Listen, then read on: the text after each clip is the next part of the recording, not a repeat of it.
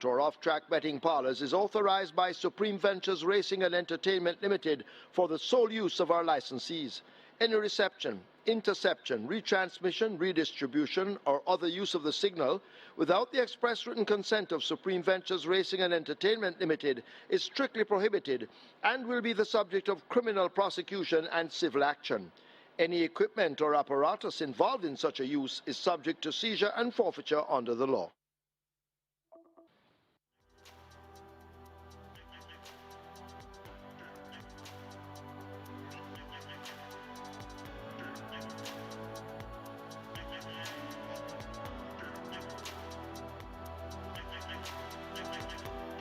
They're off for the first.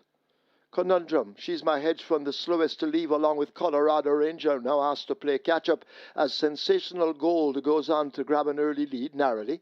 Lucy in the Sky is a half a length down as they flash past the 6. 2 lengths back to Nakamura. The Soul Warrior is on the outside. Colorado Ranger now making amends for the slow start. Brompton Alex emerging between horses and now goes down into third.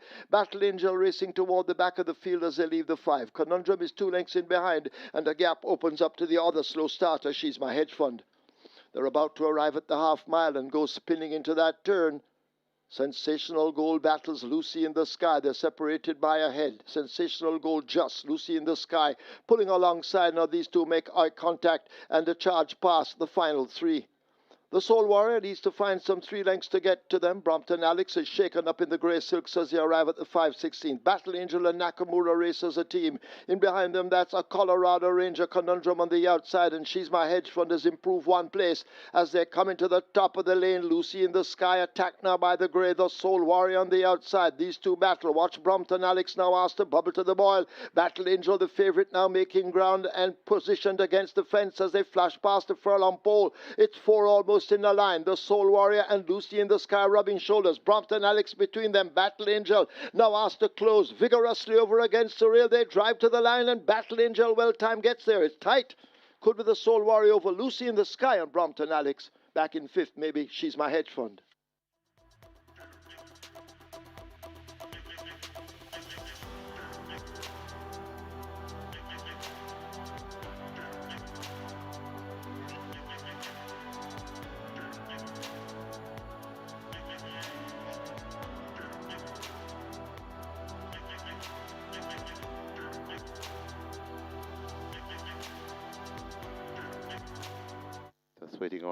Just waiting on him to let them go. Now they're off and racing. Oh my gosh, steps a beat slow and racing at the back of the field along with Planner. As a Bubbling Brown Sugar has speed, not afraid to show it along with Never. So it's Have a Joy. Have a Joy goes for that lead. Have a Joy in front of Never. Coupling up nicely and coming down into it, that's Oh My Gosh. Then comes a Fort Haldane. Back there in 4th. Another 2 lengths before we come to Planner and Bubbling Brown Sugar racing at the back. As they make their way down the back stretch, head toward the 5 and Never and Have a Joy. These two sharing that lead. Oh My Gosh watches them from 3rd. 3 in a line for the back markers. That's Planner, Fort Haldane and Bubbling Brown Sugar. They go toward the 4 and Have a Joy still in front. Oh My Gosh pressing home an attack. Right there too, that's Never. Improving all the while. That's a Bubbling Brown Sugar and Fort Haldane and Planner left at the back of the field. They go past the 3 and Have a Joy stretches that lead intently. About 3 lengths in front. Still there in a second. That's Oh My Gosh. Bubbling Brown Sugar is right there too. Fort Haldane coming and forming a line of 4, Never fading out of it and trying to come on that planet. It's still on that lead. Have a Joy, but here comes a Oh My Gosh rushing down. It's still Have a Joy in front. Oh My Gosh, Bubbling Brown Sugar begins to take aim at them. Have a Joy still there, coming to the half a furlong pole. But Have a Joy still in front. Oh My Gosh, and Bubbling Brown Sugar. It's Have a Joy, Bubbling Brown. It's now Oh My Gosh, that hits the front. Oh My Gosh, coming home fast. That's Bubbling Brown Sugar, but it's quite close. Could be. Oh My Gosh, beating Bubbling Brown Sugar. Have a Joy. And Planner back in 4th.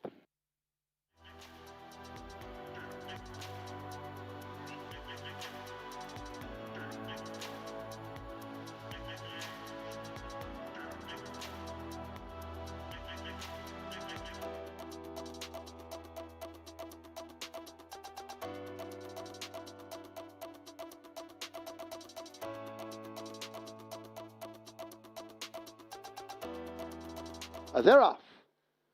First start. Alkebulan gets a good one with Indestructible. They match strides early as they blast past the 5. Ballistic Missile came out just a bit slow, but now joins the front 2 as they head to the half-mile. Playfair is 2 lengths in behind them. Bushfire for company right alongside, and Princess Catalea in the green races at the back. The half a dozen runners arrive at the 7/16th. They've got to catch Alkebulan and Demar Williams as they approach the 3. Indestructible needs to find 3.5 lengths to get to the leader.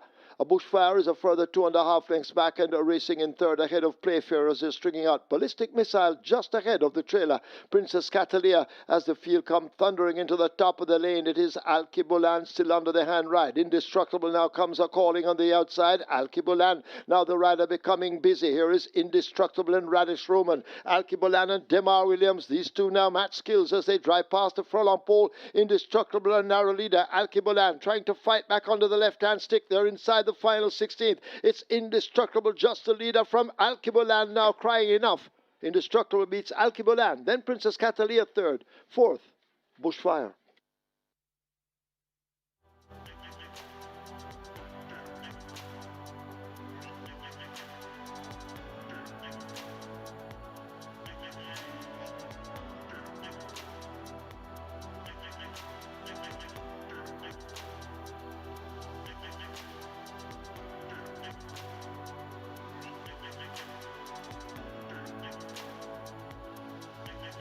Ready for race number 4. They're off and racing. Laurie misses it and is marginally racing at the back of the field. Good Conscience goes for that lead. Good Conscience from Nebuchadnezzar. Then comes Uncle Harry. Just behind Uncle Harry now joining. That's Costa Living, My Eclipse, and Laurie racing at the back of the field. They make their way coming toward the 6, and Good Conscience bouncing easily on that lead. A length and a tail just in front of Nebuchadnezzar. Then comes a Costa Living right there in a third.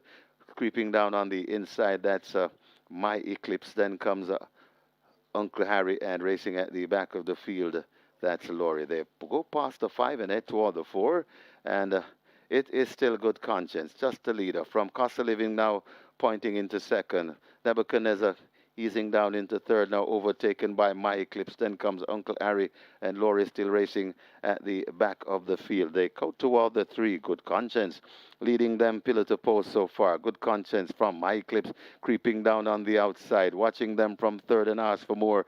That's Costa Living.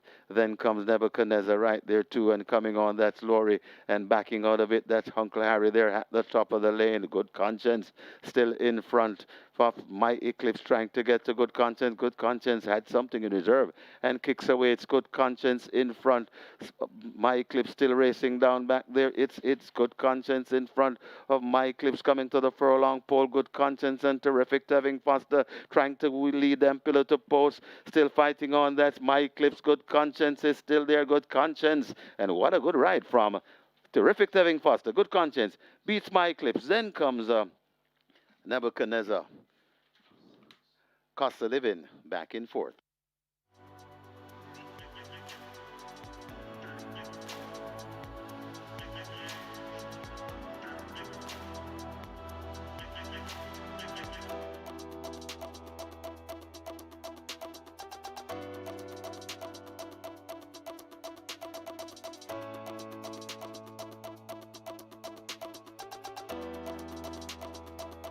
This is the 5th. We're at the halfway stage. They're off. Another mission gets a fair start. Radam is running strong. Solace right alongside in the early exchanges. They're sorting themselves out and make their way running up toward us. Pope's Lady is also showing some good early dash at this stage. Cherry Blossom has speed and displays it nearest to us. Himaya the Grey racing in behind Cherry Blossom. So Cherry Blossom appears to be the overall leader.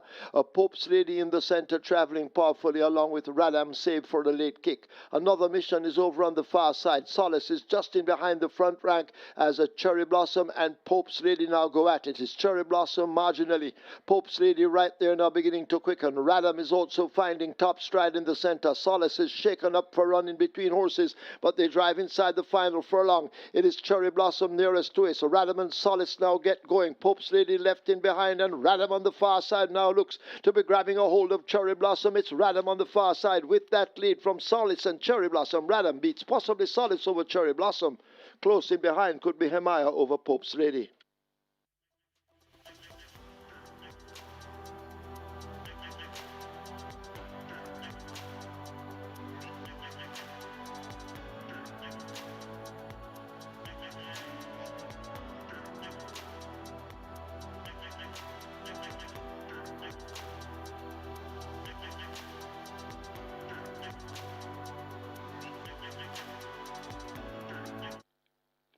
And they're off and racing. Breaking smartly, the Gifted One in the middle along with Xylophonic Steel. Princess Aquila, Aria's Reign on the far side, tacking across to the middle. Golden Syrup is right there too.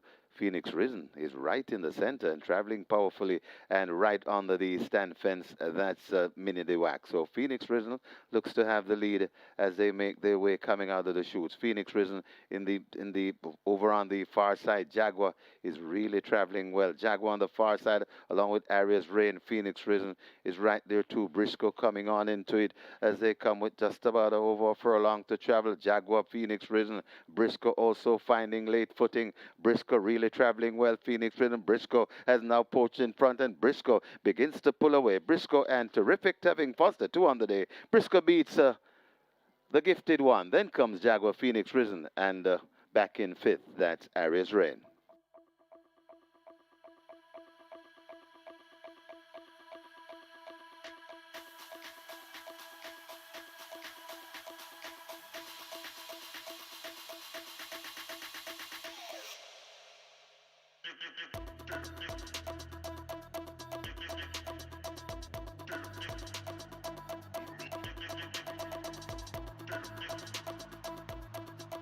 They're off.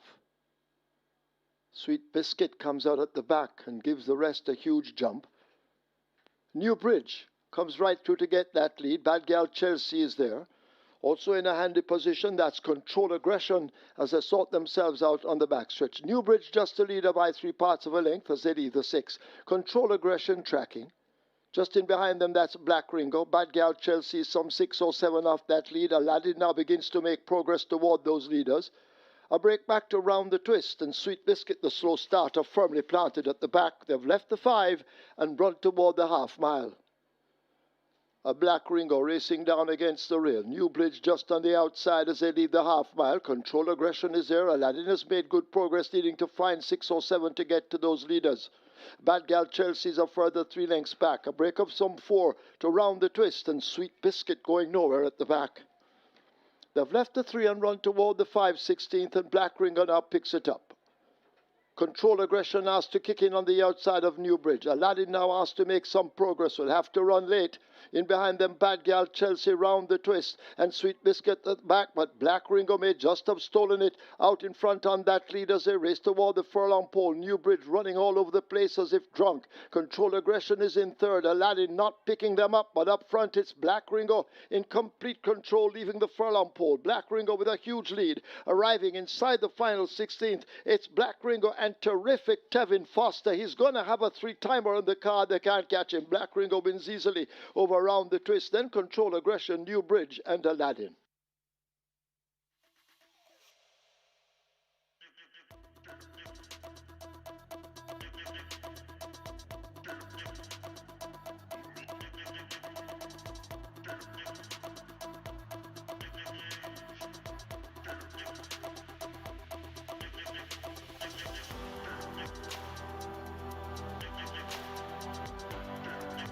Best of luck with all the wagers. They're off right away and racing.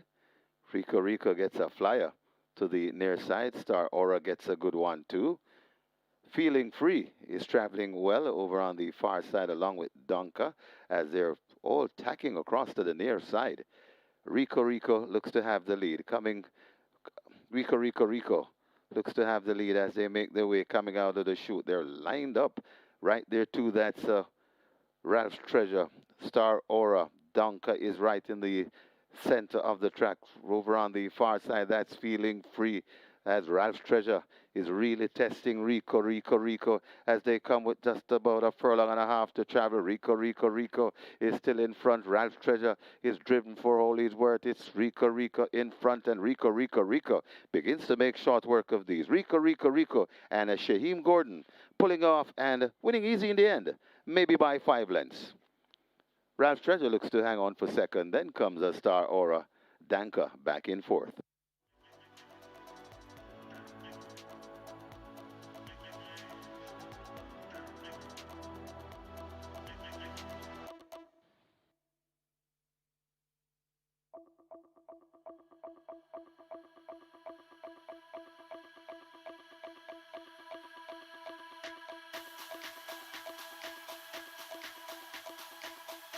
Field in line for the ninth, the penultimate. 5 furlongs straight. They're off. Diva Breaks heading way over toward the far side. Joe Boxer is showing some speed in the center of the course. Awesome Emma right there on the premises. Rockhampton races nearest to us in the blue and white. Eye of the Tiger just in behind that one. As they're sorting themselves out, Joe Boxer showing some good speed along with Awesome Emma. Rockhampton is right up there with the leading bunch. Eye of the Tiger has now claimed the near rail. These are the main ones as they sort themselves out. On the far side in the green and yellow, that's City of Dreams as they're spread across the course. Rockhampton may just have that overall lead. Eye of the Tiger now put to the right-hand stick and asked to close up on that leader. In the center, that's Awesome Emma. On the far side, City of Dreams, but it is Rockhampton being pushed out with the advantage. Rockhampton continues to hold the lead. Here is Eye of the Tiger needing to find a length and a half, but they're not going to catch Rockhampton. Rockhampton will win it on the Radish Roman, a 4-timer. Eye of the Tiger is second. City of Dreams is third. Awesome Emma is fourth. Joe Boxer is fifth.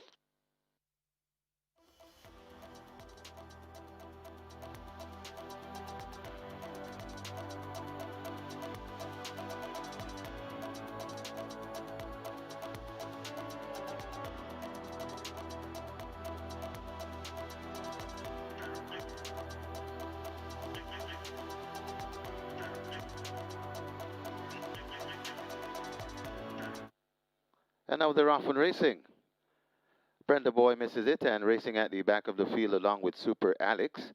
As Don Quessy wants that lead. A Sensational Soul racing out wide. Fortuna Bell is right in the mix. Then comes a Magnificent Force. Whiskey is also on the premises. Right there too in the middle. That's Antarctica. Linguist is also on the premises. Then comes Allegiance just on the outside.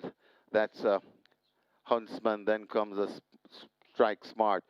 Also coming on, that's California Gold.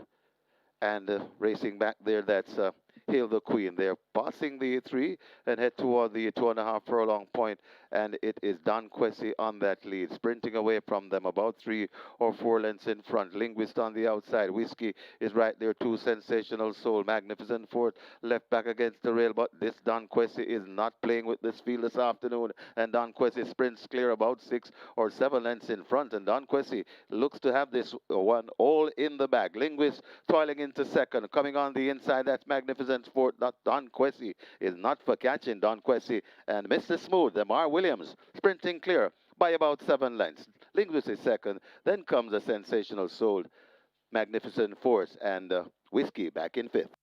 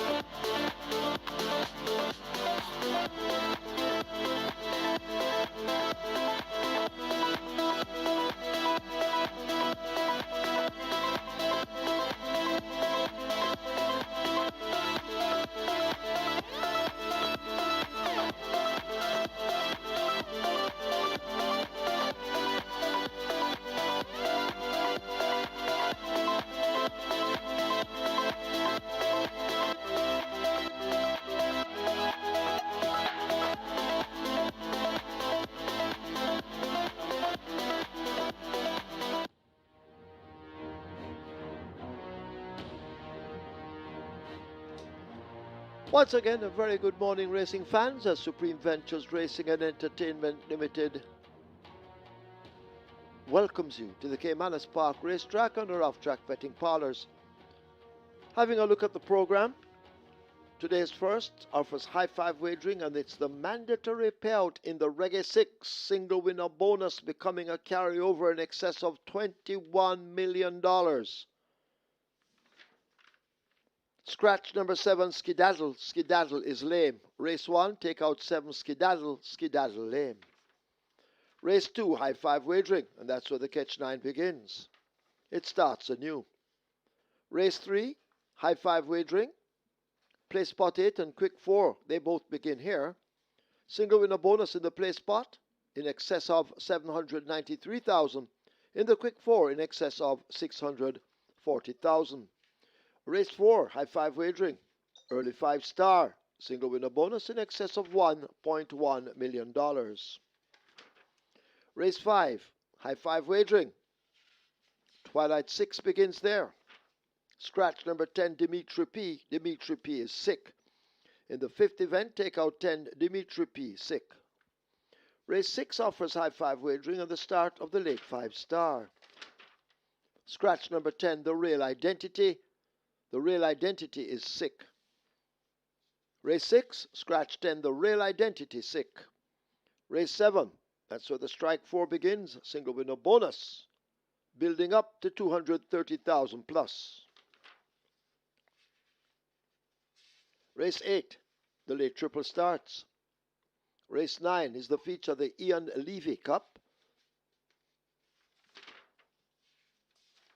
Race 10 is the Easter Sprint Cup, offering high five wagering.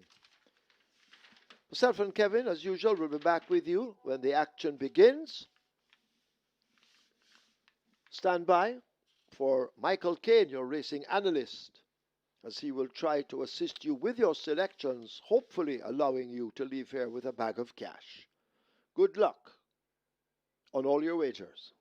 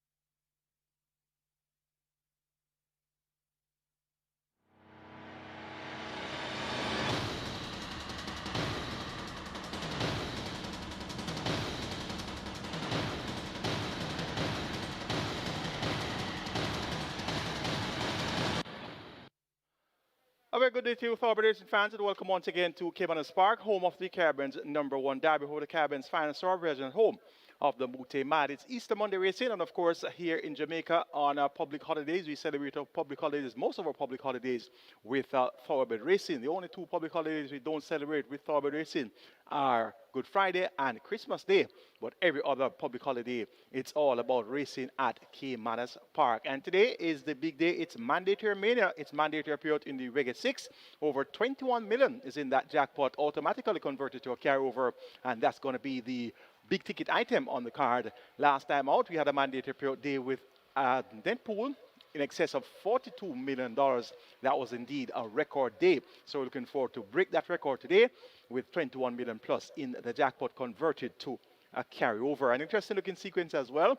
And we heard two non-runners. Race 5, number 10, Dimitri P. out. Race 6, number 10, The Real Identity. That one is a scratch as well.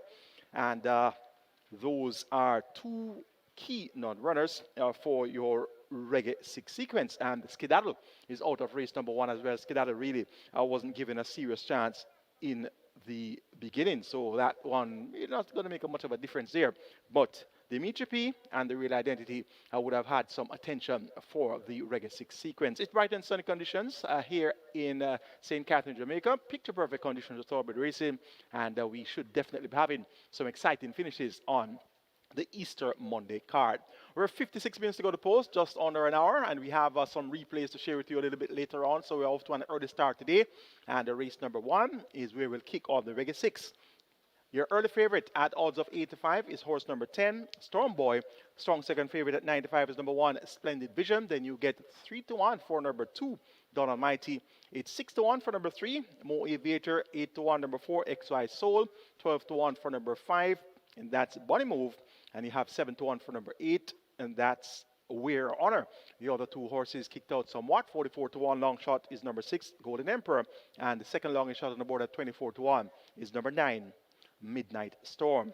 Competitive looking event to kick off the mandatory period Reggae 6. My best 4 includes 1, Splendid Vision, 2, Don Almighty, 8, Wear Honor, and 10, Storm Boy. 1, 2, 8, and 10. That's where I'm going in the opening contest. Storm Boy, runner up 2 of his last 2 races, second by length, going 5 runners round among 200,000 claimers. That was behind Tapping In, and came back on the second by 4.5 lengths to Southern Flank, going 5 furlongs straight. And he is knocking at the door, and today the door could very well open. Robert Halliday picks up the mount for trainer Courtney Williams. This is my top selection. Storm Boy for the opening contest.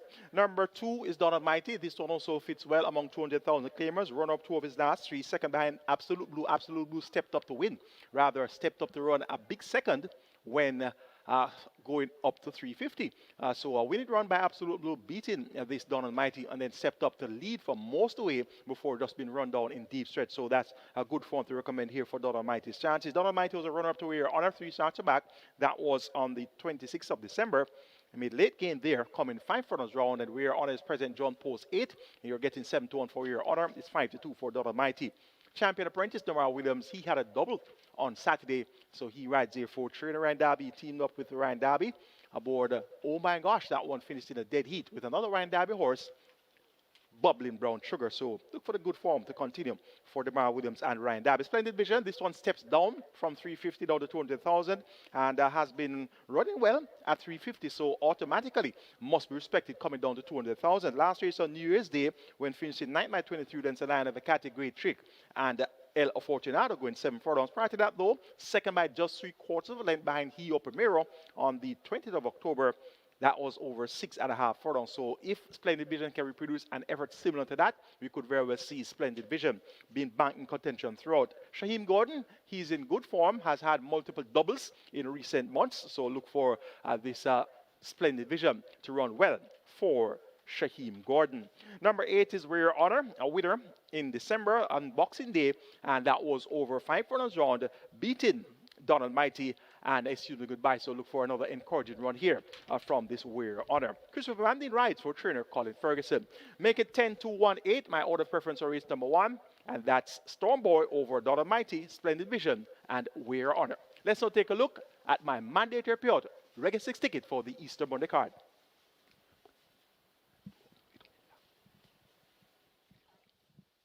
Starting off in race number 1 with numbers 1, 2, 8, and 10. the aforementioned quartet of interest. 1, Splendid Vision. 2, Dawn Almighty. 8, We're Honor. And 10, Storm Boy. 1, 2, 8, and 10. The second leg of the Reggae 6, my banker is going to be number 7, Passion and Beyond. Number 7, Passion and Beyond, my banker there. Race number 3, make the numbers 1, 4, 6, and 7. The Storm, Dark Swan, You're My Sweetie, and True Blue. Race number 4, make it 4, 5, 7, and 10. Diesel Train, Roman Lady, Hazelnut, and Strong Mind. 4, 5, 7, and 10. Race number 5, kindly note that number 10 is out. That's Dimitri P. Going to do a substitution here and make the numbers 2, 3, 7, and 8. 2, 3, 7, and 8. That is going to be my substitution for race number 5. Number 8, all is right, in place of number 10, Dimitri P. And race number 6, the catch-out leg of the Reggae 6. Here's where we want to get with 5 of 5. And look at the net pool, look at the live ticket count, and say, well, yes, I'm on my way to collecting some big bucks. Scratch number 10, The Real Identity. Make the numbers 1, 5, 6, 8, and 11. Midnight Galaxy, Sir John, Awesome Anthony, Ability, and Easy Peasy, 1, 5, 6, 8, and 11. Cost of my ticket on mandatory period date, 12,800. So working with a hefty budget today. It's going to be worth your wager.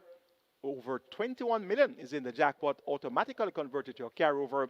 Looking for a net pool to surpass 42.7 million. The last time out, we had a record net pool of 42.7 million. So we're looking to up the ante today with this Reggae 6. So best of luck wagering or Easter Monday mandatory payout Reggae 6. And remember, 21 million plus in the jackpot converted to a carryover. And we're looking for a net pool well in excess of $42 million this time around. So we're trying to break that most recent record of 42.7 million. Let's get this job done today. It is indeed a great looking Reggae 6 sequence. On to race number 2, which kicks off the Catch 9. We had a mandatory period Catch 9 last race day, and 8 of 9 received over 300,000 in dividends there. So we're back afresh with the jackpot on the Catch 9. The minimum guarantee payout of 500,000. Most definitely still worth your wager. Race number 2 is a native bred 3-year-old fillies contest. It's a maiden condition event. The purse is $150,000. They go 1,400 meters or 7 furlongs. My best 4 includes 2 Imaginarium, 3 Delta Gamma, 4 Astor, and 7 Passion and Beyond. 2, 3, 4, and 7. That's where we're going in race number 2. Passion and Beyond has been well fancied on a 2 outings today. Even money on debut, second by 8.5 and behind Stablemate on the wow. And then came back over 6 furlongs. Second time of asking, third by length and a half to Red 32 and Code Red. Has worked well on the 30th of March when 6 furlongs is 115 and 2/5 of a second. The blinkers have been taken off by Anthony Nunes. Radish Roman picks up the mount for the 3rd consecutive occasion. Radish Roman and Anthony Nunes teamed up for triple on Saturday. So their form is really rich right now. And this Passion and Beyond appears to be the type that is begging for a distance of ground. She is well bred by Savoy Storm out of the Blue Pepsi Lodge Dam above and beyond. Above and beyond, of course, a classic winner. So this Passion and Beyond has carried herself as if she will really appreciate a distance of ground. When she gets 7 furlongs today, she was at 6.5 furlongs on debut. She was at 6 furlongs second time of asking. She now gets 7 furlongs, and I'm expecting her to be really hard to deny today. Number 2 is her stablemate Imaginarium. Last time out, ridden by Radish Roman, went off at odds of 5-2 and was only able to muster 4th by 7 lengths behind Pippa. Pippa was a 6.5 length winner over My Lady Gold. In third was Astor. There's a rematch here among Imaginarium, Astor, and My Lady Gold. So these horses should be in close proximity of each other. Imaginarium has worked well since on the 30th of March. Eye-catching 5.5 furlongs with 107 and 3/5 of a second by 101 and a 5th. So Imaginarium with Anthony Allen riding for Anthony Nunes. Look for this one at a run, a brave race as well. Number 4 is Astor. Went over 37-1 on debut. Came from a near hopeless position. 13th. Make that 11th by 9.5 lengths at a half mile. In a field of 14. Came to the quarter pole 10th by 9.5 and then finished strongly. 3rd by 6.5 lengths. The winner, Pippa, was a 6.5 length winner. So this Astor was just ahead behind the runner-up My Lady Gold. Actually, just a nose behind My Lady Gold. So it's going to be an interesting rematch here between Ostoa and My Lady Gold. My Lady Gold was running for the third occasion, and she showed good ability and running on to be second by 6.5 lengths to Pippa with blinkers fitted for the first time. Now has Lasix administered for the first time. Shaheem Gordon picks up the mount for Gary Griffiths and owner Dennis Williams. My Lady Gold, having shown significant improvement on her third attempt, she's also due the world of respect. Looks to be a competitive second event to kick off the Catch 9. I'm taking number 7, Passion and Beyond, to get the better of number 2, Imaginarium. Should be a 1-2 for Anthony Nunes for third. Make it number 4, Store, fourth. Number 3, Delta Gamma, who also shows some good form line coming into this 4 by 5.5 length second time of asking behind Awesome Star. Look for Delta Gamma to run well. Tyrese Addison rides for Hall of Fame trainer Richard Zahn. 7-2-4-3 in race number 2 to kick off the Catch 9. Let's now take a look at my Easter Monday Catch 9 ticket. Starting off in race number 2, maintaining that single of number 7, Passion and Beyond. Race number 3, make the numbers 1, 4, and 6. The Storm, Dark Swan, and You're My Sweetie. Race number 4, going 5, 7, and 10. Roman Lady, Hazelnut, and Strong Mind. Race number 5, scratch number 10, Dimitri P. Make it 2, 3, and 7. High Diplomacy, Sweet Victory, and She's Adorable. Race number 6, scratch number 10, The Real Identity. Make the numbers 1, 5, 6, 8, and 11. Midnight Galaxy, Sir John, Awesome Anthony, Ability, and Easy Peasy. Race number 7, make it 1 and 2. Army Tank versus I'm Just a Girl. Race number 8, banking number 6, Sky's the Limit. Race number 9, the LEVY Cup, our feature race today. Make it 3, 4, and 8. Pack Place, Fun Can Done, and Ride All Day. And race number 10, the Easter Sprint Cup. We're banking number 7, Desert of Malibu. 4,050 will get you my Catch 9 ticket, and that's my idea of a reasonable Catch 9 ticket. The day after mandatory period day, you can definitely go after that $500,000 minimum guaranteed payoff. Best of luck wagering or Catch 9 on the Easter Monday card. On to race number 3, which kicks off the play spot 8. We had a big payout in the play spot 8 on Saturday. Of course, that was of a carryover going into the Saturday card. So play spot 8, a very attractive dividend there on Saturday. So the play spot, minimum guarantee payout is $250,000. And the quick 4 also starts in race number 3, minimum guarantee payout also $250,000. It's a restricted allowance 5 for native bred 4 years and up, nuns of 2, and imported 4 years and up maidens, finishes and mares only. The purse is $750,000. They go 1,100 meters or 5.5 furlongs. My best 4 includes 1, The Storm, 4, Dark Swan, 6, You're My Sweetie, and 7, True Blue. 1, 4, 6, and 7. That's where we'll go in race number 3. Number 4 is Dark Swan, Speedy Filly. She has raced 4 times, has shown very good speed on all 4 occasions. Last time out, led for the first half mile in a 5-round contest before weakening to finish 4 by 2 lengths behind Proudest Vision, The Storm, and Last Position. Last Position has come back to win since. The Storm is back here, drawn post 1. Dark Swan has Amelia McLean picking off 3 kilos of the allotted 54 kilo weights. Are going to be 51 kilos here for this Dark Swan. Dark Swan should be able to make the lead here. And despite going a half a furlong longer, she could very well make all the running. The Storm made rapid headway in that same Proudest Vision event, going 5 round, coming from way off the pace. Now with half a furlong of the travel and a likely strong pace to be ahead of her. Look for the Storm to be in a serious hunt of the leaders in deep stretch. Javelin Patterson maintains the mount for trainer Patrick Lynch and owner Lopez Dream Stables. Number 6, You're My Sweetie, needs your introduction. Has raced 18 times, 1 win, 6 seconds, and 2/3. Last time out, she was stretched out at a mile. Broke slow, made a nice move. Third by 2.5 at the quarter pole, third by a length and a quarter at the furlong pole. And then the run. I just petered out a bit there, third by 4.25 lengths to Papi Uso and Nebuchadnezzar. The customary equipment has been removed, the tongue tie and figure 8. Now off, Dane Dawkins maintains the mount for the 9th consecutive occasion. So he's sticking to this one as if glued for trainer Gary Sobrati and owner Ware Family. Will keep You're My Sweetie on the right side. And True Blue number 7 raced on Sunday the 29th of March. Back on a quick turnaround. Now faces fillies only. Tajay Sekou picks up the mount for Anthony Nunes and owner Misuki. This second by a neck behind the imported filly Roman Lady on the 31st of January would really go a long way in seeing True Blue fighting out the finish here as well. Now back among fillies only after racing among colts and geldings the last 2 appearances. Another competitive event on the mandatory period Reggae 6. I'm going 4, 1, 6, and 7 as my order of preference. And that's Dark Swan to get the better of The Storm, You're My Sweetie, and True Blue. Race number 4 is next. Here's where we start the early 5-star. Minimum guaranteed payout is 300,000. We have a field of 11 declared to go postwards, and this is our strict tail allowance for native bred, 4 years and up, nuns of 3, and imported 4 years and up, nuns of 2. The purse is 780,000. My best 4 includes 4 Diesel Train, 5 Roman Lady, 7 Hazelnut, and 10 Strong Mind. 4, 5, 7, and 10. That's where we'll go in race number 4. Strong Mind reports of a quick turnaround, raced on the 28th of March, last week Saturday, and was second by length behind Feeding Free, going 5 furlong straight on a sloppy track.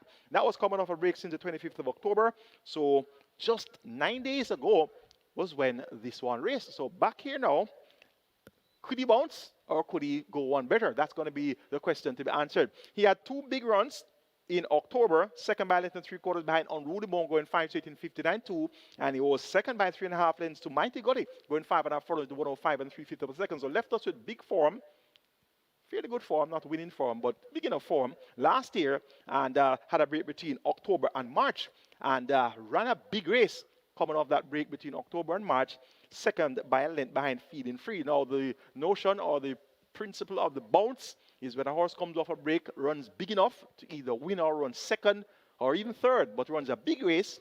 If coming back too soon after that run off the break, the horse might very well bounce. The horse might need some more time to get back his muscles together, to get back himself together before he's ready to give up his best. That's the possibility here. But if he's okay and he doesn't require more time and he's good to go, he should be able to win. Radish Roman maintains amount 4. Trainer Patrick Lynch and owner George Racing, so I'm taking Strong Mind here. Bear in mind, though, that he may very well bounce. Number 7 is Hazelnut. This one has been beat out riding for Water Frame Trainer Richard Dazan, has worked well, 46.3 by 101 flat on the 21st of March over the straight course, then came back on the 25th of March, 47.2 by 101 flat, so just 4 days between workouts, 46.3, 101, and then came back 4 days later, 47.2, 101. Well, she hasn't raced since December, so she should be fit for the first attempt for the season. Look for Hazelnut to run well here. Number 5 is Roman Lady. She has only raced twice. She's an imported filly. She was sent off at 1-2 on debut, 6 by 2.5 lengths to Prince Kazir, Nebuchadnezzar, and Bangarang over the straight course. Came back on the 31st of January, which was 2 weeks after her debut on the 17th of January, and she was able to win, had to pull out all the stops to beat True Blue and She's My Dream over 6 furlongs in 116 flat. So this Roman Lady has scope to improve. She has worked well on the 28th of March, 5.5 furlongs is 108 and a fifth of a second by 101.4. Robert Hardball Holiday maintains about for Jason Acosta, and Houston Stables Roman Lady want to keep on the right side as well. And Diesel Train number 4 makes his seasonal debut. He was third by 2.5 lengths, going 7.5 furlongs behind Don Quasi and Freedom. That's Fred the Master, and we saw Don Quasi win the Linval McFarlane on Saturday in ultra impressive fashion, 118 flat for 6.5 furlongs. So this Diesel Train, coming off the break, should definitely be kept on the right side as well. Romaine Gordon picks up the mount for trainer Peterton Passard and PJK team. The owner will keep Diesel Train on the right side as well. Another competitive looking event on the Easter Monday card. Make it 10-7-5-4, my order of preference. Strong Mind to get the better of Hazelnut, Roman Lady, and Diesel Train. On to race number 5, which kicks off for Twilight 6, minimum guarantee pay of 3 million, and we have a field of 11 declared to go postwards. Scratch number 10, Dimitri P. We're down to a field of 10 runners. It's for the claimant level, 500,000 down to 400,000, and native bred 6 years up, nuns of 4, they can participate without a claiming tag. The purse here is 790,000 for this 7.5 furlong contest. High Diplomacy has been run up his last 4 outings, so he has been knocking at the door. Second last time out behind my Midnight Galaxy by 11 lengths. Prior to that, second by 2 lengths behind Tiger Meada. 3 starter back, second behind Tigre Express. 4 starter back, second behind Wilson. So he has been beaten by some useful horses, and he should be most comfortable among these. Reports first off the claim, now trained by Norman Smith to Order Diamonds. Ray Lewis picks up the mount. High Diplomacy. I'm tipping this one to go one better. Number 7, She's Adorable, was a strong runner-up last time out when sprinting at 5.5 furlongs behind First Offense. Now returns for her second appearance for the season, and she should report fitter. Will Pinnock maintains the mount for trainer Carlton Cunningham. She's Adorable's last win came at this distance of 7.5 furlongs on the 22nd of February 2025 5.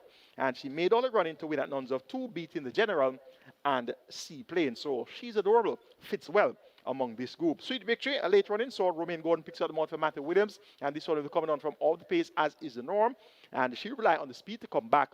And number 8, Always Right, fit and consistent, has back-to-back wins, though one of those wins was a disqualified win, but she is on top of her game now. She takes a step up the ladder from 350 to 500,000, but fitness, she can't be faulted on the score of fitness, and indeed will keep Always Right on the right side as well. Another competitive event, taking number 2, High Diplomacy, just over number 7, She's Adorable, then number 3, Sweet Victory, and 8, Always Right. Twilight 6 begins in race number 5 with that minimum guaranteed payout of 3 million. Let's now take a look at my Easter Monday Twilight 6 ticket. Starting off in race number 5 with numbers 2, 3, 7, and 8. Number 10 is a scratch that Jamaica piece, so we're doing a substitution using number 8, Always Right, and make it 2, 3, 7, and 8. High Diplomacy, Sweet Victory, She's Adorable, and Always Right. Race number 6, scratch number 10, The Real Identity. Make the numbers 1, 5, 6, 8, and 11. Midnight Galaxy, Sir John, Awesome Anthony, Ability, and Easy Peasy. Race number 7, make it 1, 2, and 5. Army Tank, I'm Just a Girl, and Unbelievable Power. Race number 8, banking number 6, Sky's the Limit. Race number 9, the penultimate or feature race today, the Ian Levy Cup, going for numbers 3, 4, 5, and 8.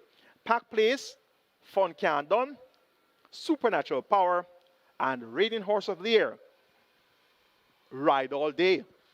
Race number 10, the Easter Sprint Cup. I'm going to close the Twilight 6 with 3, 7, and 8. Mighty Gully, Desert of Malibu, and Is That a Fact? 7,200 will get you my Easter Monday Twilight 6 ticket, and that's my idea of a live Twilight 6 ticket. One banker, that's Sky's the Limit, and Sky's the Limit should be the order of the day here on Easter Monday on mandatory payout Reggae 6 day. Best of luck wagering or Easter Monday Twilight 6. On to race number 6, which is the cash out leg of the Reggae 6, and right now we're at $9.5 million in new money wagered. Remember, the jackpot is 21 million plus, so indeed 35 minutes to go to post, and we're at 9.5 million already, so we're heading to another possible record net pool in the Reggae 6. Number 6 on the card, $1 million to 800,000 claimers. We have a field of 11 declared to go posters. There's a scratch of number 10, The Real Identity. We're down to a field of 10. I've narrowed it down to numbers 1, 5, 6, and 11. Midnight Galaxy, Sir John, Awesome Anthony, and Easy Peasy. 1, 5, 6, and 11. Easy Peasy is the one that has the big form to recommend, going for 3 wins in a row. Had back-to-back wins under the care of trainer Ryan Darby. So this one now reports first time of the claim, now trained by Michael Spencer, more popularly known as Mikey. And we have Javanil Patterson pick up the mount. The weight is top weight, 57 kilos. One easy the last time out, making all the running, going 7.5 furlongs. Start the clock in 1:34.3, beating Sir John by 5.25 lengths. In third was The Real Identity. The Real Identity is now on the runner. So that's going to make it even easier for Easy Peasy. Easy Peasy drawn on the outside, but it of course should be able to stalk the pace and can actually make the lead if wanting to make the lead. Easy Peasy with the top weight. I'm expecting this one to come out on top. Sir John number 5 now reports on the barn of Ryan Darby. Ryan Darby had 2 winners on Saturday, but they weren't in 2 different races. It was one race, a dead heat, and that was with Oh My Gosh and Bubbling Brown Sugar. So Ryan Darby looks to continue good form on Easter Monday. Demar Williams picks up the mount here about Sir John. Sir John was 7 by 15 and 3/4 lengths behind Whiskey. That was at the $1.5 million level, back down to the $1 million level from which he was claimed by Ryan Darby. So it's actually the second time of asking for trader Ryan Darby with this Sir John. And Sir John most definitely should be able to acquit himself well here. Midnight Galaxy won by a wide margin on last among 500,000 claimers. But genuinely, he's a $1 million horse. He was claimed for $1 million on the 10th of January, and then brought back for 500,000 when coming back to the races, and he won off the TV. So really a genuine $1 million claimer. The connections have brought him back from $1 million, and they are most comfortable in this spot. Ray Lewis picks up the mount for Rudolph Hardiel, and owner Donovan Stevenson look for Midnight Galaxy to be banking contention throughout as well. Ray Lewis on another live mount on the card. Number 6 is Awesome Anthony. Run-up last time out to Easy Peasy, going 6 furlongs in 1:15.2, came from off the pace, now has a furlong longer to travel. Richie Shakes picks at the moment for Carlton Cunningham. Look for Awesome Anthony to be back in contention where it matters most as well. Another competitive event on the Easter Monday card, another competitive event on the mandatory period Reggae 6, and this Reggae 6 looks likely to have a big payout at the end of today's sequence. I'm going 11, 5, 1, and 6 as my order of preference, and that's easy peasy to get the better of Sir John, then Midnight Galaxy, and Awesome Anthony. On to race number 7, which kicks off the Strike 4. Minimum guarantee period for the Strike 4 is 500,000. We have a field of 6 going a distance of 1,200 meters or 6 furlong. It's a restricted allowance 2 for native bred 3-year-olds, nuns of 2 and imported 3-year-olds and up maidens. The purse here 1.1 million. We have a pair of horses who have been turning heads at exercise, have been really catching pigeons at exercise in the mornings. And those two horses are Army Tank number 1 and I'm Just a Girl number 2. Army Tank number 1 is a 3-year-old chestnut coat by Army Mule out of the Minister's Wildcat Dam Castanet Dancer. Bred in the USA by Charles White and Dean Sexton. Owned Patrick Ellis and Peter Bassard. Trained Peter Bassard. Dane Dawkins picks up the on. The group is Kobe Anthony. And the Army Tank went 4 furlongs in 47.3 around the bend on the 15th of March, came back on the 31st of March, went 5.5 furlongs in 107 flat by a minute and a fifth of a second, and earlier did 35 and a fifth of a second on the 8th of March. So he is well and truly prepared for his debut. No Lasix yet, no equipment yet. Let's see how well this Army Tank will do. Number 2, I'm Just a Girl. She makes her much anticipated debut as well. She's a 3-year-old chestnut filly made at a 3-year-old bay filly, foaled on the 3rd of April. She's by Gervin out of the Summerfront Dam, Summer in Midway. Bred in the USA by Burton Jones, owned Elizabeth Acosta, Daniel Parnell, and this one is trained by champion trainer Jason Acosta. And this I'm Just a Girl is actually a full sister to Gervano, and we see Gervano in action later on in the Ian Levy. So a full sister to Gervano, and she is groomed by Kirkland Samuels. She has Lasix for the debut, and Robert Hardball Halliday picks up the mount, and she has really burnt up the exercise track. On the 14th of March, went 46.2 by 59.2 over the straight. On the 21st of March, back over the straight, went 58 flat, beating Rico by at least 5 lengths, and we saw Rico win on Saturday. And on the 30th of March, I'm Just a Girl went 5.5 furlongs with 106 flat by a minute flat. So she is blessed with blistering early speed and pace, and she's going to be the one to catch here based on this exercise gallop report. Number 5 is Unbelievable Power, has raced twice. Both efforts have been run-up efforts. Second on debut behind Mulligan Man, going 5.5 furlongs with 108.4. Came back over 7 furlongs, second in 128 flat behind Olivia de Oro. So she has experience on her side. Ian Spence picks up the mount, replacing Delroy Bahari, and he rides here for Filipiano D. Look for Unbelievable Power to get a strong pace ahead of her in this 6 furlong contest. Of the others, the local bred Uncle Natty, he looks likely to acquit himself well, but he's apparently overmatched by these imported talents. Now, Uncle Natty ran 5th in the recent Sir Howard Stakes, beaten by 11 lengths behind Salute the Dawn and company. So he's going to have his work cut out here to try to get the better of the classy looking importees. I'm going 2, 1, 5, and 6 as my order of preference for race number 7. I'm Just a Girl over Army Tank, then Unbelievable Power and Uncle Natty. On to race number 8, which begins our late triple. Minimum guarantee pay for your late triple is 400,000. You have a field of 7, and they go a distance here of 1,100 meters or 5.5 furlongs. And this is a maiden condition race for native bred 3-year-olds. The purse, 1,050,000. Number 6, Sky's the Limit. All the rage on debut, went off at odds of 1 to 5 and led for a long way before being run down by Alia's Will in deep stretch. Second by a half a length in 103.345 round.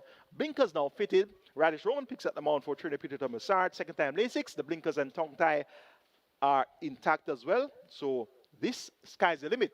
Based on the hype of the expectations on debut and based on the opposition in this lineup, Sky's the Limit should definitely make hacks of the opposition. Number 5 is Maybell, has experience on her side. She has raced 5 times, has never been off the frame, has been second twice, third twice, and fourth once So she continues to earn her keep. Last time out was served by 4.5 lengths behind Awesome Star and Swashbuckler, going 5 furlongs straight.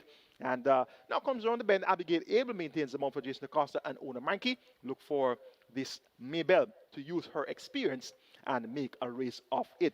Number 3 is my friend Mickey. Speaking of experience, this one is the most experienced in the lineup. Has raced 9 times, has finished 3rd once, has finished 4th on 4 occasions, has finished 5th on 3 occasions. So she continues to earn her keep, and most definitely she should earn her keep in this field of 7.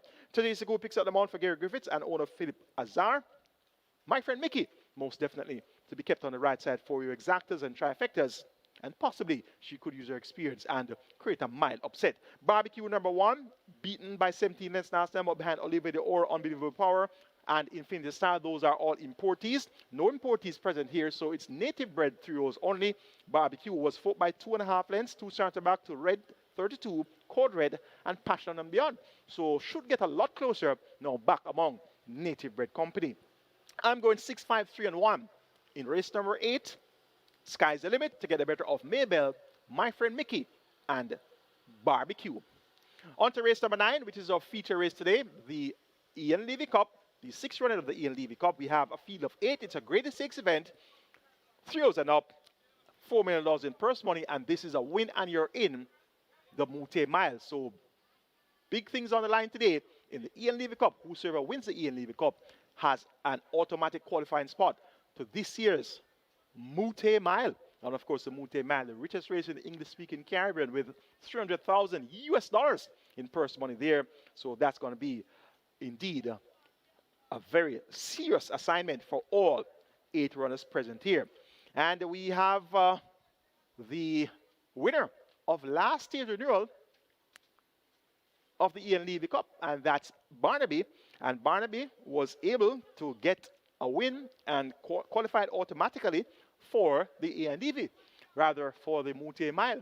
But unfortunately, he had some setbacks along the way and was not able to take up a spot in the Mute Mile. So he missed the Mute Mile, but he's back here now to try to defend his title in the Ian Levy Cup. He has aboard Tajay Sekou, the informal apprentice, riding for leading trainer Anthony Nudis and owner Alex Bahor. And we're going to have a look at the replay of the 2025 renewal of the Ian Levy Cup that was run on the 5th of April. And we saw a thrilling finish with Atomica in front for a long way. And Barnaby really flew in deep stretch to get the job done. So let's now have a look at the replay of last year's Ian Levy Cup. Starter ready. They're off for the Ian Levy. Commandant comes out just a beat slowly. Fun Can't Done gets a great start with Atomica and the grey Run Julie Run. These 3 abreast as they make the way now toward the 7. Commandant settled down in behind them. Barnaby races on the rail with Tis Doc for company. Power from Above races next, and Further and Beyond trails the field as they run away down the back stretch and make their way toward the 6. Atomica will get them past the 6 in front. Commandant now coming through on the outside to challenge. Run Julie Run is in a handy spot on the rail. Fun Can't Done waiting on the front end to fold up. Tis Doc and Barnaby continue to keep company. A huge gap to Power from Above, and Further and Beyond remains last. They run toward the half mile in the Ian Levy Cup, and Atomica the filly. She hopes to go all the way. Run Julie Run is chasing. Tis Doc now getting into a handy spot and looking dangerous. Commandant has made good progress. Fun Can't Done is only 5.5 lengths off.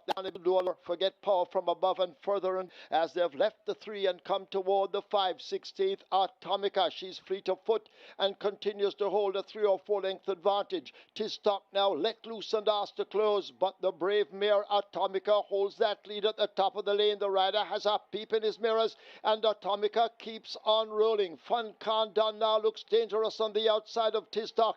Barnaby is over against the rail, but the local bred Atomica has them off their legs inside the final furlong. Atomica brave and hanging tough. Here is Barnaby now coming with a tremendous late burst. Atomica beginning to tie up. Barnaby charging and diving, and Barnaby gets there to win the Ian Levy Cup over Atomica. Fun Can't Done. Tis Doc is back in 4th. Barnaby flying home in deep stretch, and Barnaby gets the job done there in last year's renewal of the Ian Levy Cup. And Barnaby that day aboard was Tevin Foster riding for Anthony Nunes and really flew home there. Went off at odds of 5-1. Just got Atomica within shades of the wire. He had his seasonal debut this year on the 8th of February, which was a winning run. Went off at odds of 2-5, ran on again, and that time around was going a mile, beat stablemate Neil Star by a half a length. So this is a late running start, Barnaby. And next in town, went off the even one favorite, but only able to muster third by 8.5 lengths behind Pack Place and Gravano. So he'll definitely get a strong pace to chase here.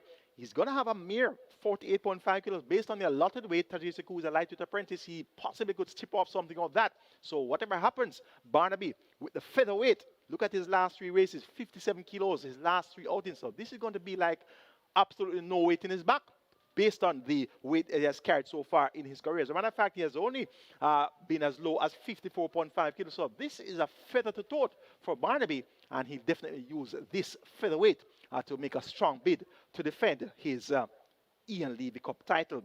Next horse we're going to have a look at is, of course, our reigning horse of the year, Mute Mile winner, and that's Ride All Day. He has raced 10 times, 8 wins and 2 run-up efforts, and his first run-up effort came in a sprint early in his career, beaten in a driving finish to the wire by Unspun, and that was after he stumbled slightly at the start.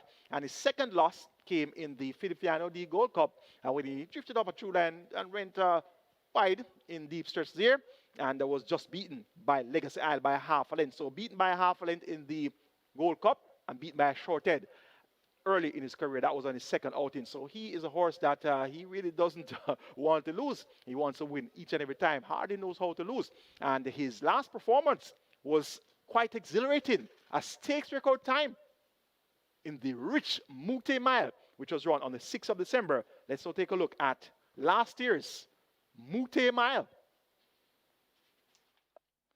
They're off for the 4th running of the Mute Mile. Tis Talk misses it with Fun Can't Done. Digital One took off fast. There goes Legacy Isle now with a kick, and Legacy Isle is the one that leads them past the 7. Pack Plays racing down in second as they make their way toward the 6. Legacy Isle tugging hard. Pack Plays are right alongside as they charge away toward the 6. Dothraki, as they leave the 6, now makes progress. Ride All Day in behind them with a Digital One and a Main Mistress.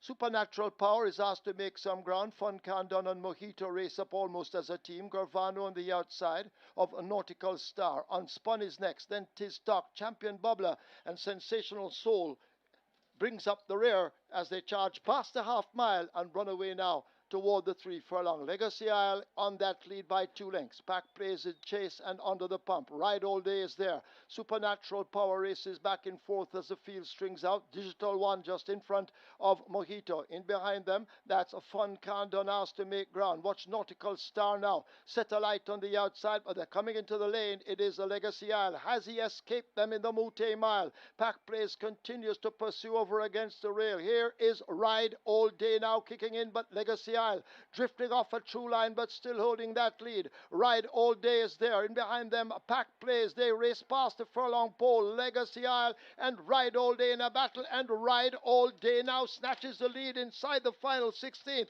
It is Ride All Day and Javier Castellano making short work of the field. They win by almost double digits. Legacy Isle and Fun Can Done come next. Could be Supernatural Power out wide of Digital One.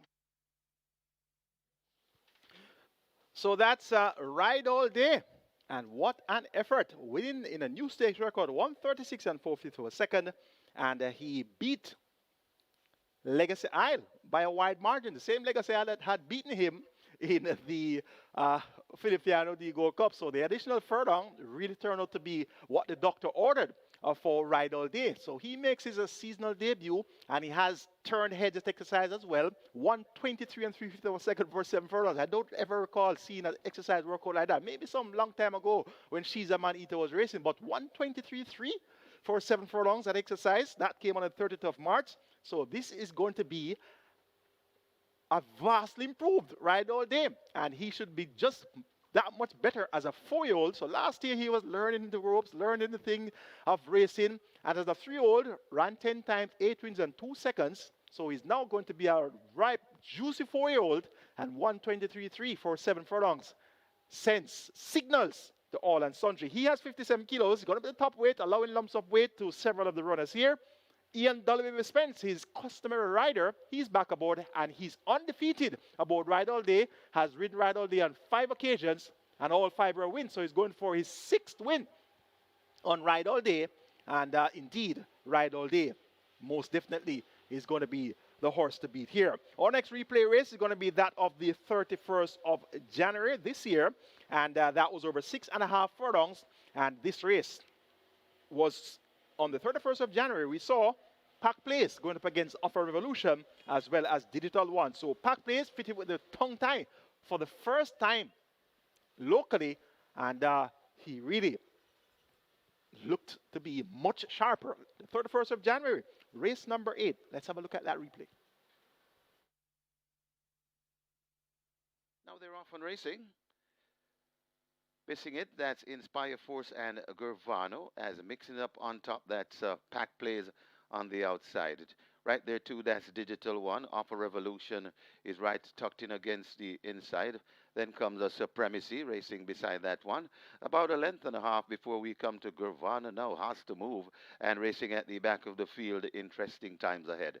Pack Plays not messing around. About 2 or 3 lengths in front of Digital One tracking. Right there too, that's Supremacy going down into it. Tucked in against the rail. That's Offer Revolution. Gurvano is just beside him. And another 3 or 4 before we come to interesting times ahead. They're past the 3 and it's still Pack Plays on that lead. More than 2 lengths in front of a Revolution now coming down into it. Right there too, that's Digital One. Watching them on the inside and coming on to, that is Gurvano, but it is still Pack Plays in front. Pack Plays keeping them at bay. It's Pack Plays on top. Of a Revolution needs to do more. Pack Plays. Here comes of a Revolution right up against the rail coming on to, that's Digital One. Supremacy. Pack Plays is brave on that lead, and Pack Brave will land the Eileen Cliggott Memorial. Pack Play beats of a Revolution. Digital One looks like coming on for 4th. That's interesting times ahead. So Pack Place making all the way in there, going 6.5 furlongs in the Island Cliggott Memorial Trophy, and that was in 119 flat, first time with the tongue tie, and he never showed any signs of stopping. So really ran well there when turning for home with the lead. He kept on finding extra, and really Pack Place showed that he has some amount of stamina. And next time around, on the 21st of February, he went another furlong extra, over 7.5 furlongs. And this was 2nd time with the tongue tie. And he had the likes of Barnaby, Gurvana in the lineup as well. There's also Gurvana in this lineup for the Ian Levy Cup. So this Pack Place with Christopher Mamdine is going to be one to watch. So we're going to have a look at the 2nd victory by Pack Place with the tongue tie fitted. Still waiting. Now they're off for the Chairman's Trophy. Barnaby, interesting times ahead. They just missed it by a beat. Pack Plays is rushing up now, going for that lead. Gurvana on the outside. California Crown is the one racing near the rail as they make their way toward the 6. Pack Plays setting those fractions easily. Flashes past the 6 with a 3-length lead. Gurvana settled down in 2nd. Stablemate California Crown now moving into 2nd. Gurvana held tightly in 3rd.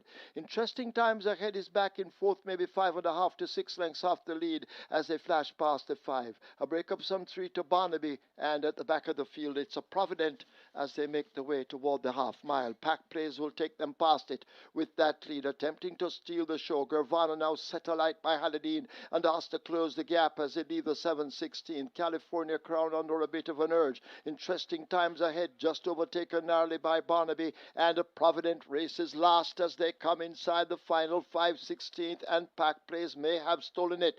Gurvana is being driven to get on terms, but Pack Plays into the lane first, the rider having a peep in both mirrors as Pack Plays continues to hold the advantage, and now the stick comes out in the right hand. Gurvana is left maybe 5 lengths back. Barnaby is over against the rail. It is Pack Plays attempting to go all the way in the Chairman's Trophy. The question is, can they catch the fleet of foot Pack Plays? And Christopher Mamdine, the answer, no, they can't. Pack Plays will take it easily in the end by maybe 7 lengths. Gurvana is 2nd, Barnaby is 3rd. Interesting times ahead is 4th. So Pack Plays goes all the way there in the Chairman's Trophy. 56 kilos, 131 flat, making all the running, ramped home the victory. And the tongue tie has really done wonders here for Pack Place. And he'll now have a furlong longer to travel. It's now 8.5 furlongs, a mile and 16th, or 1,700 meters. And the speed that he has shown in his last two races, overall in his career as well, he's most certainly going to be the one to catch. He actually led in the Mute Mile on his first appearance in the Mute Mile. Ran in the Mute Mile last year, so he has back-to-back Mute Mile appearances, and he ran extremely well for a long way in last year's renewal of the Mute Mile as well. So today, he has been allotted 51.5 kilos. The corrections are opted to go a kilo and a half overweight, understandably, for the services of Christopher Mamdine. This sees Pack Place now down from 56 kilos to 53 kilos, so 3 kilos lighter, and with a furlong longer to travel, the pace is going to be that much gentler at a mile and a 16th. So Pack Place, whatever happens, he will most certainly be the one to catch. And based on those two performances we saw, he'll definitely give all and sundry a run for their money here. So Pack Place is going to be the one to catch in the Ian Levy Cup. And as you saw, he had Barnaby some 8.5 lengths in arrears there. And Barnaby is, of course, last year's Ian Levy Cup winner, trying to defend his title here. But he's got to have his work cut out to turn the tables on Pack Place. The Pack Place that we saw win back-to-back races when fitted with the tongue tie in his last two appearances. He's a changed-up horse. Our next replay race is going to be that of the 14th of March, over 7 furlongs, where we had a clash here between Fun Can Done, Supernatural Power, and this one proved out to be a thriller. Went right down to the wire. Supernatural Power, though, as you will see, missed the break, actually came out of the starting gate and was last after the first few strides, and found the lead at the top of the lane and just didn't kick at the right time and was covered by Fun Can Done before furlong was left to go in the race. And Fun Can Done, of course, the stronger of the two, proved to be the strongest at the finish. Robert Haldane was aboard Fun Can Done. Radish Roman was aboard Supernatural Power, and they have both maintained their mounts for the Ian Levy Cup. Let's take a look at the replay of the 14th of March. That was race number 8, another thriller. They're off for the Alexander Hamilton Memorial Trophy. Provident and Supernatural Power break at the back of the field. They charge down toward the final 6, and Fun Can Done has grabbed that lead. Zulu Warrior in close attendance. Wall Street Trader forming the line of 3.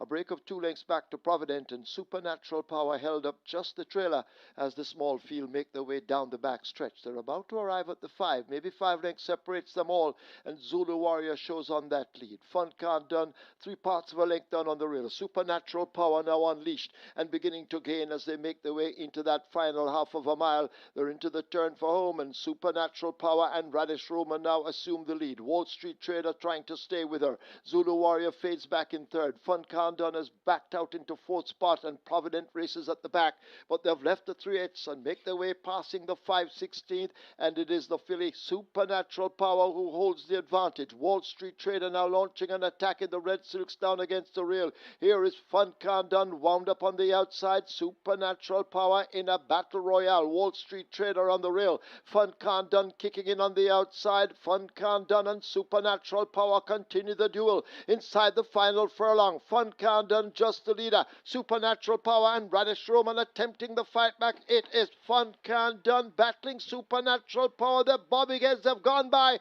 Could be Fun Can Done just over Supernatural Power, but it's close. Then Wall Street Trader, Zulu Warrior, and Providence.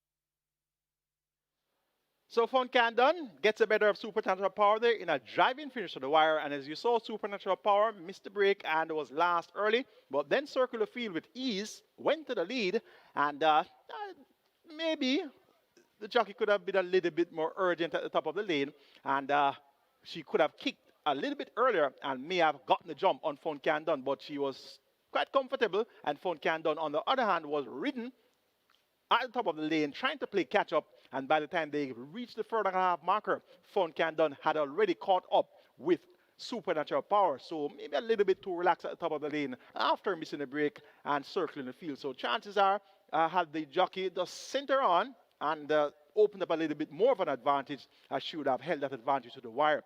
So it's an interesting rematch between Fun Can Done and Supernatural Power.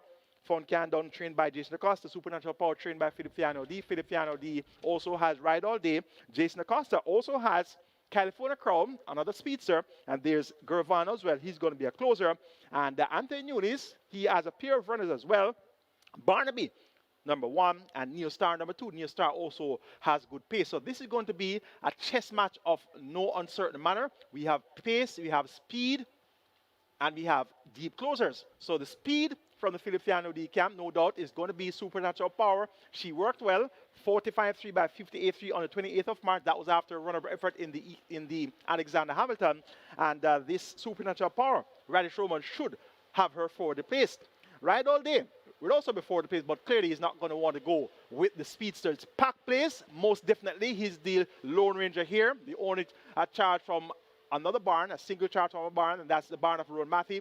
2 horses from the Anthony Nunes camp, 2 horses from the Filipino D camp, and we have 3 horses from the Jason Acosta camp. So the Lone Ranger, the leader, Pack Place, is going to have them off their legs early in the contest. So who will go for Pack Place first? Is it going to be Neil Star from the barn of Anthony Nunes? Is it going to be Supernatural Power from the barn of Filipino D? Or is it going to be California Crown from the barn of Jason Acosta? Or will they all go for Pack Place? So Pack Place should have them in tow.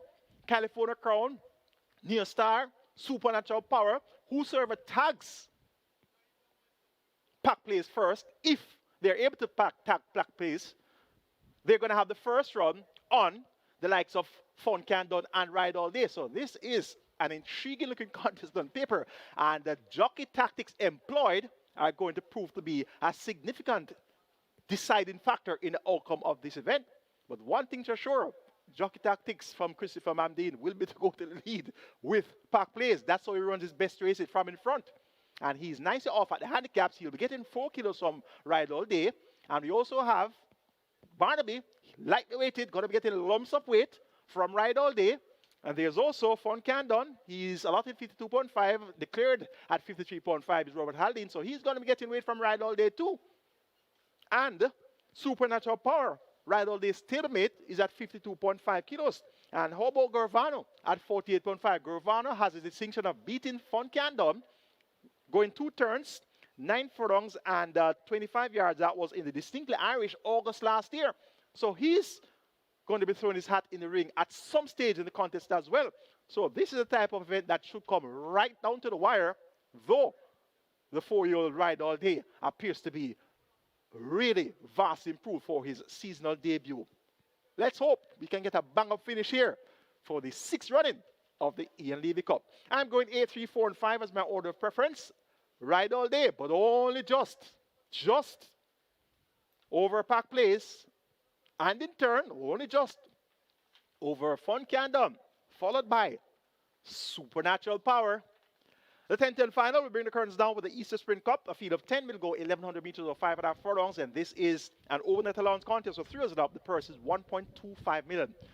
We see the return of Desert of Malibu. She is a flying mare. She has raced 20 times locally, 11 wins, 4 seconds and 1/3. So she's a big-time performer. Makes her seasonal debut, steps down in class from Graded States Company, raced in the Chris Armand Sprint, the Bruce Underloo Sprint, the Port Royal Sprint, the Gold Cup in her last 4 appearances. And she was runner-up in the Port Royal Sprint behind Ride All Day, and runner-up in the Chris Armand Sprint behind Legacy Isle. So nothing of the caliber of Ride All Day and Legacy Isle present here in the Easter Sprint Cup. This is now down to Overnight Allowance Company, and she's fairly well in at the handicaps at 55 kilos. So she's going to take some beating here. Has worked fairly well. Strode 6 furlongs in 119.4. Went a half mile in 50 and 2/5 by 36.2. And you know, Gary Sabrati doesn't rev his horses at exercise, so she should be packing a full tank of gas for her seasonal debut. Mighty Gully, an improved finish. He was run up last time out, going 5 straight behind Money Market. That was on the 14th of February. Now comes down in class from Open Allowance to Overnight Allowance. 7 Foster rides to Robert Pearson. A big run should be forthcoming here from Mighty Gully. She worked well on the 30th of March, 5.5 furlongs in 106.4 by a minute flat. And number 2 is another one, Radish Roman rider Anthony Nunes. Run up last time out to Goodbye Firefly in 57 flat for 5 furlongs straight. So another one should be thereabouts in this Easter Sprint Cup as well. And is that a fact? He's also here, stepping down in class, racing the Miracle Man Cup, the Bruce Underloo Sprint, the Port Royal Sprint in his last 3 appearances. And he is the type that requires a strong pace to be at his best in deep stretch when sprinting.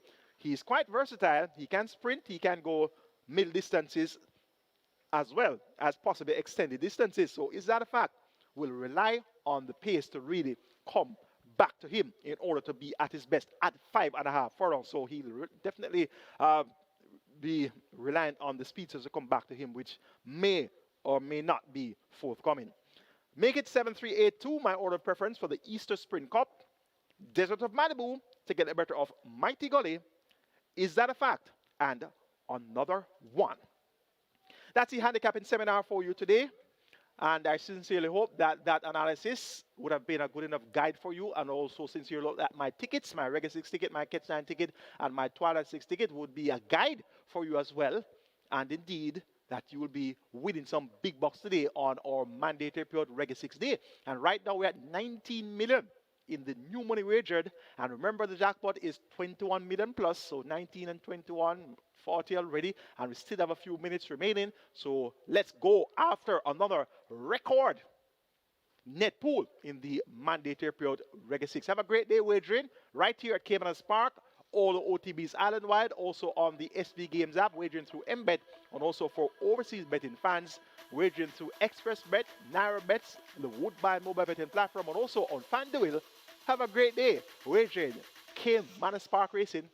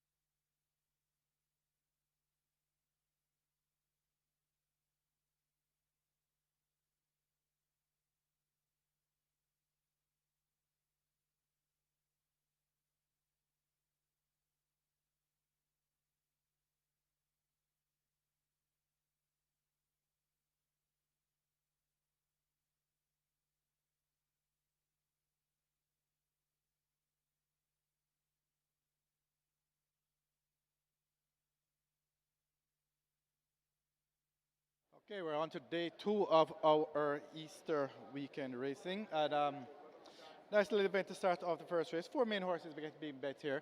Number 1, Splendid Vision, currently at $3. 2, Don Almighty at $3.50. Where Your Honor at $5, and the outside horse, number 10, Storm Boy, at $3. So joint 95 favorites, total 1 and 10, Splendid Vision and Storm Boy, but at the fixed odds winners, they're both being very well bet, with just Storm Boy having the slight edge currently at $3. Slight edge in the betting over Splendid Vision there. but good competitive betting race amongst those 4 horses. Look at it later down on the program in race 3. Dark Swan opened at $3 into $1.60. Great early support for Dark Swan. That's $3 into $1.50. Race 4, Diesel Train opened at $4 all the way, absolutely hammered into $1.60. It's by far the best backed runner of the day at Fixers Winners. That's Diesel Train in race 4, best backed runner of the day. In race 7, I'm Just a Girl, 220 into $1.40. Tons of early support for that one.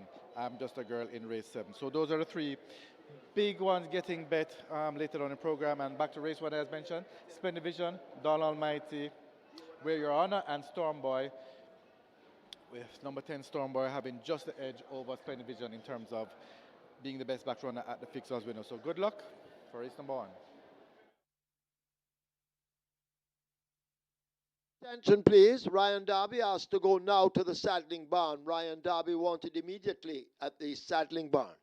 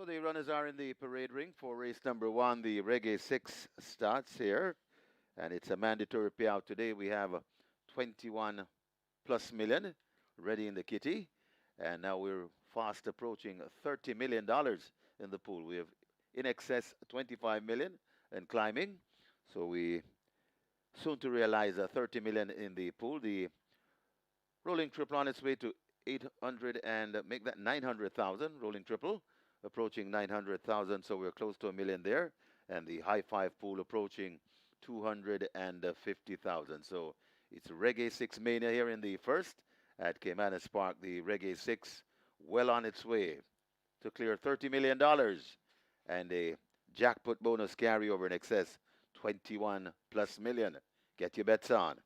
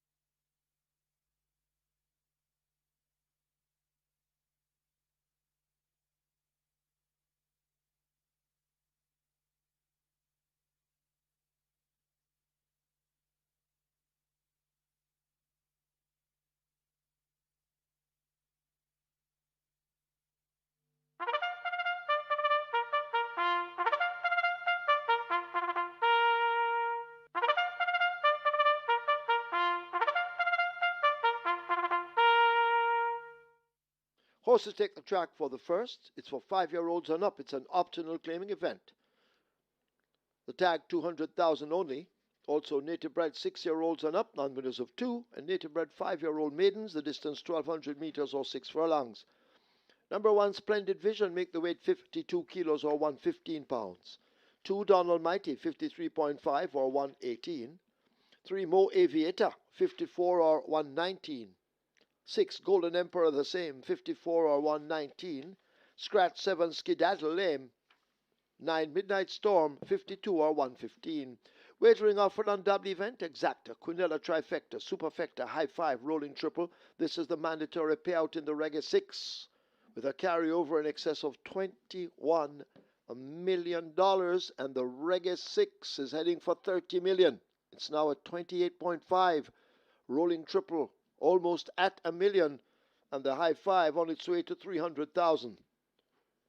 Runners make their way to post. Get your wagers on.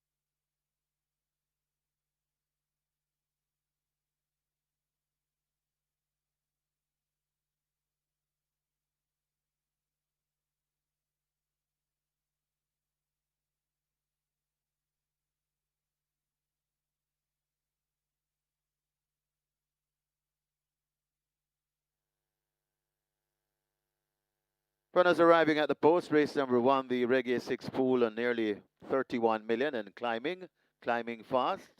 So you should have your Reggae 6 ticket in hand.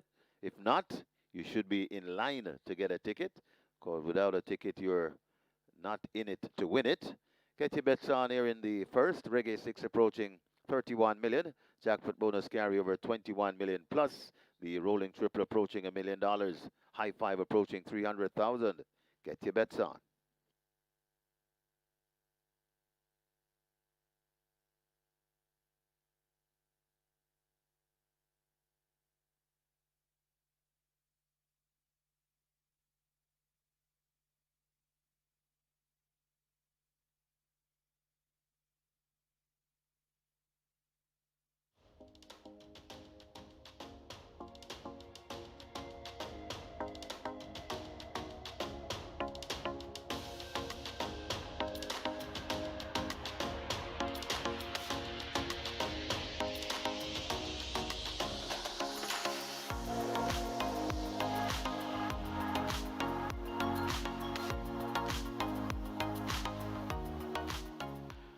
Hello again to our racing fans and welcome to Caymanas Park, home of the Caribbean's #1 derby, home of the Caribbean's finest thoroughbreds and home of the Mute Man. And we have an automatic qualifier for the Mute Man today. It's our feature, the 6th running of the LEVY Cup. That's going to be race number 9, the purse of 4 million. We have a field of 8 going 8.5 furlongs, 1,700 meters or a mile and a 16. The Easter Sprint Cup is going to be race number 10, overnight allowance horses, 1.25 million in purse money, and they go a distance there of 1,100 meters or 5.5 furlongs. Races 9 and 10 or 2 trophy races on the card.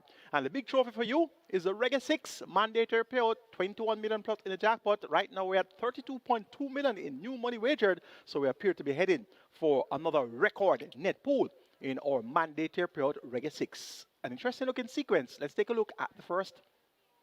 First event is for the low level claimers, 200,000. What a way to start a Reggae 6. My choice is number 10, Storm Boy. Robert Haldane rides for Courtney Williams. 75, the favorite is Storm Boy. And right now we're seeing Robert Haldane dismounted. Not quite sure what's happening there. Storm Boy run up the last 2. Second by 4.5 lengths behind Southern Flight. Second by length behind Tapping In. And he could very well go one better here. And as we can see, most of the riders are dismounting. So some cause of delay there. Storm Boy. This is where I'm going in the open contest. Number 2 is Don Almighty. 3-1 the price. Demar Williams for Ryan Darby. Run up 2 of the last 3, and he should give another honest effort. Number 1, Splendid Vision, comes in for good support at 5-2. Shaheem going to ride to Donovan Plummer. This one steps down in class from 350 and 500,000 down to 200,000, so can't complain among these. Splendid Vision raced on the 1st of January, so she's returning off a break, and she has Shaheem Gordon. He's in form, 5-2. Good value there for Splendid Vision. Number 8 is We're Honor, 3-1 the price. We're Honor got the better of Don Almighty when they met on the 26th of December, Boxing Day last year. So a rematch here. Blinkers off, visor on. Christopher Mamdine rides for Colin Ferguson. We're Honor could be in the thick of things throughout as well. Make it 10, 2, 1, and 8 to kick off our mandatory payout Reggae 6 on Easter Monday.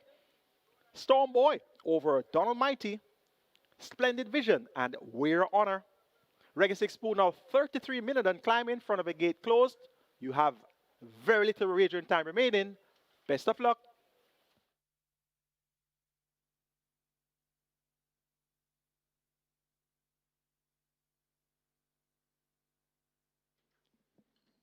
They've closed up the front of the gates as the Reggae 6 arrives at 33 million. And the rolling triple heading for 1.2. High five on its way to 400,000. Hurry, get your wagers on. Loading up, about to begin.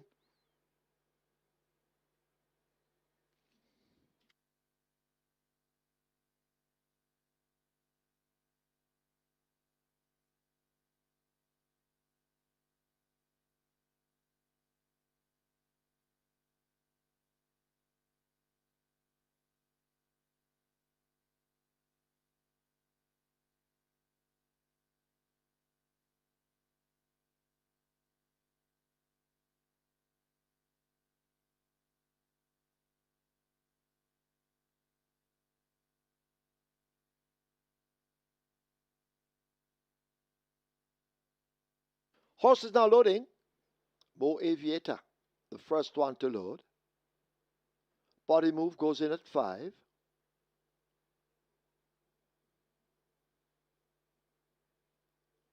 a riderless Golden Emperor. They've opened the front of gate 6 to accept Golden Emperor. Not yet in though, but they try.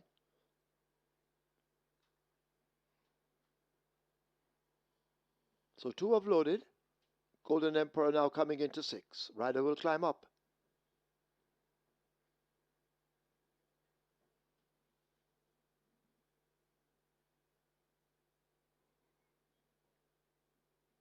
Where Your Honor? Loads at 8. Midnight Storm coming into 9. The favourite Storm Boy, they will try with a 10 with Robert Halladine. 6-5 in the wagering. Halladine coming down. Storm Boy's in. Halladine up once again. Splendid Vision loads at 1. Here comes Don Almighty to 2. 7-2, well supported. And XY Soul will load at 4 when ready. Field in line for the first of 10.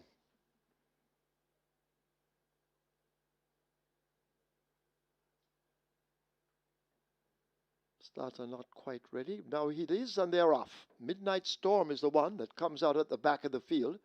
Splendid Vision is racing near the rail with a very narrow lead. Mo Aviator in between horses filling the sandwich. Where Your Honor is out 3 wide. Don Almighty settled in behind them 4 lengths off that lead, caught now by Storm Boy in the purple. A gap of 4 or 5 lengths opens up to XY Soul. A length and a tail back to Body Move as the leaders arrive at the half mile. A gap opens up to the trailing pair of Midnight Storm and the Golden Emperor. They've left the 7/16. They come toward the 3. A battle up front. Mo Aviator battling Where Your Honor and Splendid Vision. These 3 right across the track. A gap opens up to Don Almighty. Body Move has to make ground. XY Soul on his inside. Midnight Storm is way back. And at the back of the field, it's Golden Emperor as the leaders have turned for home. They're at the top of the lane. And it is Splendid Vision, the grey, who leads them past the 3/16. Mo Aviator is the one pasted to the rail. Storm Boy, the favourite on the outside, needing to find more as Splendid Vision continues to lead them a merry chase inside the final furlong. It is Splendid Vision and the apprentice Shaheem Gordon with a 4 or more length advantage inside the final 16. It is Splendid Vision responding to the right hand stick. Storm Boy closing but too late. Splendid Vision takes the first by maybe 2 over Storm Boy. Tight between Don Almighty and Mo Aviator, could go either way. Also close between XY Soul and over on the rail Body Move.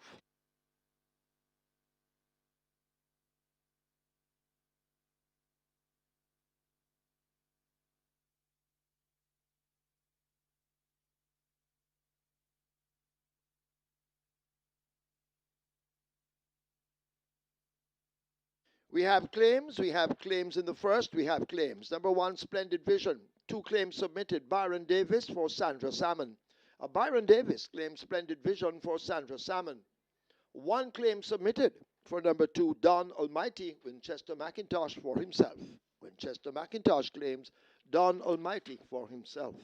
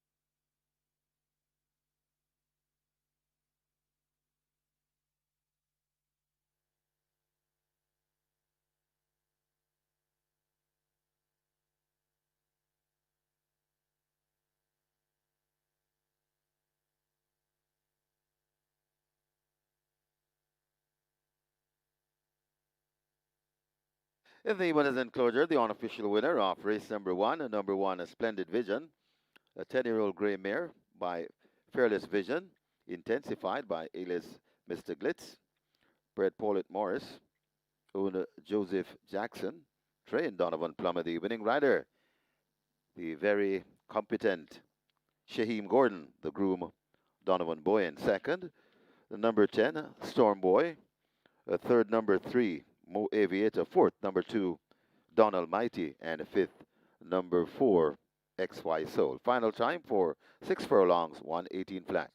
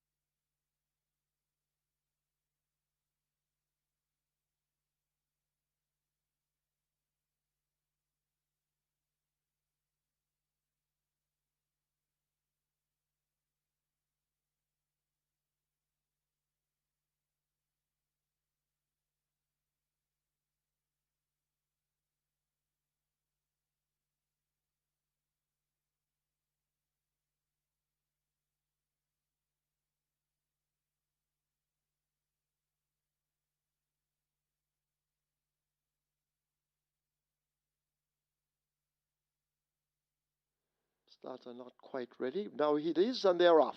Midnight Storm is the one that comes out at the back of the field.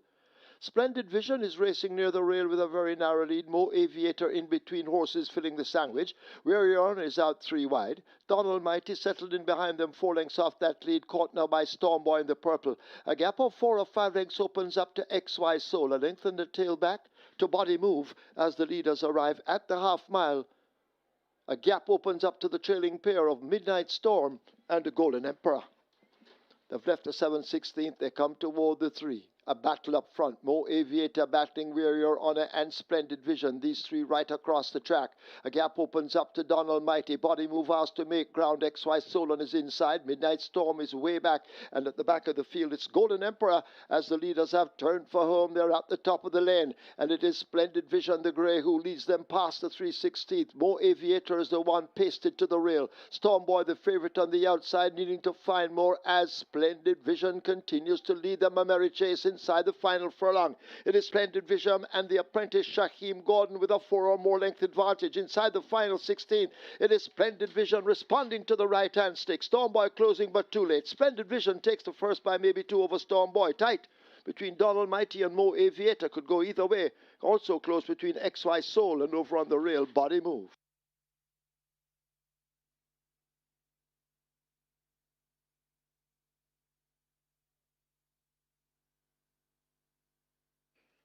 Result of the first now official. Horses to the barn, 1. Splendid Vision, 10. Storm Boy, 1 and 10. They go to be tested. The splits were 23-3 by 49-1. They completed 6 furlongs in 118. The margins 2 by 4.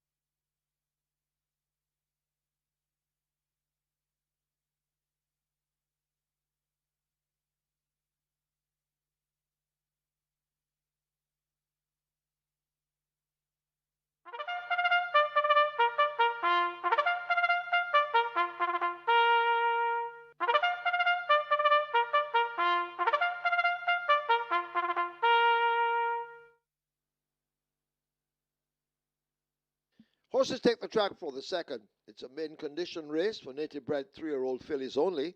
The distance 1,400 meters or 7 furlongs. 1 Runville Run, 55 kilos or 121 pounds. 2 Imaginarium, 52 or 115. 3 Delta Gamma, also 52 or 115. 5 Behave, 51.5 or 114. 6 Blood Diamond, 50 or 110. 9 My Lady Gold, 53 or 117. Wagering on double event, exacta, quinella trifecta, superfecta, high 5, rolling triple. Catch 9 begins here.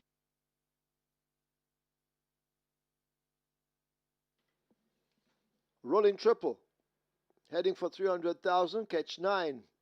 700,000, high 5, heading for 200,000. Get your wagers on.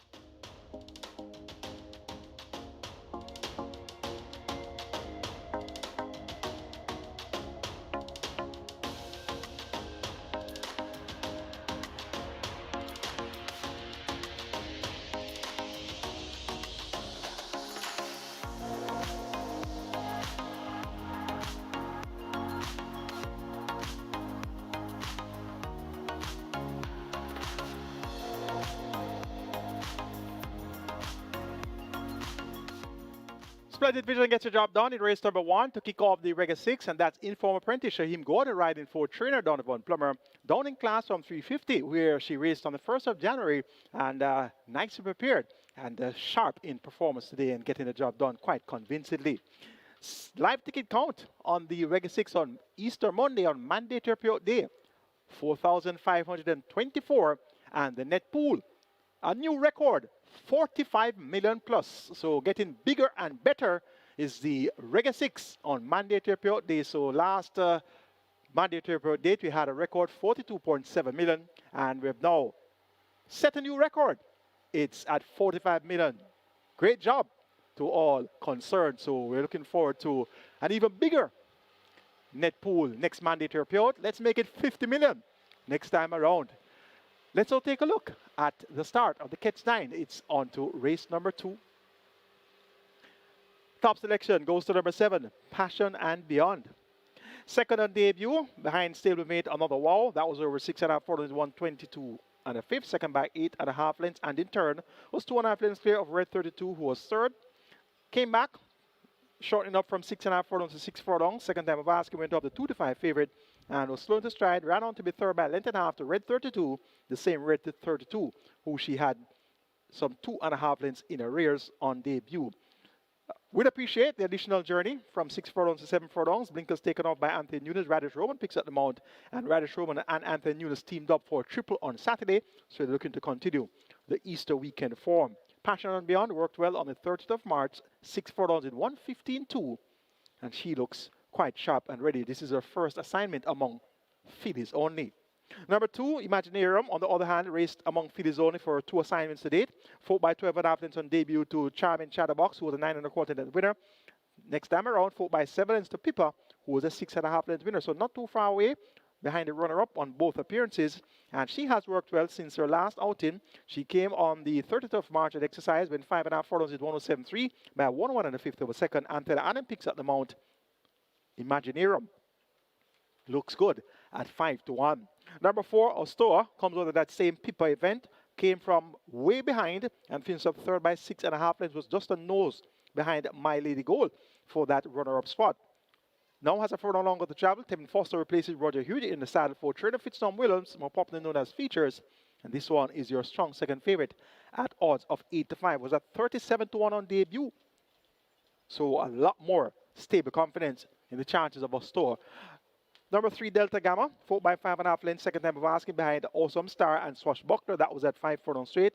Now gets 2 furlongs longer to travel, has second time lay 6, and this is her second attempt among fillies only. Ostoa ran among fillies only on debut. Delta Gamma also ran among fillies only on debut.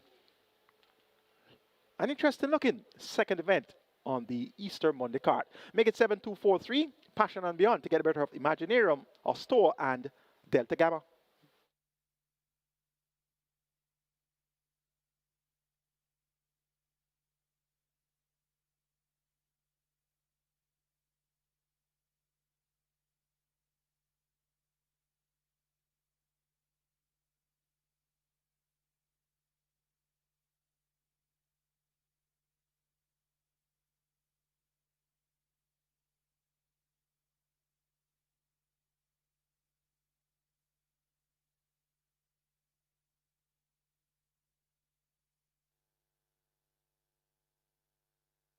So the runners have arrived at the post, and they have closed up the front of the gate for race number 2. The catch 9 starts here. It starts brand new, approaching 700,000, rolling triple on its way to 500,000, and the high five we're doing offered.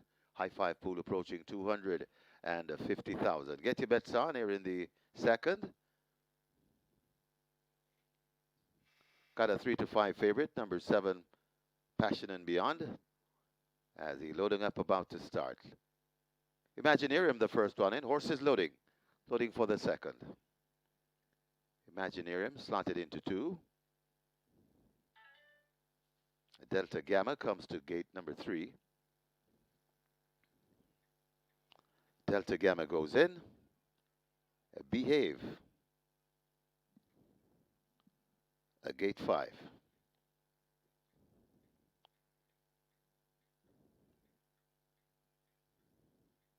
Up and in.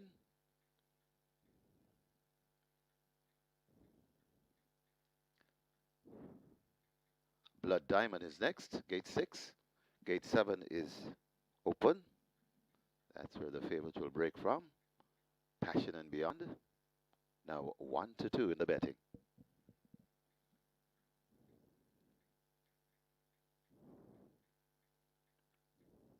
Another quality goes in at 8. My Lady Gold, gate 9 goes in. Runville Run looks to be situated in 1 without the rider.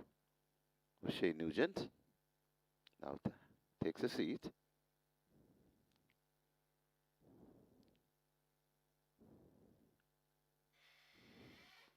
the well-fancied Astoa to gate number 4 at 2-1.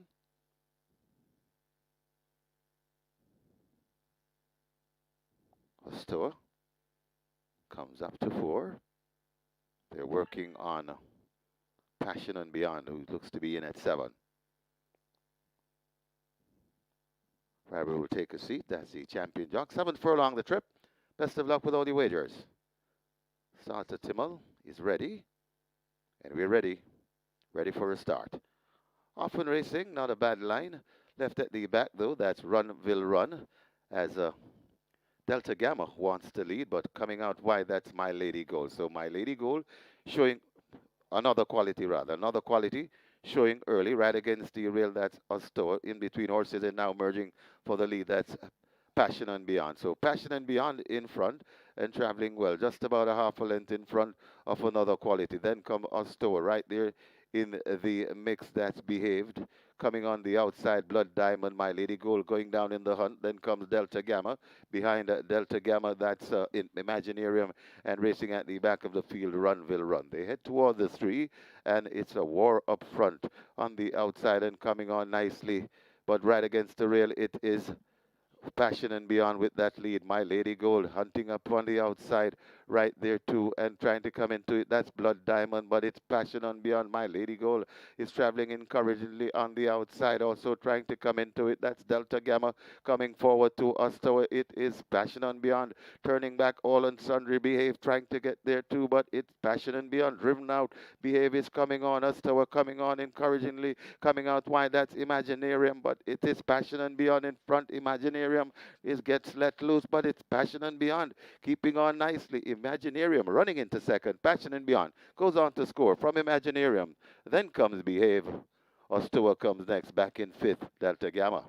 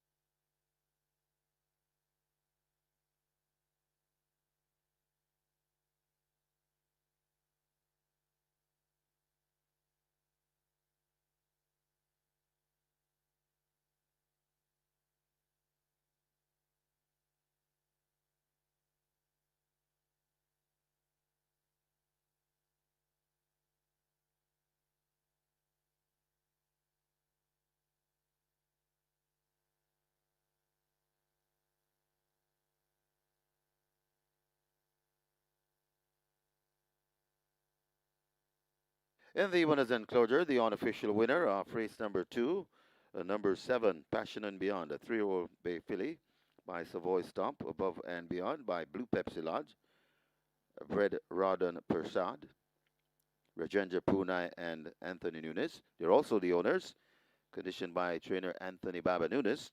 The winning rider, the champion Jock Radish, the Sneaky Fox Roman. Of course, he's powered by True Shake Nutrition Shake. The groom is Stephen Smith.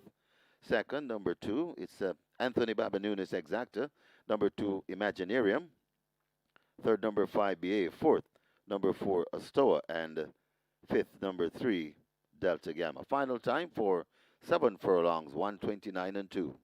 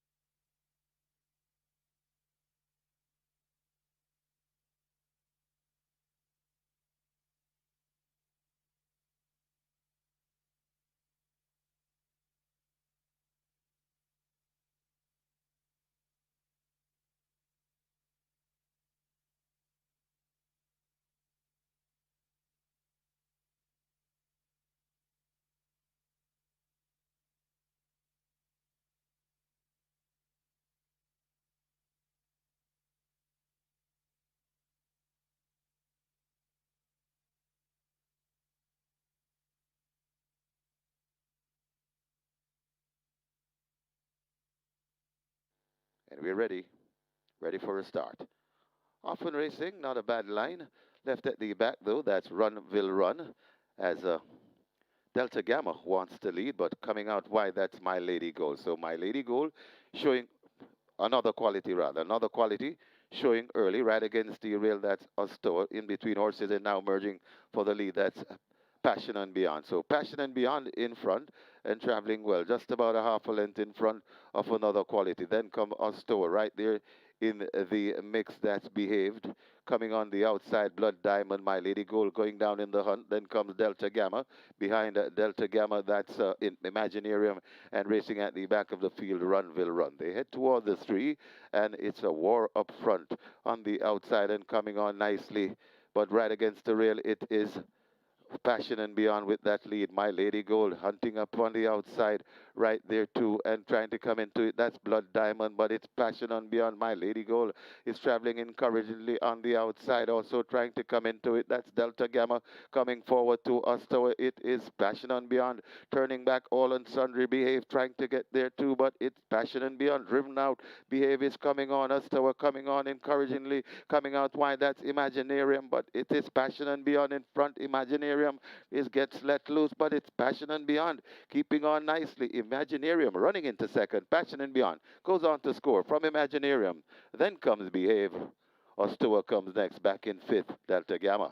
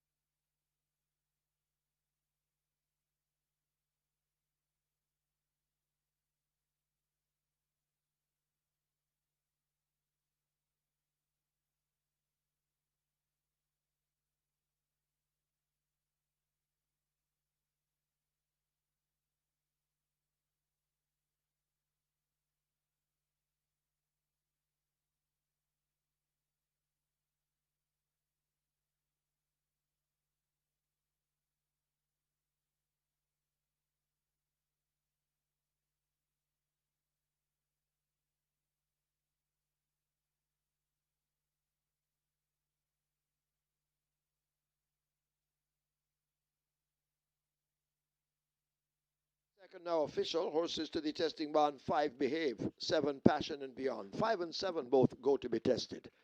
Splits 23-2, 47, 115-1. They raced 7 furlongs in 129-2. The margin 3.5 by 2.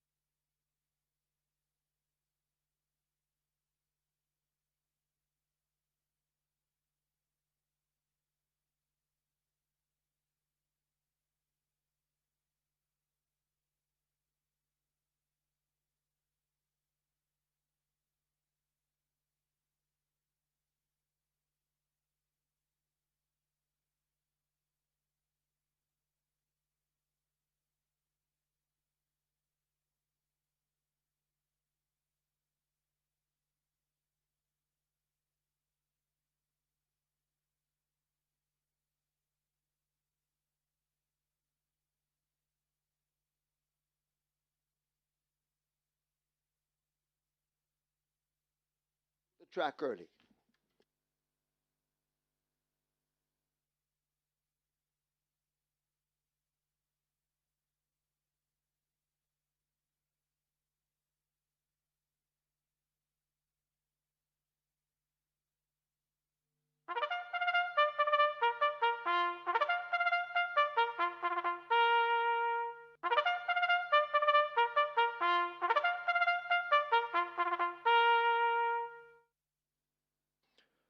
Horses, take the track for the third. It's a restricted allowance 5 for native bred 4-year-olds on up, non-winners of 2, and imported 4-year-olds on up, maidens, fillies and mares only. The distance 1100 meters or 5.5 furlongs. 2 native flyer, 53.5 or 118. 3 total velocity, 52 or 115. 4 dark swan, 51 or 112. 5 newspaper of record, 52 or 115. 7 True Blue, 52 or 115. 8 Simply Enchanting, 51 or 112. 9 Sparkling Fire, 52 or 115. Wagering on double event exacta, Quinella trifecta, superfecta, high 5, rolling triple. Place pot 8 and quick 4, they start here. Place pot 8 has a single winner bonus in excess of 793,000. Quick 4 in excess of 640,000. A quick 4 heading for 500,000, place pot 8, 800,000, probably on its way to $1 million. Get your wagers on.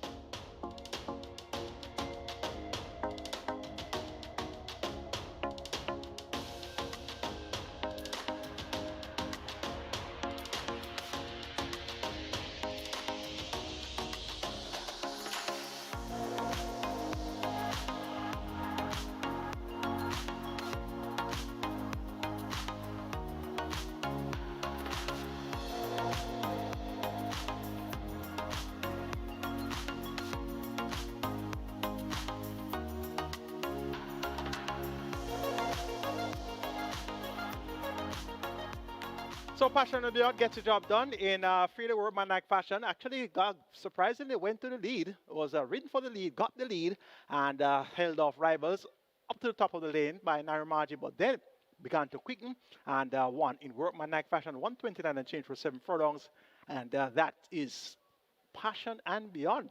She really would love a distance of ground, such as 10 furlongs. That's my Oaks horse, so making a note of that one from early out. Passion and Beyond looks to have a bright future ahead of her. Second winter stablemate, Imaginarium, and the numbers I gave you were 7, 2, 4, and 3. The race came back 7, 2, 5, and 4. So you got the exacta, 269. You got the quid out of 270. Live ticket count on the Reggae 6, now down to 4,170, and that's the hardest part. The bunker, the single on the Reggae 6 has come through. Passion and Beyond. So the hardest part is out of the way. The single with 45 million on the line. So we have 4 more races to go. Let's see if we can get some price horses coming through on our Reggae 6 tickets today. Live ticket count on the Catch 9 starts off at 539 with over 505,000 in that net pool. It's on to race number 3, the start of the Place Spot 8 and Quick 4, both of a minimum guarantee period of a $250,000. Place Spot 8 pool now at 750,000 and the Quick 4 pool is at 400,000. We have a field of 9. They go a distance here of 1,100 meters or 5.5 furlongs. Race number 3 is a restricted allowance, 5 for native bred 4 years and up, nuns of 2, and imported 4 years and up. Maidens, it's fillies and mares only. My choice is number 4, Dark Swan, a speedy filly. Emina McLean, more popular known as Nico, picks out the mount for Turner Gerster Smith, more popular known as Greasy. So Nico teams up with Greasy, and this Dark Swan led for the first half mile in a 5-run contest on the 14th of March. That was on her seasonal debut, coming off a 3-month break, and she will report fitter.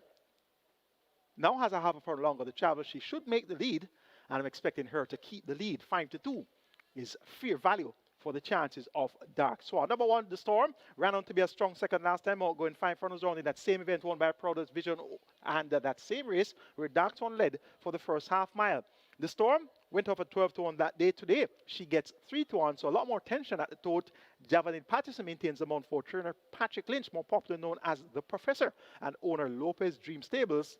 The Storm appears to require a strong pace to chase, and she should get that strong pace here with the likes of Dark Swan to be on or near the lead. Number 6 is You're My Sweetie. This one is her 8-5 favorite. Dane Dawkins rides against Sabati. The customary equipment, tongue tie off, figured off. Dane Dawkins, though, maintains them all for the 9th consecutive occasion.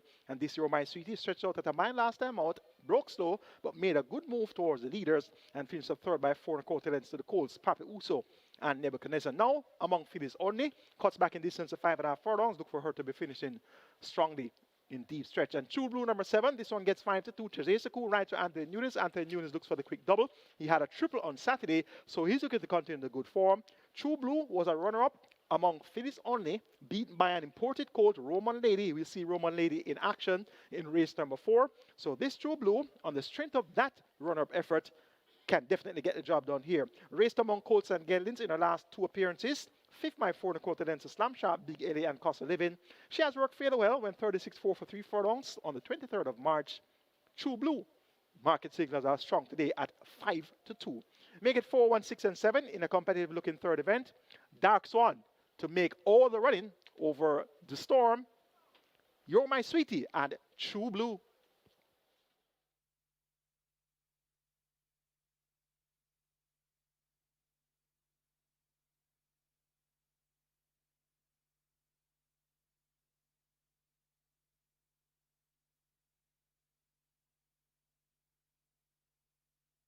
They will now close the gates as they prepare for the third event. So if you haven't wagered, you know the cue. You have to hurry now. Get those wagers on. Quick 4 on its way to 500,000. Play spot 8 continues to head to 800,000. High 5 heading for 200,000. Last chance to get your bets on. They're going to load any moment now.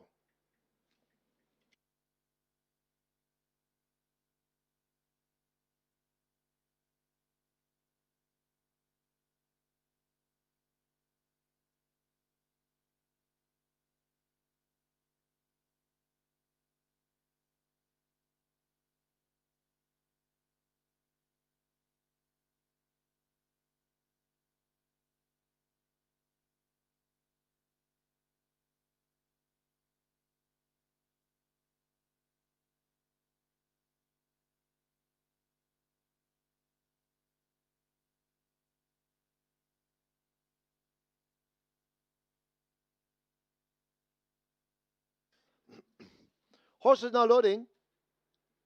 First one in, Native Flyer.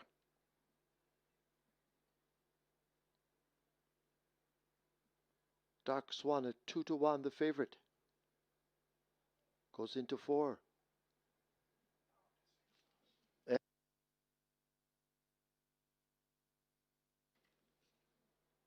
Well, second choice. You're My Sweetie is the favorite. And You're My Sweetie is in. The Storm loads at 1.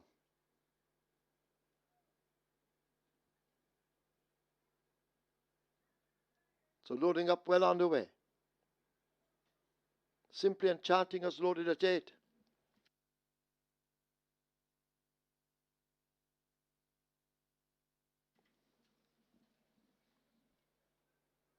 Sparkling Fireworks to 9.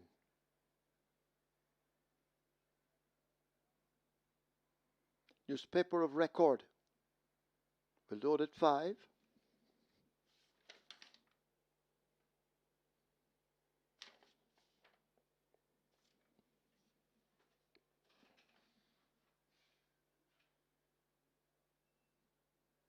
Field in line. 5.5 furlongs. Starter ready. They're off. Fair start. The Storm Native Flyer occupy the rail. Sparkling Fire out wide.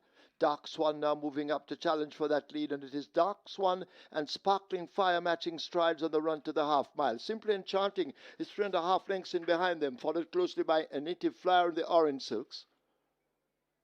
Also beginning to make some ground, that's Total Velocity racing in behind them as they charge toward the 7/16th. True Blue has made good ground. Total Velocity fading back a place. You're My Sweetie is next. The Storm Race is next, and at the back of the field, it's Newspaper of Record as they've left the 5/16th and come into the lane. Sparkling Fire on the outside. Dark Swan cuts the corner near the rail, and it is Dark Swan and Sparkling Fire matching strides up front. Beginning to make some ground, that is True Blue now splitting rivals, and True Blue dashes to the front. It is True Blue who takes charge on that lead as they approach the final furlong. Here is You're My Sweetie now asked to close. Native Flyer back in third, but it is out in front. It is True Blue and Tajay Suku with a 3-length advantage. It's held over You're My Sweetie. Can't catch the leader. True Blue wins it by maybe 4 in the end over You're My Sweetie. Then Native Flyer Simply Enchanting. The Storm is back in fifth.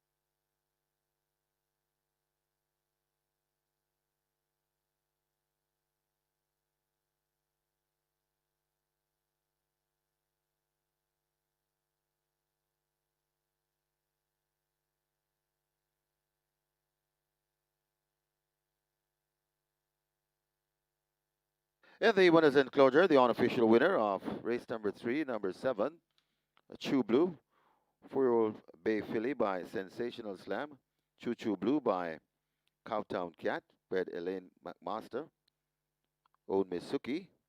Second win on the card for trainer Anthony Baba Nunes. Winning rider Tajay Suku, the groom Mark McNorty. Second, the number 6, You're My Sweetie. The third, number 2, Native Flyer. Fourth, number 8, Simply Enchanting. And the fifth, number 1, D Storm. Final time for 5.5 furlongs, 108 and 4.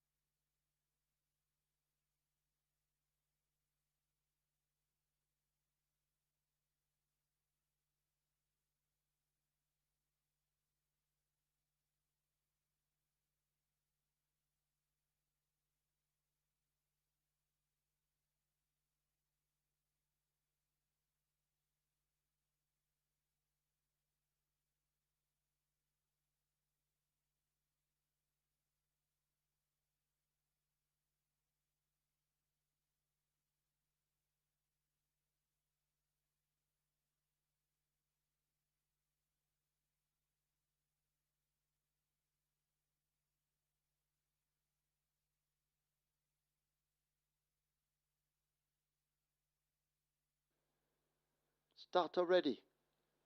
They're off. Fair start. The Storm Native Flyer occupy the rail. Sparkling Fire out wide. Dark Swan now moving up to challenge for that lead, and it is Dark Swan and Sparkling Fire matching strides on the run to the half mile. Simply Enchanting is 3.5 lengths in behind them, followed closely by a Native Flyer in the orange silks. Also beginning to make some ground, that's Total Velocity racing in behind them as they charge toward the 7/16th.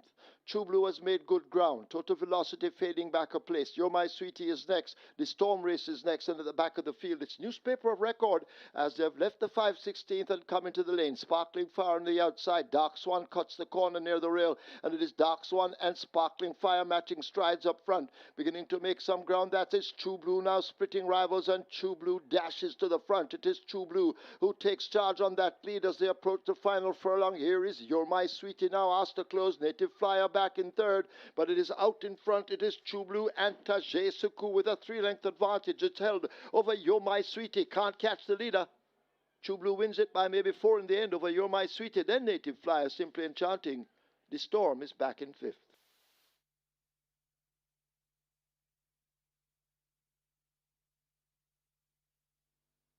Result of the third, now official. Horses to the barn. 7, True Blue. 8, Simply Enchanting. 7 and 8 go to be tested. Splits 23-2, 49-1. Final time, 5.5 furlongs, 108.4. The margin's 4.5 by 5.5.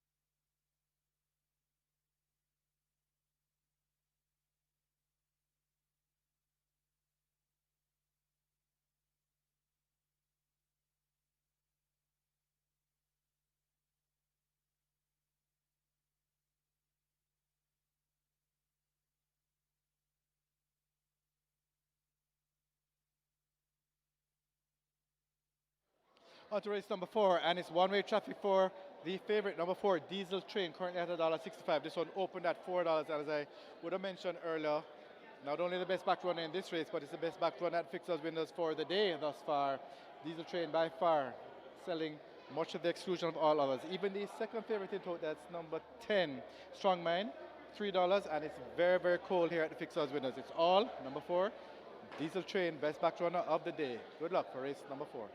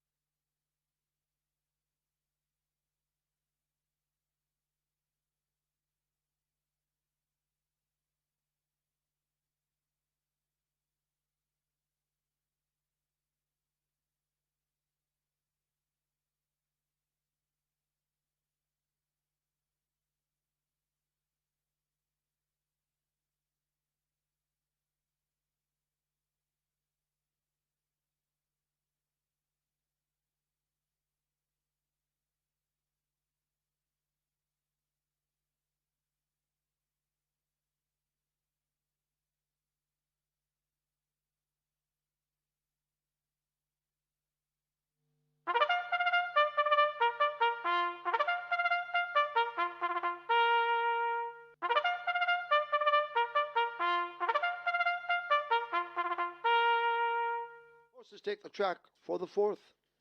It's a restricted allowance 4 for native bred 4-year-olds and up, non-winners of 3, and imported 4-year-olds and up, non-winners of 2. The distance 1,200 meters or 6 furlongs. 1 Duchess, 52 kilos or 115. 2 Miss Brayton, 49 or 108. 3 Cutout, 53 or 117. 4 Diesel Train, 52.5, 116. 5 Roman Lady, 54 or 119. 6 Brompton Boy, 52 or 115.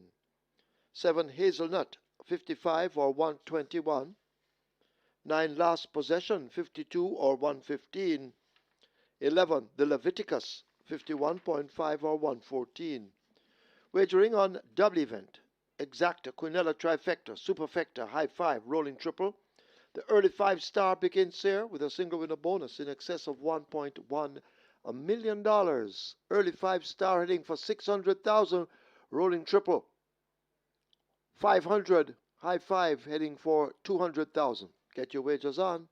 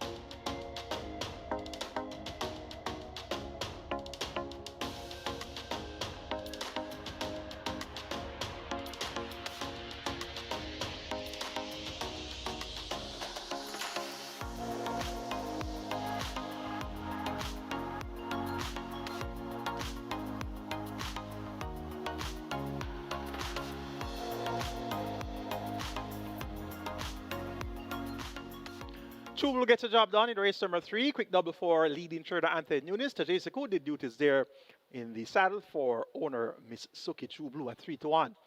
Wins convincingly over Your My Sweetie. Live ticket count on the Reggae 6 on Monday period day, 1,960 with a net pool of 45 million plus. And the catch sign is at 181 live tickets and over 505,000 in that net pool. It's on to race 4, which kicks off the early 5-star. We have a field of 11 all the way to the starting gate. They go 1,200 meters or 6 furlongs. It's a restricted allowance, restricted allowance 4 for nature bred 4 years and up, nuns of 3, and importees 4 years and up. Non-winners of 2. The field is comprised of 7 fillies and 4 colts. Let's take a look. Top selection goes to number 10, Strong Mind. Radish Roman rides for trainer Patrick Lynch, more popularly known as the Professor, and owner Joyce Racing. Returned off a break on the 28th of March and was second by length behind Feeding Free, going 5 furlongs straight in 59.4. That was on a sloppy track. Reports on a quick turnaround and comes around the bend, and he should be sharper for that effort, and if not bouncing, he could very well go one better. He had 2 run-up efforts in October, second behind Mighty God in 105.3 for 5.5 furlongs, second by 3.5 lengths, and second by length and 3/4, going 5 straight behind the importee on Rudy Moore.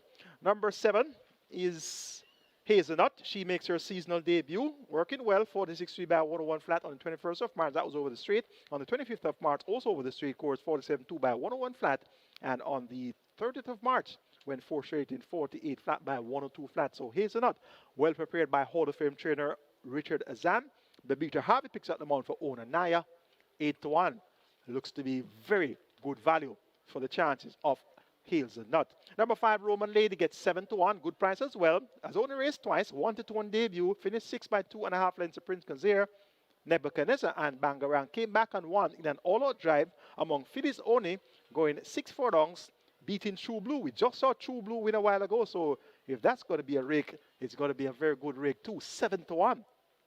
Very good price for Roman Lady. Has worked well for her return on the 28th of March. 5.5 furlongs in 108 and a fifth by 101.4. So she has good speed, and that speed should be on display early in the contest. Number 4 is Diesel Train. This one is all the rage at 7-5 now, even money. And he last raced on 27th of December, went third by 2.5 lengths to Don Quasi and Fred the Master. Don Quasi won the Linval McFarlane in absolute impressive fashion, 118 flat for 6.5 furlongs, making all the running. So this Diesel Train returns off the break, looks really well. Romaine Gordon picks up the mount for Peter Dumbassard and owner PGK team. Even money. Strong in the market is Diesel Train, and he can certainly roll home and make it close at the finish. I'm going 10-7-5-4 as my order of preference for race 4. Strong Mind over Hazelnut. 7-1 for Hazelnut. Then Roman Lady. 7-1 for Roman Lady. And Diesel Train, the even money favorite. Early 5-star pool is at 700,000. Triple is at 550,000. You have limited wagering time remaining. Getting those bets on now, and best of fortune.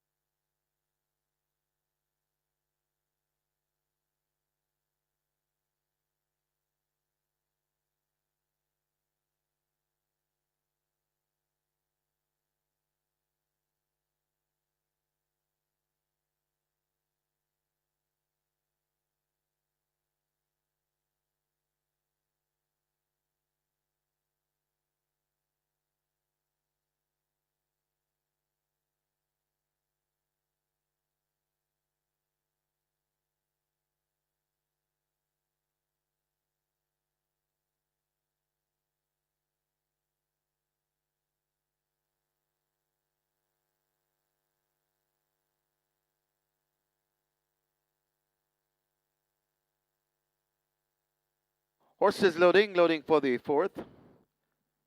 Duchess, the first one to load. Cut out, joins at 3. Roman Lady is next. Gate 5. High 5 approaching 300,000. Early 5-star approaching 900,000. And your rolling triple on its way to 650,000. Brompton Boy is next. Gate 6. Almastilis. Gate number 8.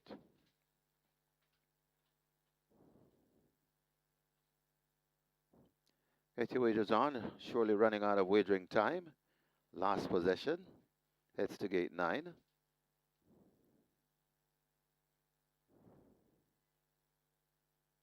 The Leviticus, gate 11.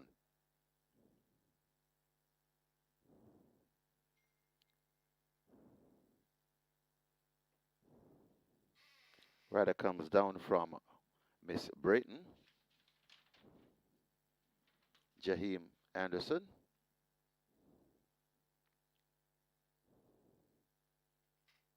Strong Mind. Slotted into 10. Miss Brayton heads to gate 2.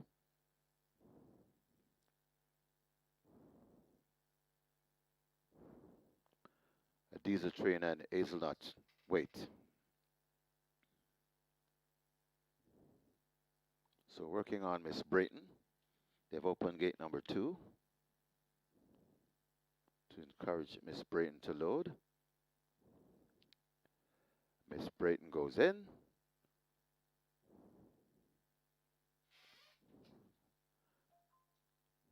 Hazelnut comes to gate 7. A Diesel Train, gate 4. So Hazelnut goes in. Want to load Diesel Train. Starter Michael Sims is ready. And we're ready for a start. This is 6 furlong the trip. Race number 4. Often Racing, that's a good line. As marginally missing it, the Leviticus, last possession, and a Duchess has a Strong Mind. Blast into an early lead, about 3 or 4 lengths in front of Diesel Train. Coming out wide, that's a Roman Lady. Right against the rail, that's cut out. Overtaken by Almastilis and Brompton Boy. Then comes Hazelnut as they go past the 4. The Leviticus comes next, a gap of 3 or 4 lengths or 5 lengths before we come to Miss Brayton traveling with last possession and racing at the back of the field. That's Duchess. They head towards the 2.5 furlong point, and Roman Lady now joins Strong Mind. These two fighting for it, and now Roman Lady goes on from Strong Mind. Almastilis and winding up on the outside, but coming out wide, that's Diesel Train. Roman Lady in front. Diesel Train attacking Roman Lady. Roman Lady still in front. Diesel Train. Watch Brompton Boy winding up and coming forward as Diesel Train and Roman Lady still fighting it out. Roman Lady on the rail. Diesel Train out wide. It's Diesel Train. Roman Lady. They're not giving each other an inch. It's now Diesel Train hits the front. Diesel Train begins to go away from Roman Lady. Brompton Boy left back in third. Diesel Train beats Roman Lady. Then comes Brompton Boy, Hazelnut, and the Leviticus back in 5th.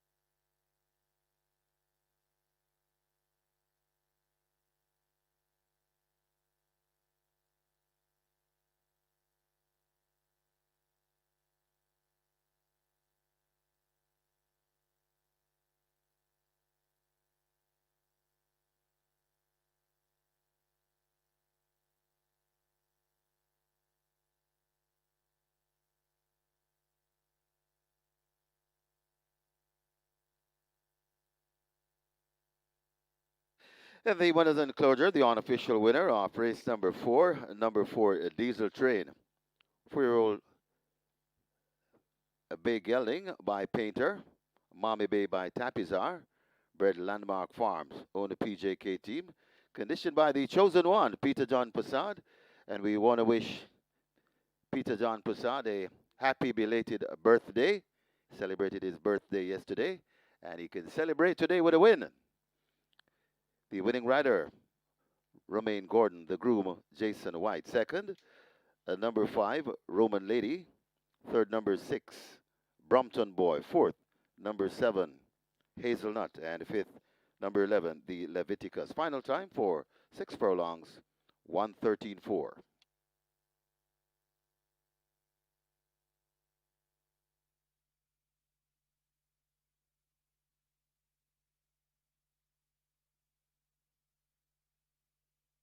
Jockey Radish Roman asked to go now to the storage room. Radish Roman wanted in the storage room.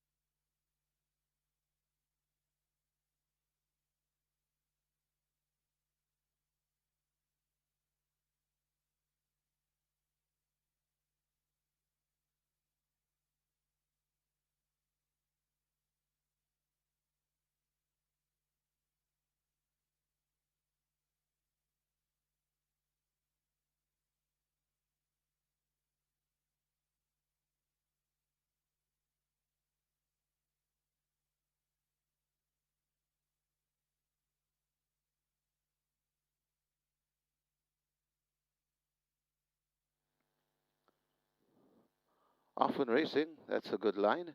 As marginally missing it, the Leviticus, last possession, and Duchess has a strong mind.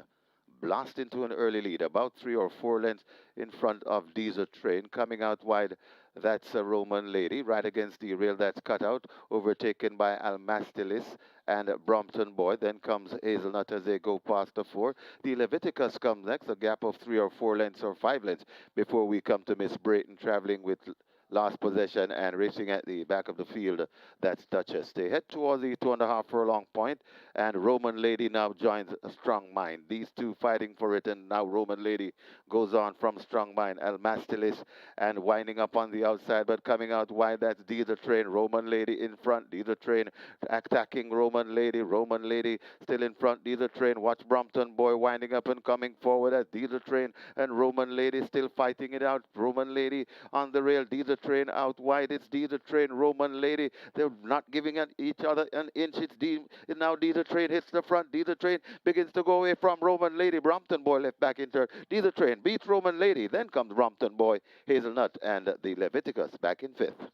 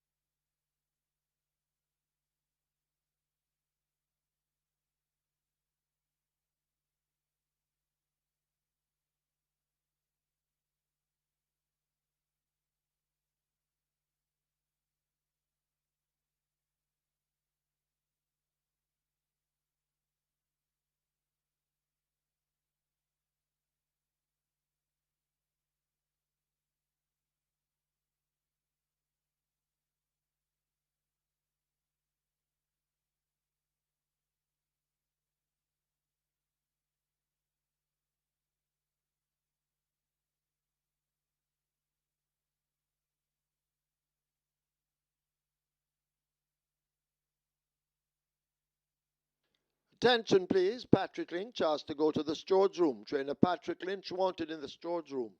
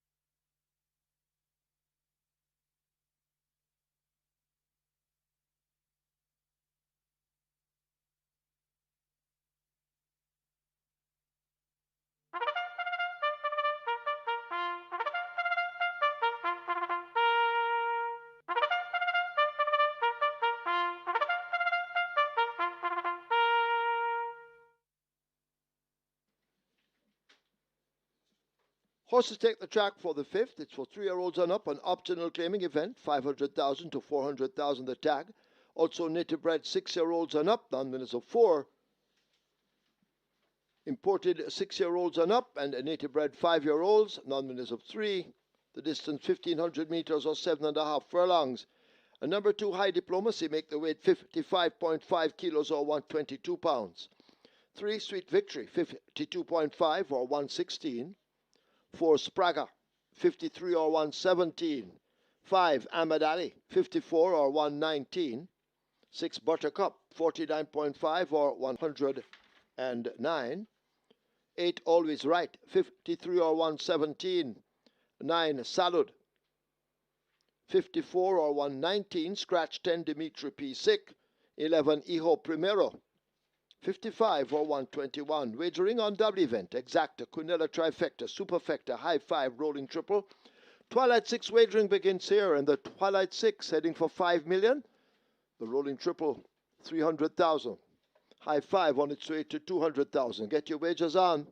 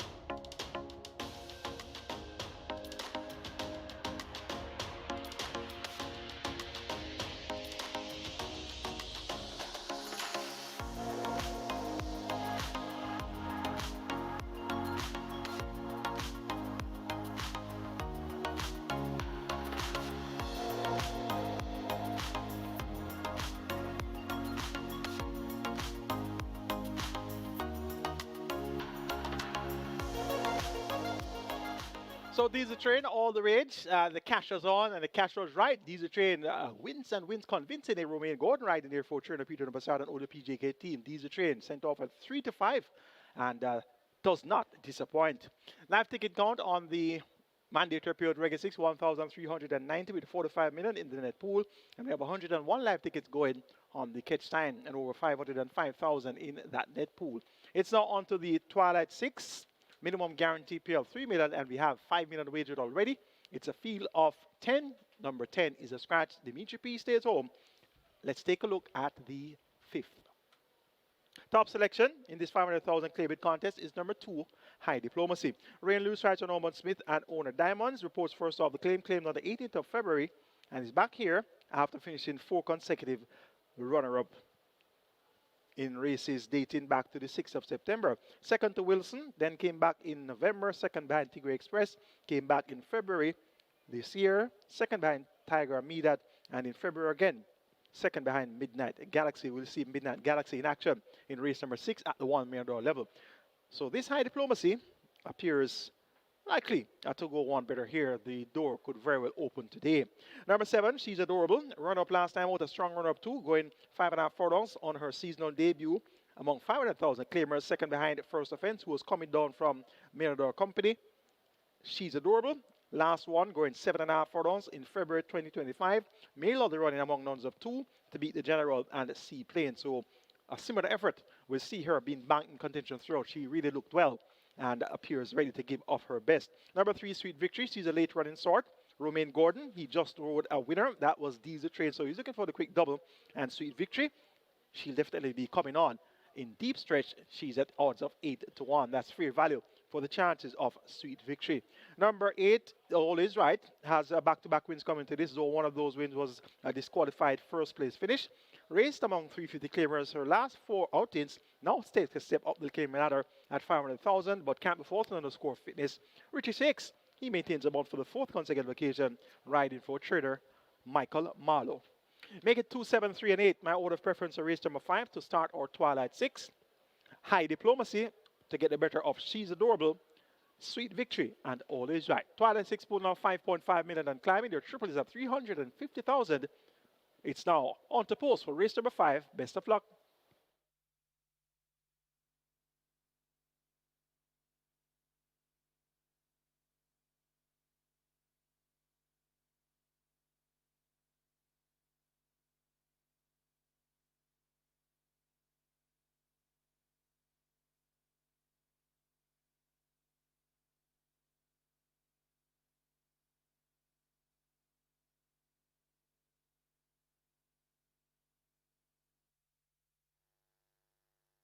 May I have your attention, please? May I have your attention, please?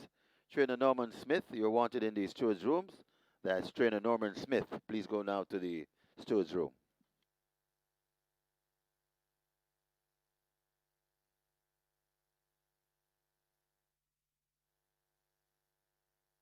Twilight 6 approaching $6 million. Twilight 6 approaching $6 million. And the rolling triple on its way to 400,000. High 5 wagering offered. High 5 pool approaching 250,000. Get your bets on.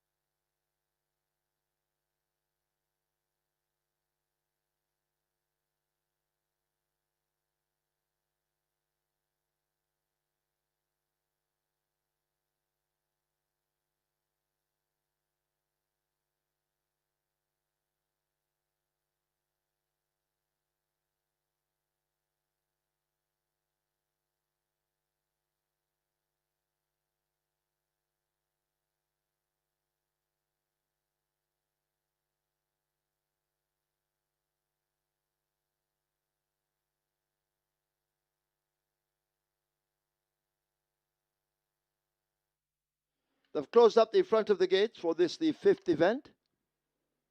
You need to hurry and get your wagers on now.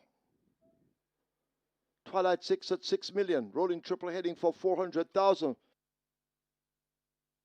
High 5 on its way to 300,000 as loading up is about to begin.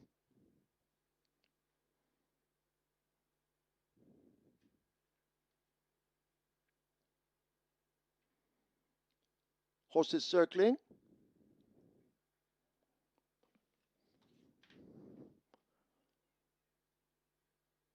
Last chance to get your wagers in.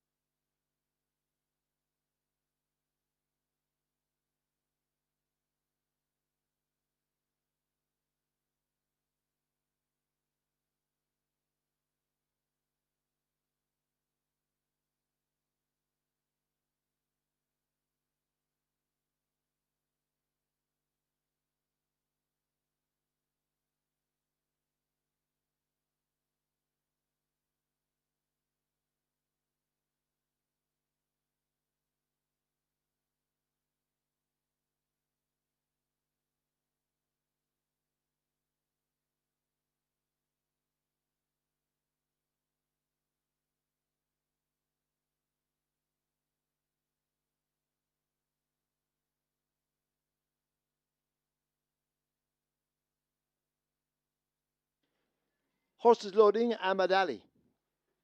In at gate 5, riderless at the moment. So the first one is in. Ahmad Ali. Rider climbing aboard.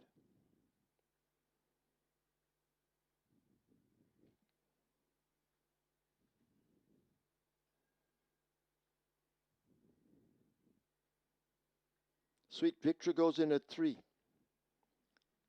Sprague lined up to go in at 4. Hijo Primero coming into 11 with O'Shea Nugent.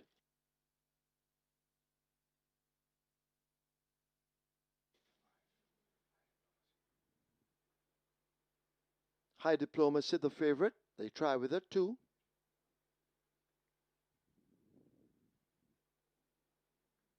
So loading up, moving pretty quickly. If you haven't, you need to hurry, get those wagers in.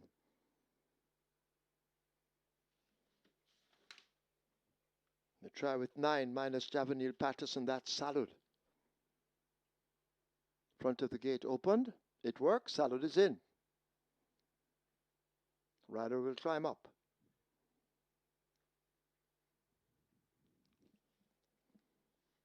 So they still try with this High Diplomacy. Ray and Lewis waiting in the wings.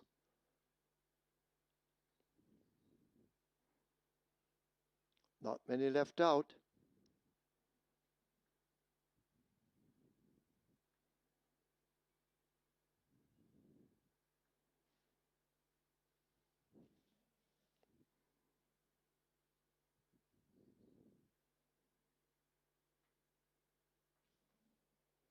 High Diplomacy. Getting closer to load at 2. Always Right is in at 8.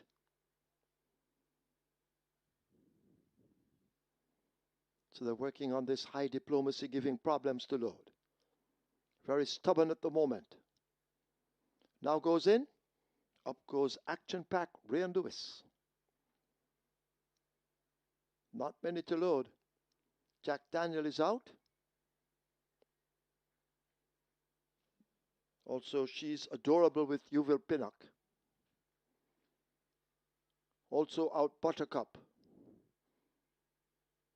Jack Daniel backing away from gate 1. Buttercup being pulled to 6. Buttercup is in. She's Adorable heading for 7. Jack Daniel is locked away. Last one in, She's Adorable. Field in line for the 5th. 7.5 furlongs.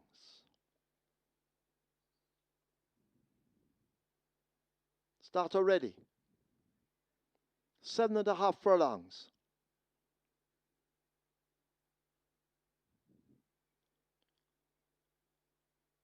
Now they're off. First start.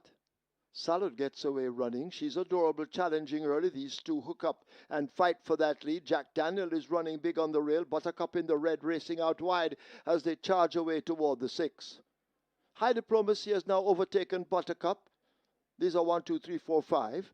Sweet Victory racing with Always Right racing out wide. Sprague forms a line of 3 on the fence. Ahmad Ali races up next, and at the back it's Hijo Primero in the yellow silks as the field have left the 5 and run toward the half mile. She's Adorable just the leader. Salad right alongside. A head separates them. 2 lengths back to Jack Daniel. High Diplomacy, the favourite, now asked to make ground as they leave the half mile. Buttercup is making some progress. Sprague races on the rail, Always Right out wide. Sweet Victory in between them. A break back to Ahmad Ali.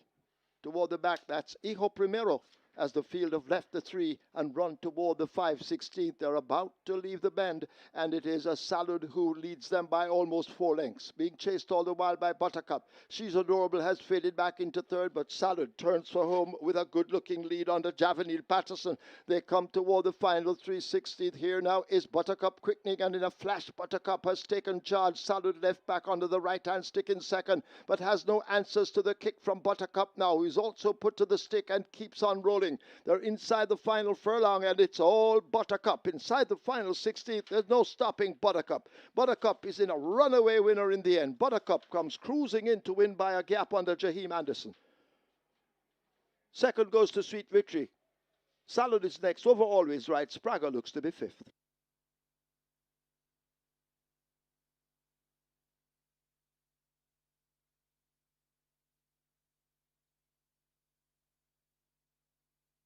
We have claims in the 5th. We have claims. Number 2, High Diplomacy, 18 submitted. Paul Hilton for Move. Paul Hilton claims High Diplomacy for Move. 8 claims submitted for number 4, Sprague, 1 void. Joseph Thomas for G-Links Connection. Joseph Thomas claims Sprague for G-Links Connection.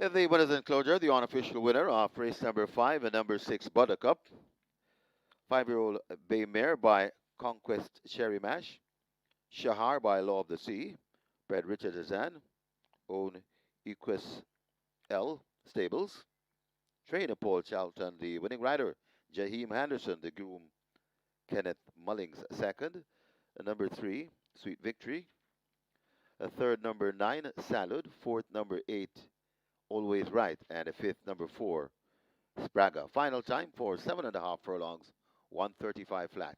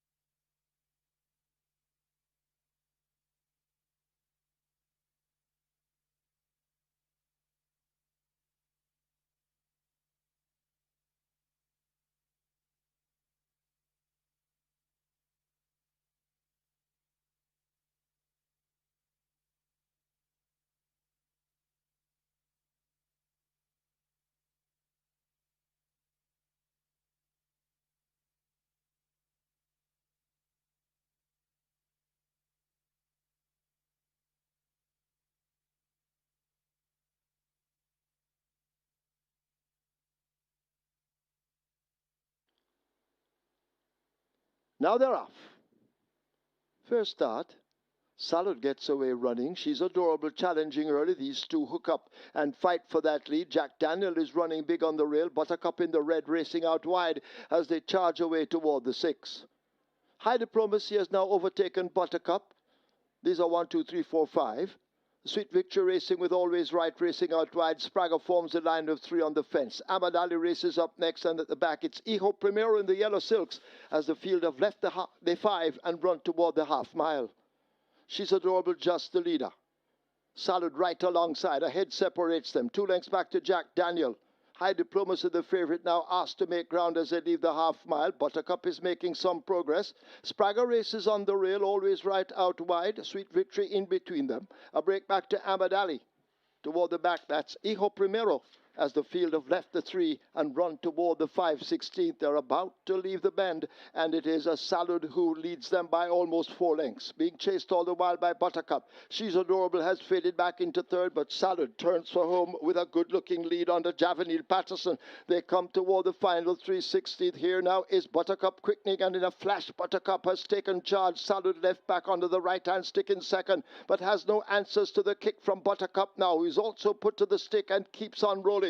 They're inside the final furlong, and it's all Buttercup. Inside the final 16th, there's no stopping Buttercup. Buttercup is in a runaway winner in the end. Buttercup comes cruising in to win by a gap under Jaheim Anderson. Second goes to Sweet Victory. Salad is next, over Always Right. Spraga looks to be fifth.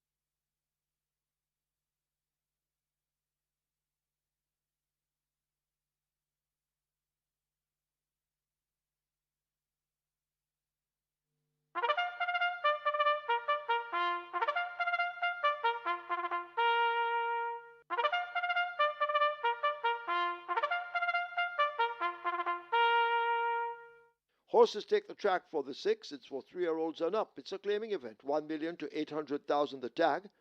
The distance 1,400 meters or 7 furlongs. 1 Midnight Galaxy. Make the weight 55.5 or 122 pounds.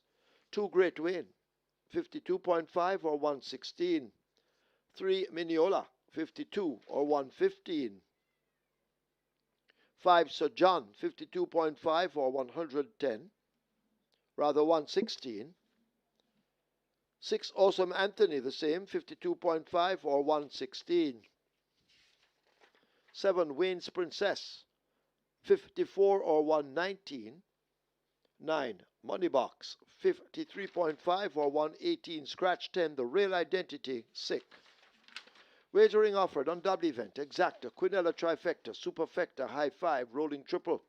This is where the late 5 star begins. Late 5 star heading for 900,000 on its way to a million. A rolling triple at 500,000.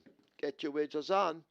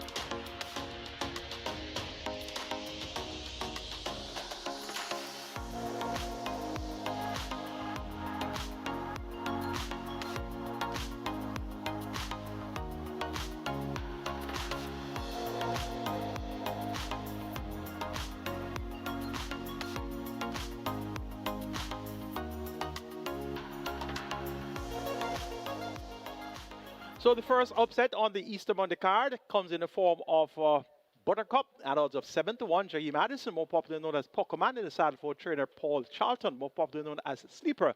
And that one won quite convincingly to get the job done there in race number 5. Sweet Victory checked in second. And the two favorites really unplaced, High Diplomacy and She's Adorable. Live ticket count on the biggest is coming into the cash out leg.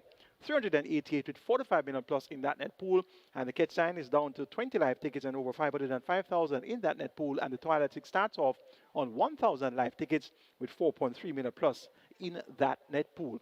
It's on to race number 6, the start of a late 5 star, and the cash out leg of the Easter Mondays mandatory payout Reggae 6. It's for the 1,800,000 claimers. Scratch number 10, the Real Identity. Top selection goes to number 11. Easy peasy.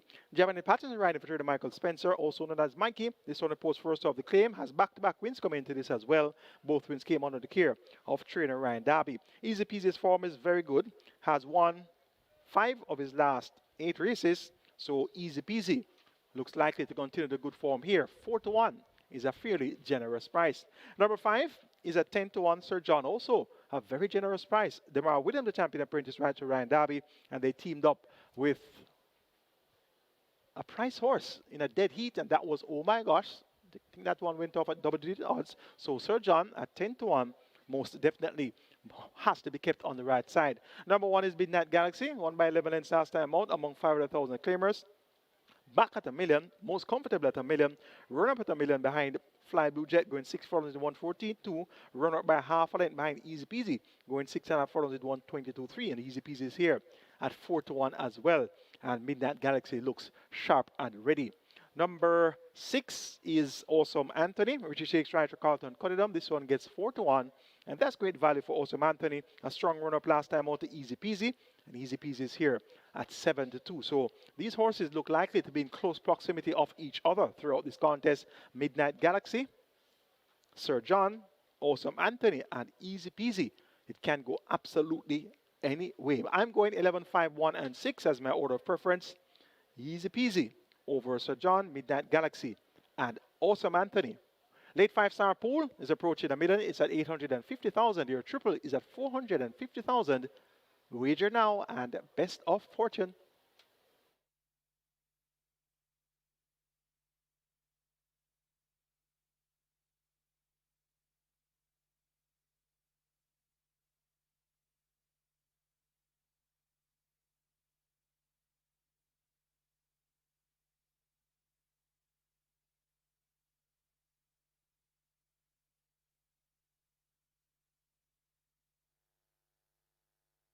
Runners arriving at the post. This is race number 6, the cash out leg of the Reggae 6. And if you're still alive, you will be handsomely rewarded in the payouts. Late 5-star approaching 1.2 million. Late 5-star approaching 1.2 million. Rolling triple approaching 500,000. And the high five offer there. High five pool approaching 250,000. Get your bets on as the runners are arriving at the post.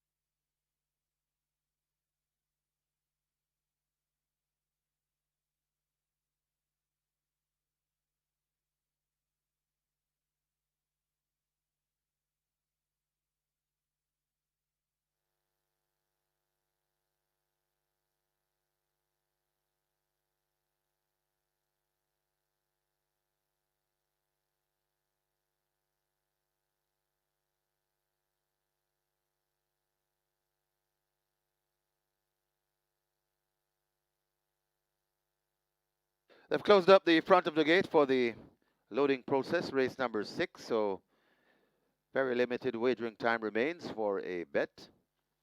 Got a wager now. Very attractive late 5-star pool, nearly 1.2 million.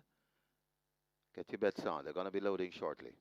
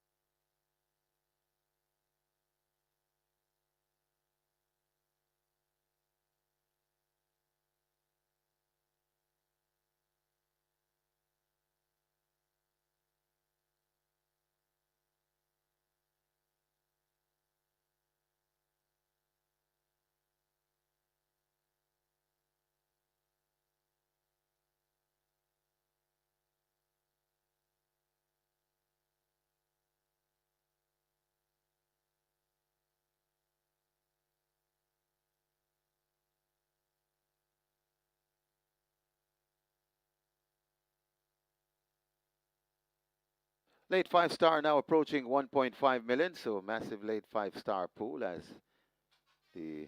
become the norm. They've opened gate 1 for a Midnight Galaxy. Rider comes down from a Midnight Galaxy. Great Wayne is loaded in gate 2. Mineola in 3. Horses loading for the 6th. Sir John, or make that Life is Life, in at 4.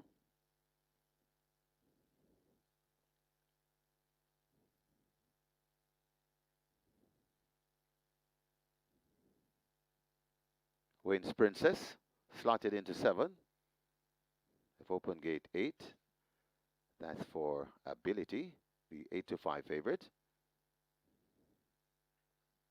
Rider comes down from Ability, that's the champion jock. Radish the Siki Fox Roman. So they're working on Ability, gate number 8.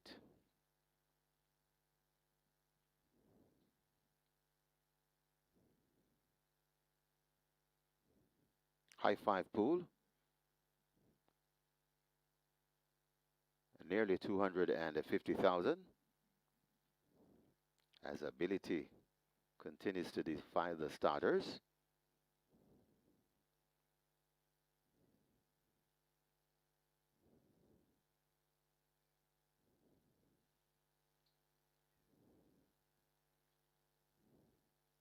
Ability turning sideways.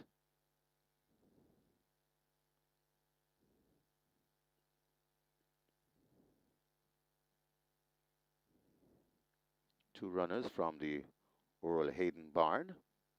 One Wayne's Princess already in gate 7. Working on the second one, Ability, who now goes in.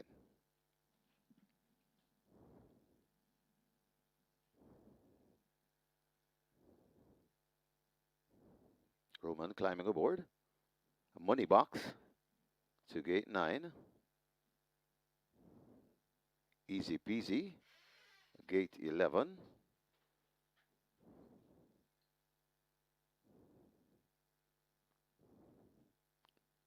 Waiting on Awesome Anthony, Sir John, and a Midnight Galaxy. Awesome Anthony in at 6. 2 to load.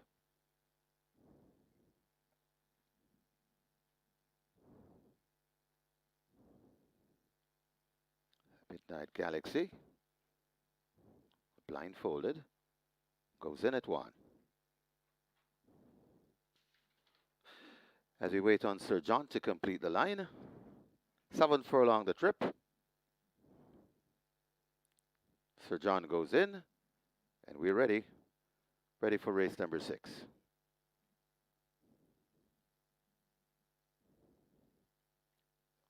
Often Racing, not a bad line as they make their way down the backstretch, and Midnight Galaxy wants that lead. Right there too on the outside, that's Awesome Anthony coming up between horses.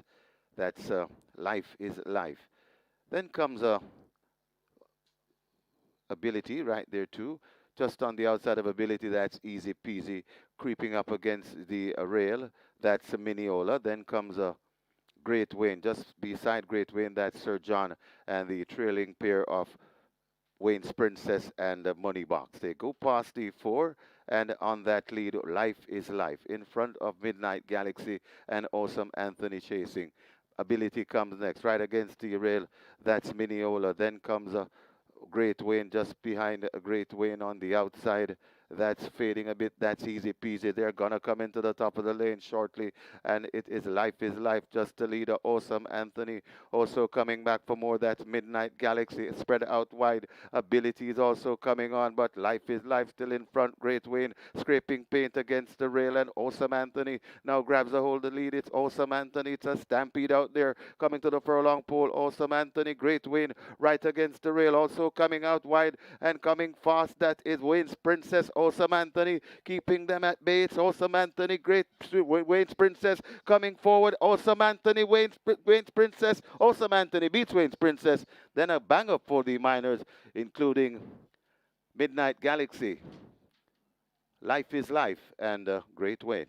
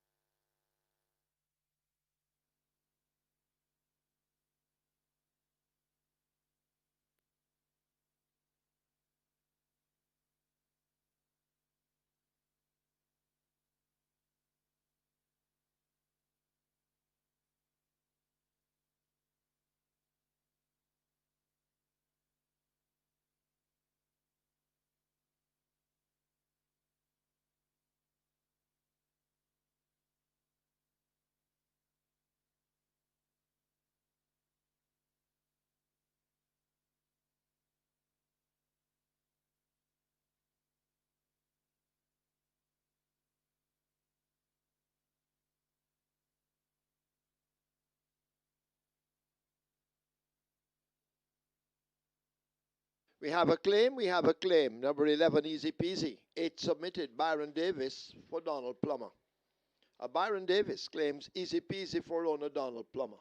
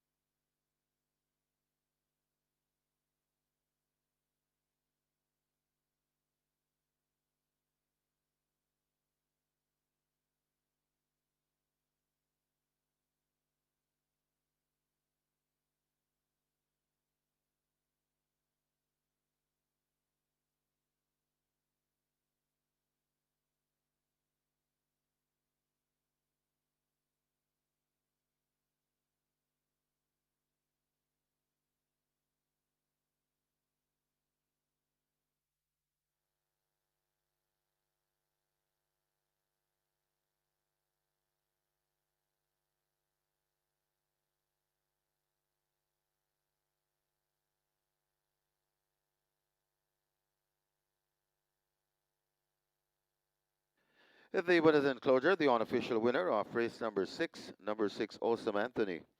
6-year-old chestnut horse by Soul Warrior. Antoinette by He's the Real Thing. Bred Von White. Owned and trained Carlton Cunningham. The winning rider, Richie Shakes. The groom, Jerome Samuel. Second, number 7, Wayne's Princess. Third, number 2, Great Wayne. Fourth, number 1, Midnight Galaxy. And fifth, number 4, Life is Life. Final time for 7 furlongs, 128 and 3.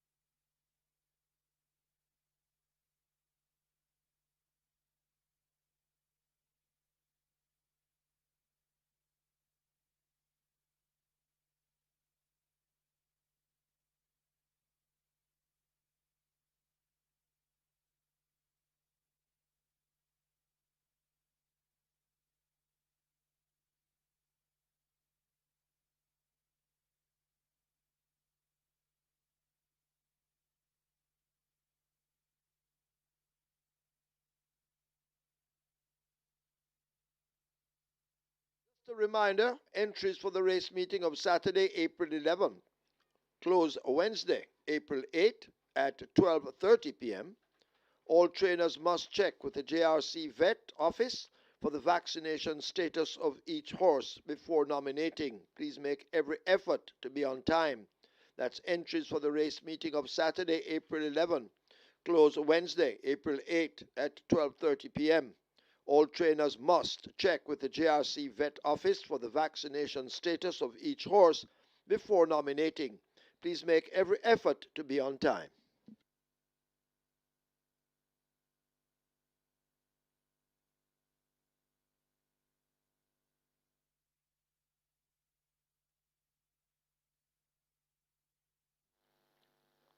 Often Racing, not a bad line as they make their way down the backstretch, and Midnight Galaxy wants that lead. Right there, too, on the outside, that's Awesome Anthony coming up between horses.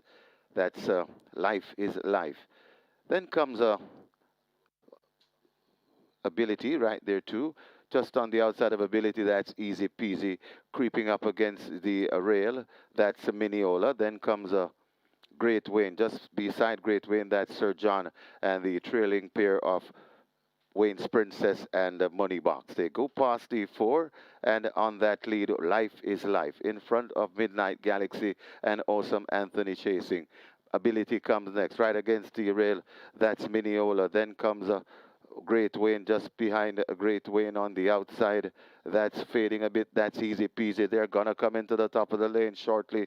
And it is Life just the leader. Awesome Anthony also coming back for more. That's Midnight Galaxy. Spread out wide. Ability is also coming on. But Life is Life still in front. Great Wayne scraping paint against the rail. And Awesome Anthony now grabs a hold of the lead. It's Awesome Anthony. It's a stampede out there. Coming to the furlong pole. Awesome Anthony. Great Wayne right against the rail. Also coming out wide and coming fast. That is Wayne's Princess. Awesome Anthony keeping them at bay. It's Awesome Anthony. Great Wayne's Princess coming forward. Awesome Anthony. Wayne's Princess. Awesome Anthony beats Wayne's Princess.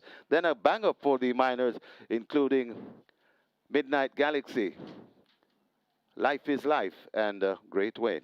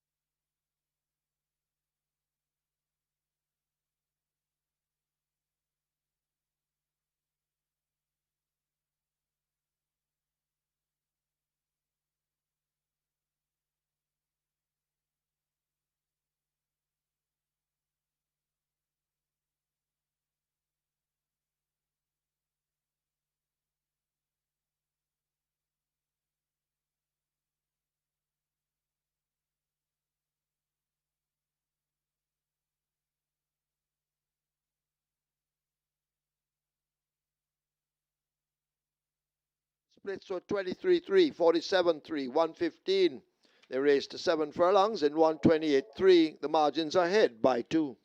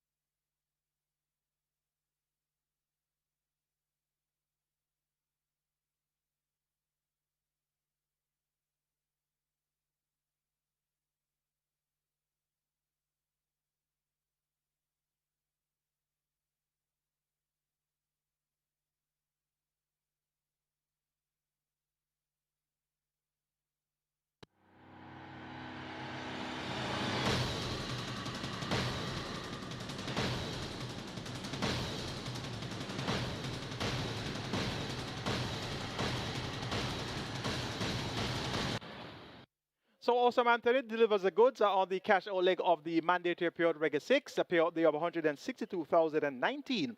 Indeed, a good day in the office. Let's now take a look at the closing stages of our Reg 6 event. As Splendid Vision continues to lead the Mameri chase inside the final furlong. It is Splendid Vision and the apprentice Shaheem Gordon with a 4 or more length advantage inside the final 16. It is Splendid Vision responding to the right-hand stick. Stormboy closing but too late. Splendid Vision takes the first by maybe 2 over Stormboy. Tight between Donald Mighty and Mo Aviator, could go either way. Also close between XY Soul and over on the rail Body Move. It is Passion and Beyond, turning back all and sundry. Behave trying to get there too, but it's Passion and Beyond, driven out. Behave is coming on, us tower coming on encouragingly, coming out wide. That's Imaginarium, but it is Passion and Beyond in front. Imaginarium gets let loose, but it's Passion and Beyond, keeping on nicely. Imaginarium running into second. Passion and Beyond goes on to score from Imaginarium. Then comes Behave. Ostoa comes next, back in fifth, Delta Gamma. It is True Blue who takes charge on that lead as they approach the final furlong. Here is You're My Sweetie now asked to close. Native Flyer back in third, but it is out in front. It is True Blue and Tajay Suku with a 3-length advantage. It's held over You're My Sweetie. Can't catch the leader. True Blue wins it by maybe 4 in the end over You're My Sweetie. Then Native Flyer simply enchanting. The Storm is back in fifth. Dealer Train and Roman Lady still fighting it out. Roman Lady on the rail. Dealer Train out wide. It's Dealer Train, Roman Lady. They're not giving each other an inch. Now Dealer Train hits the front. Dealer Train begins to go away from Roman Lady. Brompton Boy left back in third. Dealer Train beats Roman Lady. Then comes Brompton Boy, Hazelnut, and the Leviticus back in fifth. Here now is Buttercup quickening, and in a flash Buttercup has taken charge. Salud left back onto the right-hand stick in second, but has no answers to the kick from Buttercup now, who's also put to the stick and keeps on rolling. They're inside the final furlong, and it's all Buttercup. Inside the final 16th, there's no stopping Buttercup. Buttercup is in a runaway winner in the end. Buttercup comes cruising in to win by a gap under Jaheim Anderson. Second goes to Sweet Victory. Salud is next, over Always Right. Sprague looks to be fifth. Awesome Anthony now grabs a hold of the lead. It's Awesome Anthony. It's a stampede out there coming to the furlong pole. Awesome Anthony, great win right against the rail. Also coming out wide and coming fast. That is Wayne's Princess. Awesome Anthony keeping them at bay. It's Awesome Anthony, great. Wayne's Princess coming forward. Awesome Anthony, Wayne's Princess. Awesome Anthony beats Wayne's Princess. Then a bang up for the minors, including Midnight Galaxy, Life is Life, and Great Wayne.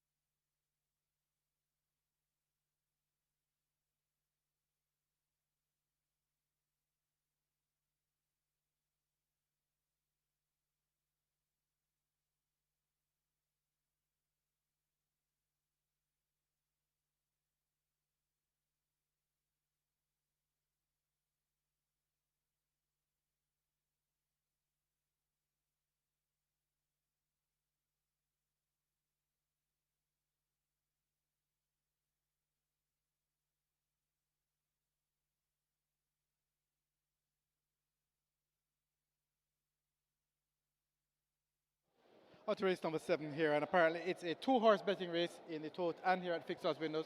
The early support was in for number 2, I'm Just a Girl. This one opened at 220, down to about 140 from earlier, drifted up back to $1.60 now, and some late money has been coming in at Army Tank, was at $4, $4 into 220. So Army Tank and I'm Just a Girl are the two that are really the ones that are sharing the bulk of the sport at the Fixed Odds Winners. But the early money is a little bit more than what has been coming in, so I'm Just a Girl is still the best back runner here at the Fixed Odds Winner, currently at $1.60. Good luck for race number 7.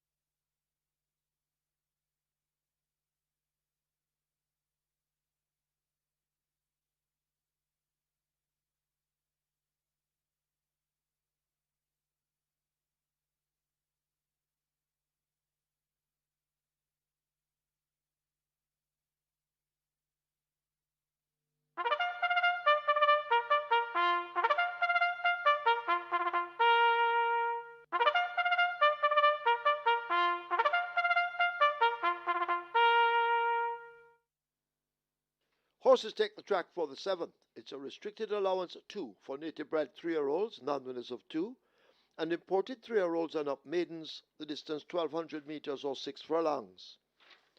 There are no weight changes. Wagering on double event, exacta, trifecta, rolling triple, the strike 4 begins here. The single winner bonus in excess of $230,000. Rolling triple heading to 400,000, strike 4 800,000.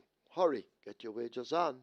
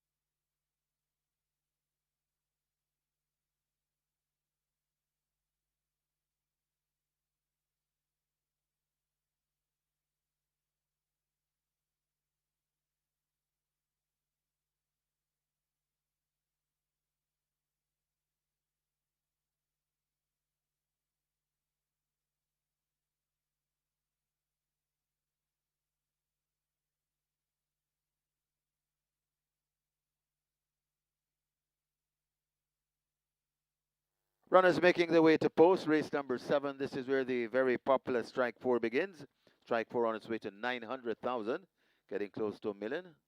And the rolling triple on its way to 350,000. Please note, race number 10, we have a high 5 carryover from race 6. High 5 carryover race number 10. So we're expecting a massive pool, 197,000 plus.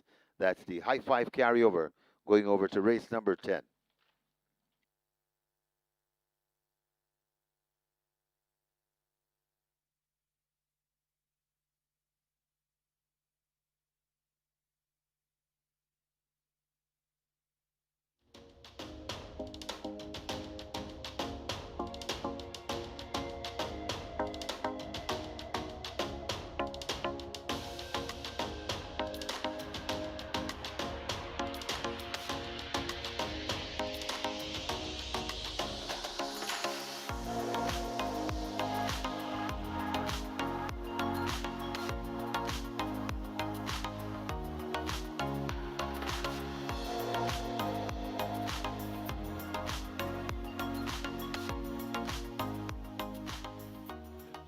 It's now time for the start of the strike four. Minimum guarantee paid a half a minute. We have a field of 6. They go 1,200 meters or 6 furlongs, and this is a restricted allowance 2 for native bred threes, nuns of 2 and importees threes and up maidens. The purse is 1.1 million, and we have a couple of first-time starters that have really been going great guns at exercise.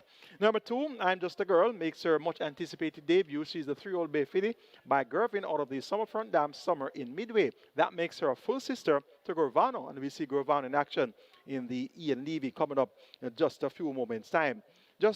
I'm Just a Girl is bred by Burton Jones in the USA, owned Elizabeth Acosta, Daniel Parnell, and trained by Jason Acosta. Robert Haldane picks up the mount. The groom Kirkland Samuels has first-time Lasix. She has really worked well. Went 58 flat for 5 furlongs straight on the 21st of March. Went 46-2 by 59-2 on the 14th of March. And her last time galloped 5.5 in 106 flat by a minute flat. So she's blessed with good early speed, quite compactly built, and she should be in front from the off. And she's going to take an awful lot of catching. Number 1, Army Tank also makes his debut. He's a 3-year-old chestnut cold fold on the 14th of April. He's by Army Mule out of the Minister's Wildcat Dam Castanet Dancer, bred in the USA by Charles White and Dean Sexton, owned Patrick Ellison, Peter Dunbassard, trained Peter Dunbassard. Dean Dawkins picks up the mount. Groom is Kobe Anthony. And Army Tank has also carried himself well. Went 5.5 in 107 flat by a minute on the 5th on the 31st of March. And prior to that, on the 15th of March, went a half mile in 47.3. And earlier, on the 8th of March, went a 3 furlongs in 35 and a fifth of a second. So he's also quite talented. John Post one doesn't appear to have the speed that I'm Just a Girl has, but he should be in tow early. And I'm expecting Army Tank to chase home I'm Just a Girl. Number 5 is Unbelievable Power. Runner-up on 2 attempts to date. Second on debut, going 5.5 furlongs behind Mulligan Man in 108.4, and then came back and ran second again behind Olivia de Oro over 7 furlongs at 128 flat. That experience should count for something. She will get a strong pace to chase here with the likes of I'm Just a Girl and Army Tank. They could be in front, so Unbelievable Power can certainly make some late gain. And number 6 is Uncle Nally. He's a local bred, and he'll be expected to carry the local bred flag high here. The only local bred in the lineup, running against 5 USA bred horses. Uncle Nally recently competed in the Sarah Howard Stakes when he was 5th mile level length outsped behind the likes of Salute Dawn, Solo Kiamai, and Mohanlal. Look for a decent enough effort here from the lone native bred in the lineup, Uncle Nally. Tevin Foster rides for trainer Robert Pearson and owner breeder Christopher Wellington. Make it 2, 1, 5, and 6 in race number 7. I'm Just a Girl to get the better of Army Tank, then Unbelievable Power, and Uncle Nally. Strike 4 pool is at $1 million. Your trip is at 350,000. Best of luck.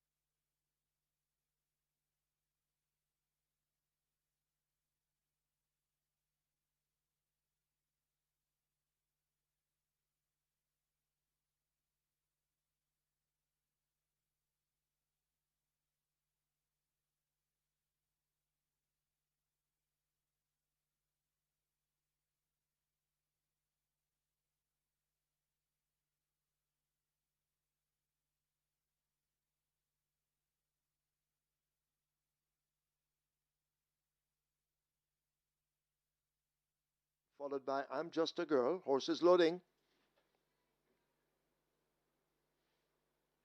Coming into 4. That's Puro Sangue.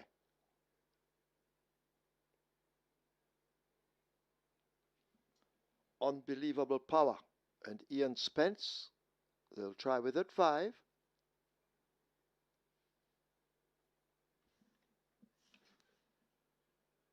So once again they try with this Unbelievable Power. ACK Stables goes in.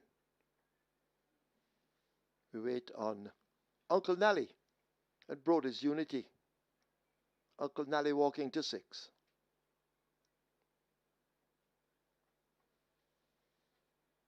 Uncle Nally goes in.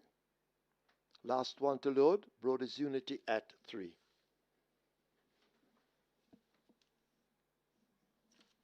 Brody's Unity coming into 3. A bit hesitant.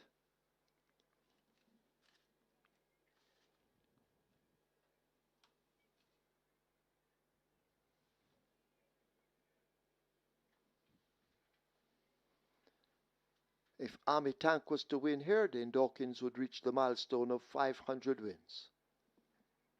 And Army Tank well supported at 2-1. Brody's Unity continuing to hold up the start.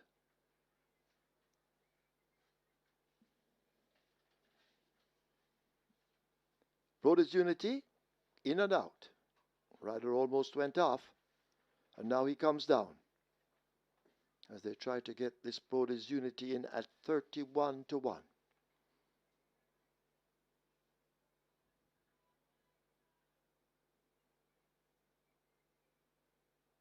So Brody's Unity giving problems to load.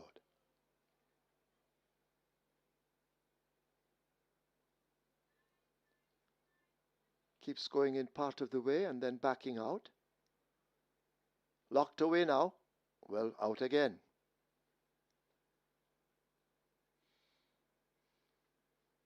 So goes in. Seems to be in. Christopher Mamdine climbs up and will have a seat. Field in 9. For the 7th. Starter ready. They're off. Army Tank misses it, left at the back. I'm Just a Girl shoots straight to that lead as they make their way down the back stretch. I'm Just a Girl opens up a 2-length lead. Army Tank recovering now and going in chase and almost joining the leader as they go flashing past the 5. Unbelievable Force is 5 lengths down, attached to the outside, Uncle Nally.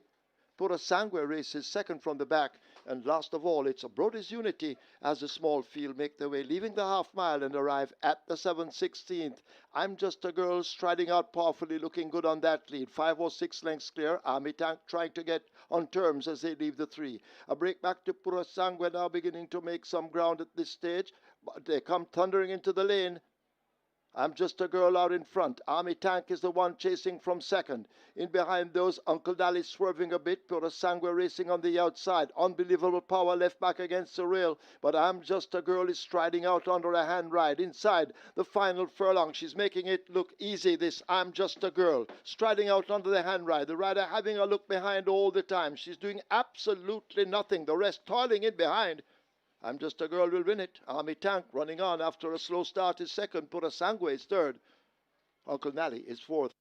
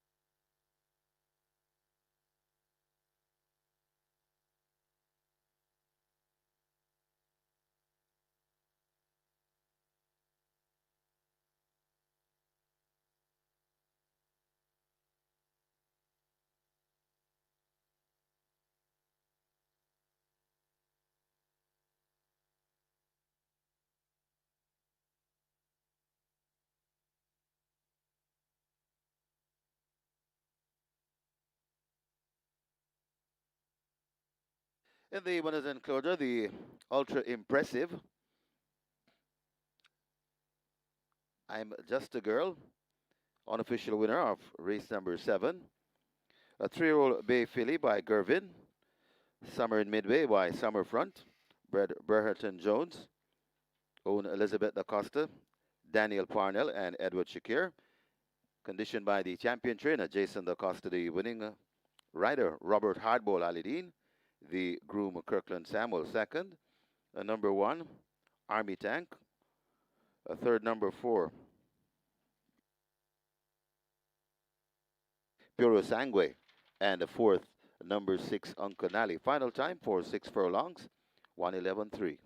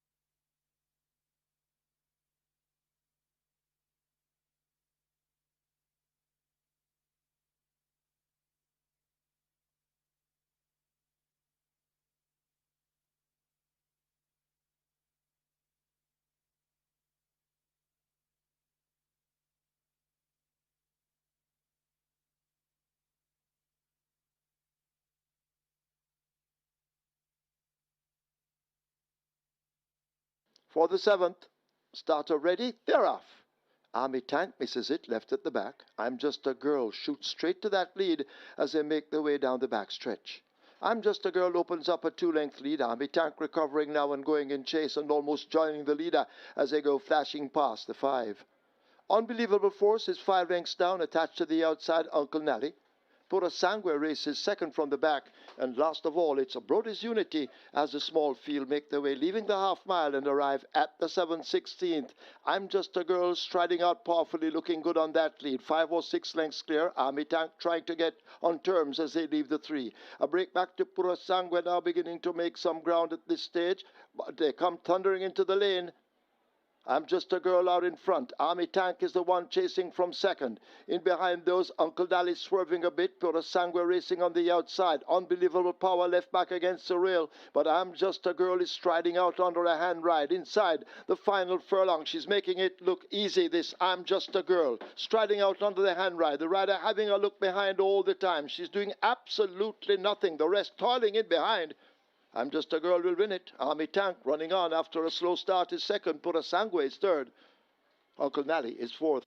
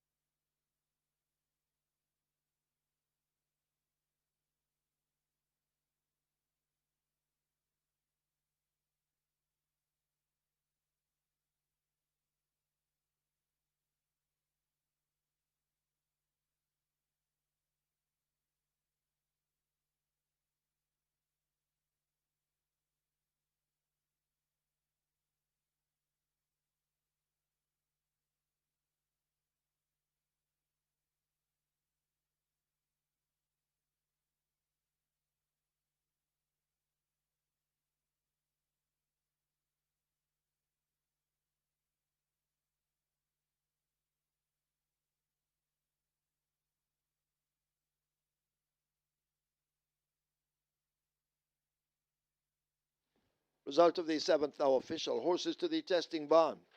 2, I'm Just a Girl. 4, Puro Sangue. 2 and 4 go to be tested. Splits, devastating. 21-4, 45-2. Final time, 6 furlongs, 111-3. The margin 7 by 3.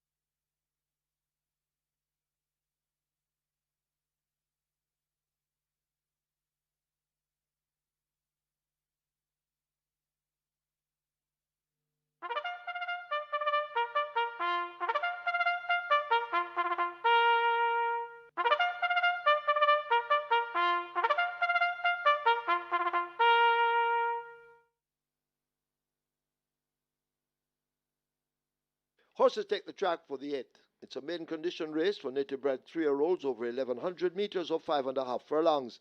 Number 1, Barbecue, 53 kilos or 117 pounds. 2, Sensational Destiny, 54 or 119. 3, My Friend Mickey, 51.5 or 114. 4, Woodburn Hills, 53.5 or 118. 5, Maybell, 50.5 or 111. Wagering on double event, exacta trifecta. This is where the late triple begins. And the late triple is heading for 600,000. Get your wagers on.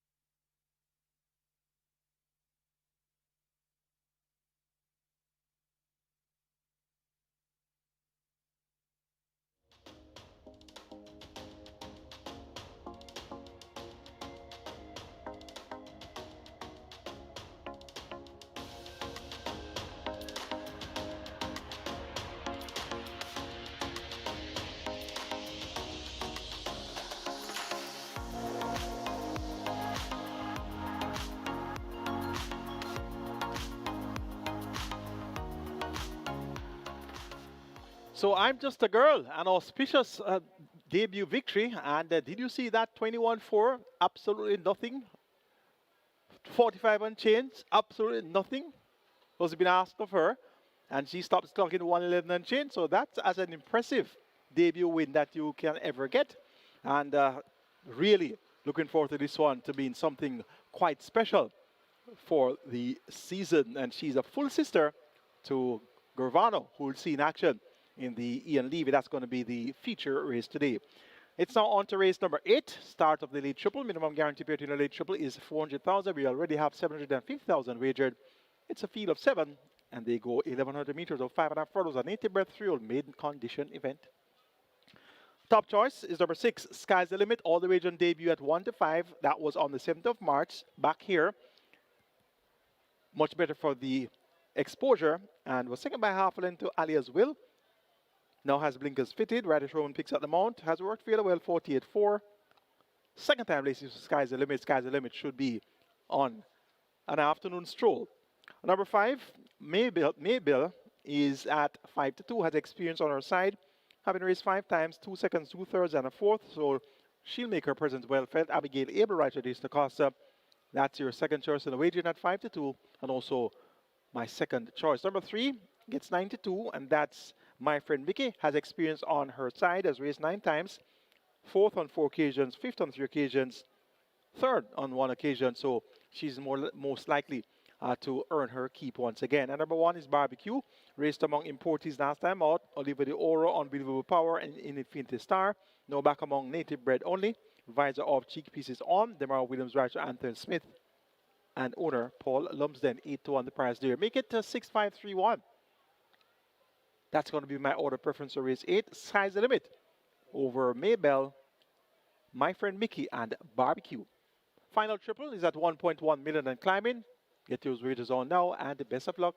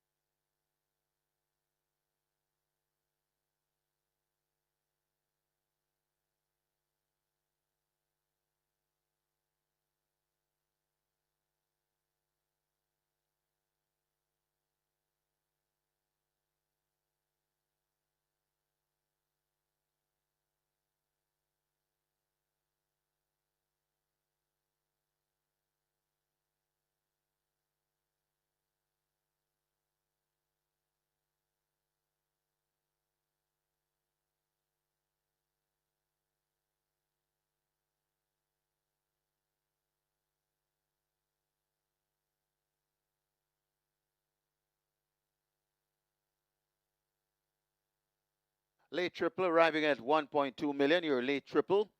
Last triple you'll get to wager on the card, Caymanas. Make the best of it. Late triple arriving at 1.2 million as the runners are arriving at the start. Get your bets on.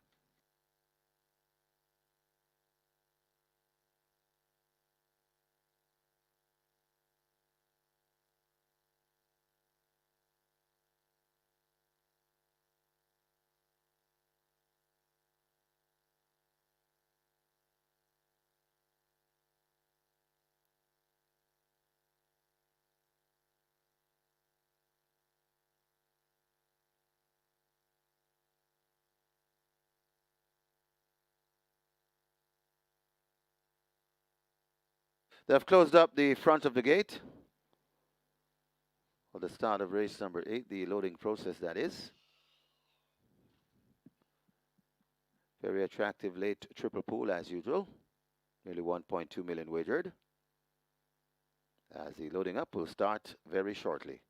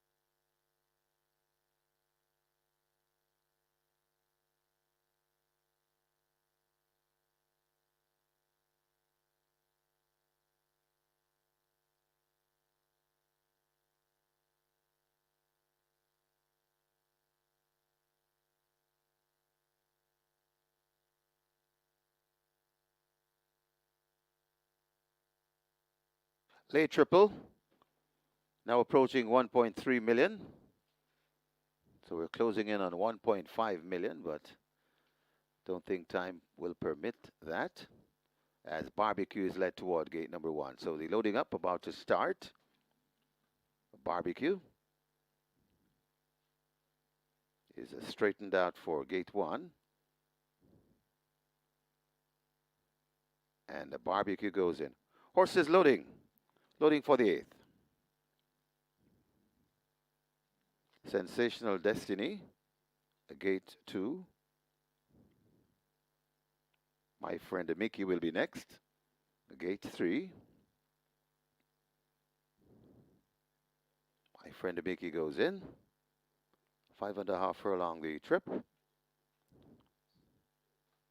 Woodburn Hills will be next at gate 4.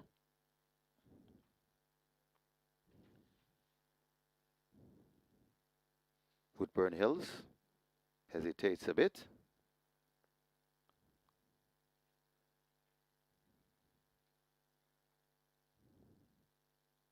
This one is coaxed into gate 4. Just a bit stubborn. Woodburn Hills needs a little encouragement. Part of the way in. One of the first time starters here in race number 8.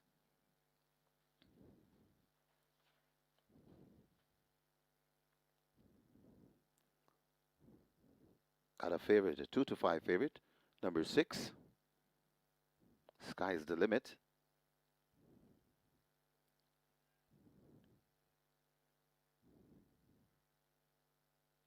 Working on Woodburn Hills.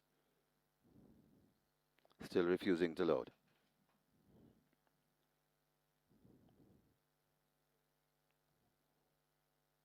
Woodburn Hills backs off. Now goes in. So 3 to load. Maybell. School Bus Links.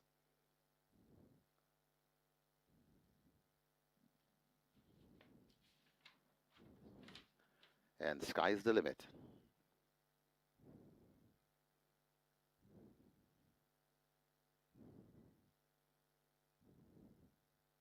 Working on another first time starter. That's School Bus Links.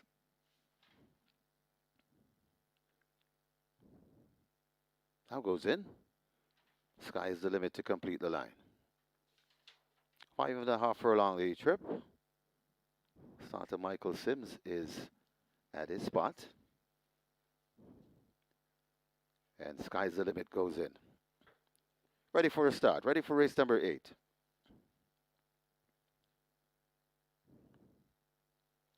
Now he's ready. They're off and racing. Woodburn Hills misses it and he's left at the back of the field as Maybell wants that lead along with rushing down on the outside. There goes Sky's the Limit. So Sky's the Limit in front of Maybell racing in second. Right there on the rail in third. That's My Friend Mickey. School Bus Links comes next. Then comes Barbecue. Another 5 before we come to Sensational Destiny and tailing off badly at the moment. That's Woodburn Hills. They go past the 3 and it is Sky's the Limit. Doing whatever he wants. Sky's the limit is about 3, 4, 5, maybe 6 lengths in front of Maybell chasing in second. My Friend Mickey back there in third. Coming on the rail, Barbecue out wide. That School Bus Link. Then comes Sensational Destiny and left out of it totally. That's Woodburn Hills there at the top of the lane. And it is Sky's the Limit in front. And this one could be over. Coming to the half a furlong pole. Sky's the Limit in front. My Friend Mickey is closing best of the rest, but it is Sky's the Limit in front. It's a second win on the card for the Sneaky Fox Radish Room and also the second for Peter John Passad. Sky's the Limit beats My Friend Mickey. Then comes Maybell. Barbecue back in fourth.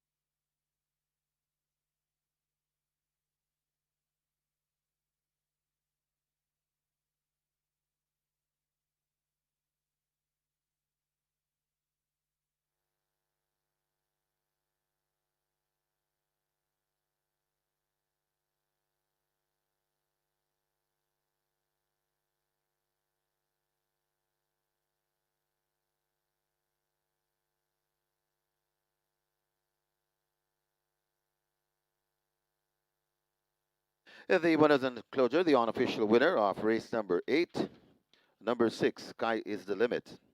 A 3-year-old Bay filly by Burn Identity, Ransomware by Blue Pepsi Lodge, Bred Stimulus Connection, Owen Karen Prasad, Everton Campbell, and Henry Pratt. Second win on the card for the chosen one, Peter John Prasad, the winning rider. 2 on the day as well for the champion jock, Radish the Sneaky Fox Roman. And of course, he's powered by True Shake Nutrition Shake. Champion groom Kobe Anthony. Second, the number 3, My Friend Mickey. Third, number 5, Maybell. And fourth, number 1, Barbecue. Final time for 5.5 furlongs, 108 and 2.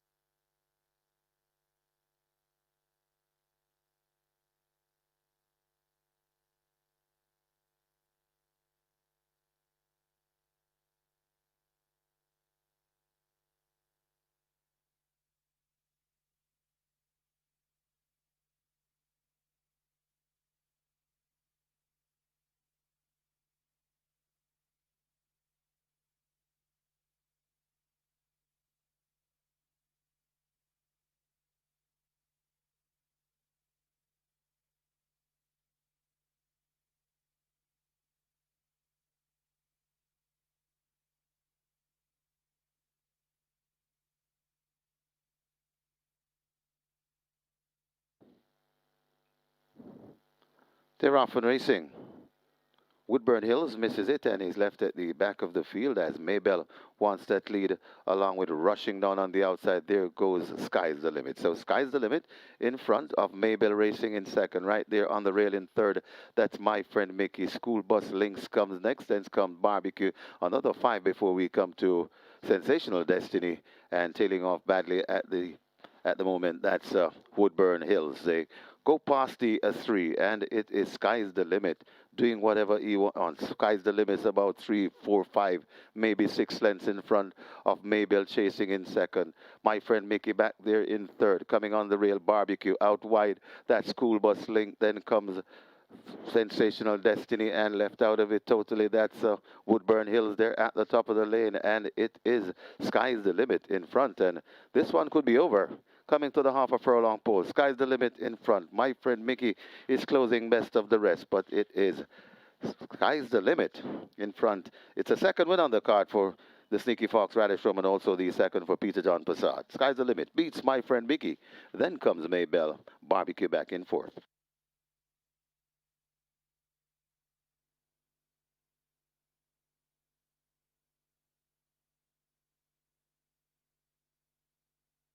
Result of the 8th now official. Horses to the testing barn. 1, Barbecue. 6, Sky's the Limit. 1 and 6 go to the testing barn. Splits 23-3, 48-2. 5.5 furlongs raced in 108.2. The margins 4 1/4 by 6 1/4.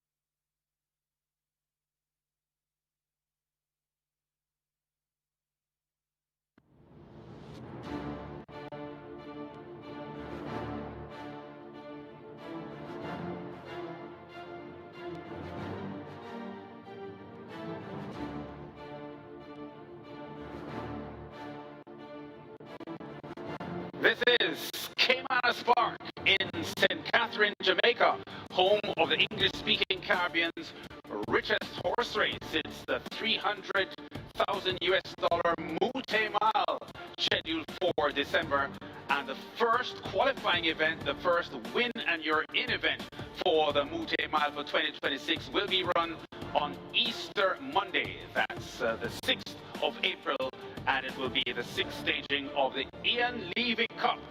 And we're getting ready to preview this magnificent event. We just had the post position draw for the event, and racing analyst Michael Kane is with me to look ahead. And let's start with your picks, Michael. We're seeing for the first time this year the 2025 Horse of the Year, Right All Day. Yes, indeed. Right All Day makes his seasonal debut, his first appearance as a 4-year-old. He was a fine 3-year-old, and he has won 8 races from 10 career starts, 2 runner-up efforts. His first defeat came in a close finish behind Unspun, second by Nosy Stumble at the start that day, and his second defeat came in the Philadelphia Gold Cup, where he won second behind the Legacy Isle. So he won after that, of course, the Mute Mile, and he makes his first appearance since he won in a stakes record time of 1:36.44 mile, ridden by Javier Castellano, won by some 9 lengths or more, won going away from the field, and he is well prepared by Philadelphia for his seasonal debut. He has a stable-weighted form of Supernatural Power to be ridden by Ryder Shroban, and Ian Spence, of course, he's undefeated aboard Ride All Day. He's going for his 6th consecutive win aboard Ride All Day.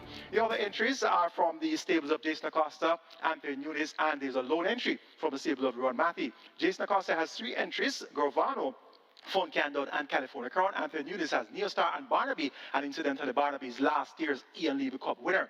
And Pat Please, of course, he is from the barn of Rowan Matthew. It's a fine mixture of speed, pace, and stamina, and we see speed from Pat Please, no doubt. His game plan is to be in front, and he has made all the run in his last 2 appearances, won the Sherman's Trophy, also won the Island Cricket, and there's also the 4th place Neostar, and there's also California Crown, former 2000 Guinness winner, hailing from the barn of Jason Acosta. So this is going to be a chess match among these big stables. Jason Acosta, of course, will send California Crown to the lead.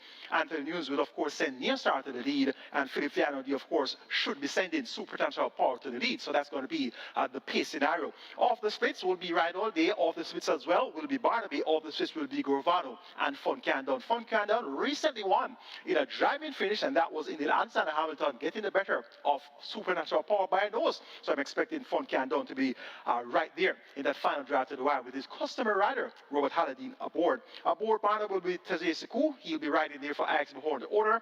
And aboard Pat Place will be Christopher Mandine, riding for owner Ron Matthew.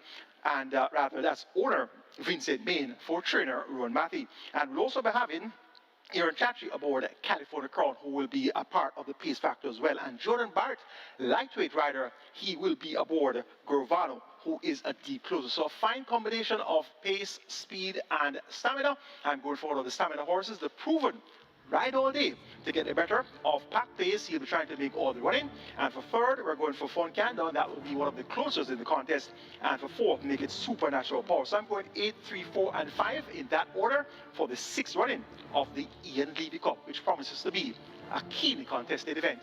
Yeah, well, Michael, I have the same 4 that you have in a slightly different order, because I've got Fun Candon in 2nd spot, and Supernatural Power in 3rd, and Pack Plays in 4th, and Ride All Day is my winner. Ride All Day, without question, 8 wins from 10 starts, the best horse in Jamaica based on performance. And although he has never run in extent of or beyond a mile, the way he won the Mute Mile tells you that he'll be comfortable over 8.5 furlongs. He was heads-on with Legacy Isle at the 8th pole in the Mute Mile, and then ran away to win by 7 lengths. So a very, very confident selection here in Ride All Day. I'm not too worried about the fact that he hasn't run in 4 months. The first time this horse won a race, he was actually coming from a 7-month or a 6-month layoff. And based on the exercise reports, we've seen him at exercise, he looks very, very impressive Ride All Day. So I think Ride All Day will be ready for this Ian Levy Cup event. Fun Candon and Supernatural Power on quality are the runner-up positions for me. I like Pack Plays because I think based on this horse's pace, and Pack Plays obviously one of the fittest horses in training at the moment, coming off victories in the Chairman's Trophy and the Eileen Cligget. I think Gravana and Barnaby will both enjoy 8.5 furlongs, so you can't completely rule them out. But Ride All Day is a confident selection. I like in my heart, I prefer Supernatural Power to Fun Can't Done. Supernatural Power hardly ever has a perfect race. She had a perfect race in the Viceroy last October, ran in 1:36 and 2/5, the fastest 1 mile run in over 5 years at Caymanas Park since Tuna Ciliata's win in the Viceroy back in 2020. So my heart likes Supernatural Power, but because the last 2 times Supernatural Power and Fun Can't Done met, Fun Can't Done beat Supernatural Power, I have to give Fun Can't Done the number 2 spot and Supernatural Power the number 3 spot. Pack Plays really a good front-running horse. I'm not sure at what point in the race they'll catch Pack Plays, but I have Pack Plays in the number 4 spot. But it's going to be a big one. Most definitely, it's going to be a big one, and I'm expecting this one to come right down to the wire. And jockey tactics employed are going to play a great role in the outcome here. So let's see who will be able to keep their nerves together and come out on top. Okay, so we are all waiting for the big Ian Levy Cup. It's the first really big event for the 2026 calendar in Caymanas Park horse racing, and it's the first of a series of win and you're in events for the Mute Mile.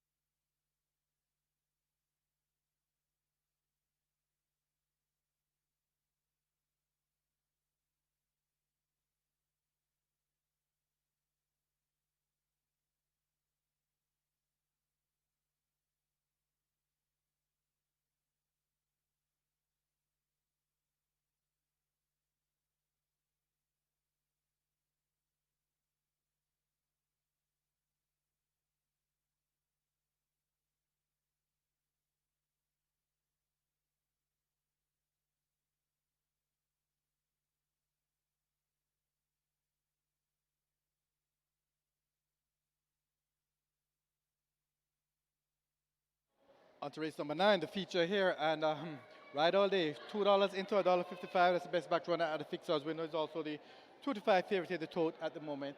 Interestingly, outside of ride all day, not taking a lot of win bets at the fixers window. It's all ride all day. However, some good place betting have been coming in on number 7, Garvano. This one down to $1.60 now. So a lot of people not trying to really beat Garvano, but not trying to beat ride all day, but trying to find some value on the place side of things. So Garvano taking a lot of betting to place, currently at $1.60. So it's ride all day for the win, $1.55 best back runner, and Garvano selling all the place tickets at $1.60. Good luck for race number 9.